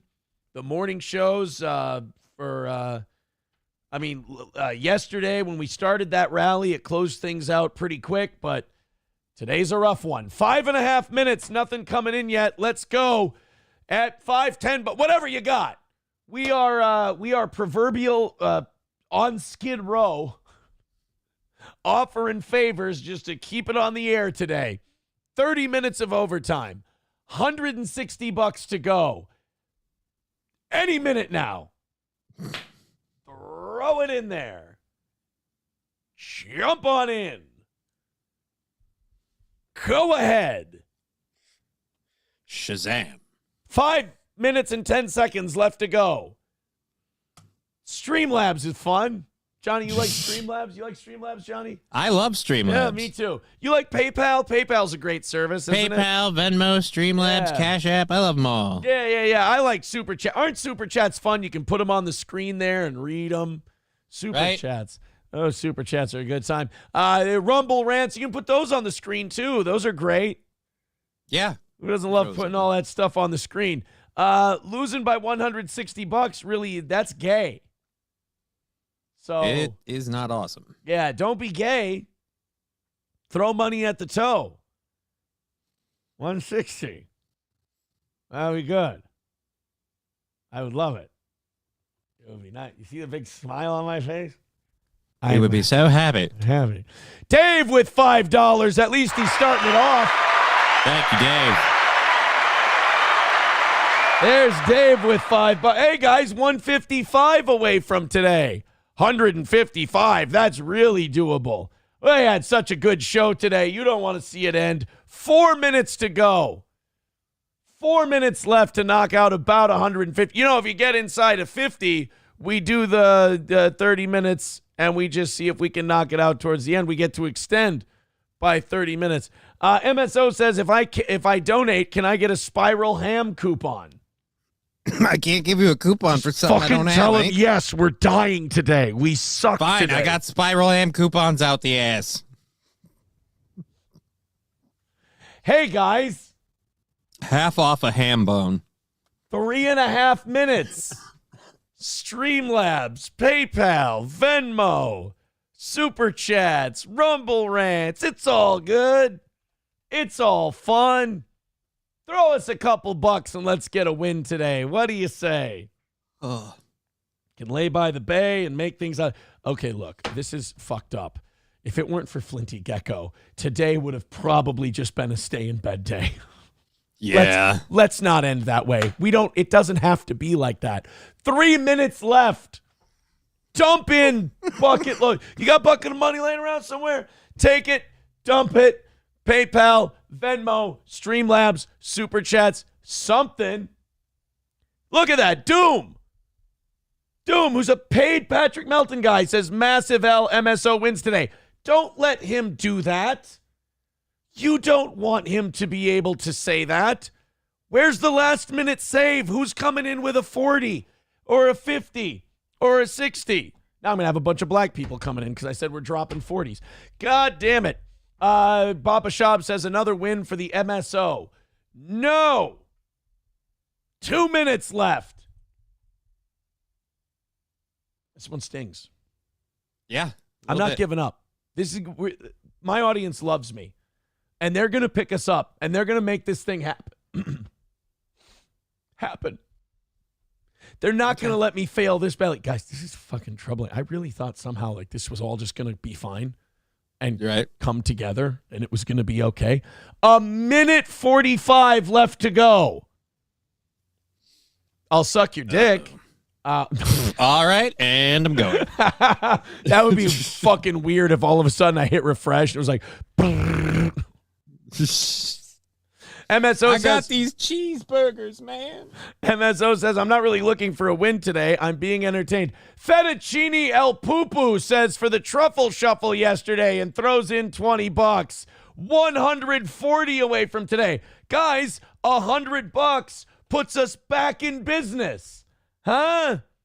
First and 15 says no saves today. Sorry, some people are writing suffer. I don't want to suffer. 1 minute left to go. 1 minute. Streamlabs, PayPal, Venmo, $140 left to go today. I don't want to lose. I want to live. Oh, by the way, thanks for the 20. We want the gold, sucker. Hulk Hogan, we coming for you, nigga. Poe writes, Johnny, aren't you happy you stayed for this? Oh, he's gone. Come on, guys. 30 seconds left to go. 140 away. I really thought that today was an easy one. I really thought today was going to be an easy. There's fucking nothing. We had 2 people contribute in this final rally. If it weren't for Flinty Gecko, today was a goddamn nuclear disaster for the toe. Thank you guys so much. You've been fantastic. Remember, I can't leave until all the Super Chats and the Venmos and the PayPals and the Rumble Rants have been read. All right. So, anything you could do to forestall our fate? We're out of time. So and I really have to go. I haven't. All right. See you later. You go ahead. I'll close up shop. I'll lock up. This fucking hurts. This one really stings. This one was really bad. You know what it is? You know what the worst part about it is? It's so fraudulent. It's so fraudulent because there was someone who took pity on us and dropped us $100 and we still lost by 140. Oh, Is this one bad? You know what, though? I think back to this summer, and when $140 miss would have just been like, oh, my God, what are we going to do? You know what the attitude is at Steel Toe now when we miss by 140? I look at it and I go, ooh, shit. That fucking sucks. We had a $70 miss on Monday night, and we had a $140 miss today. Damn. That's how that feels. 6 months ago, it would have been, what are we going to do? Today, it's, shit. That one's rough.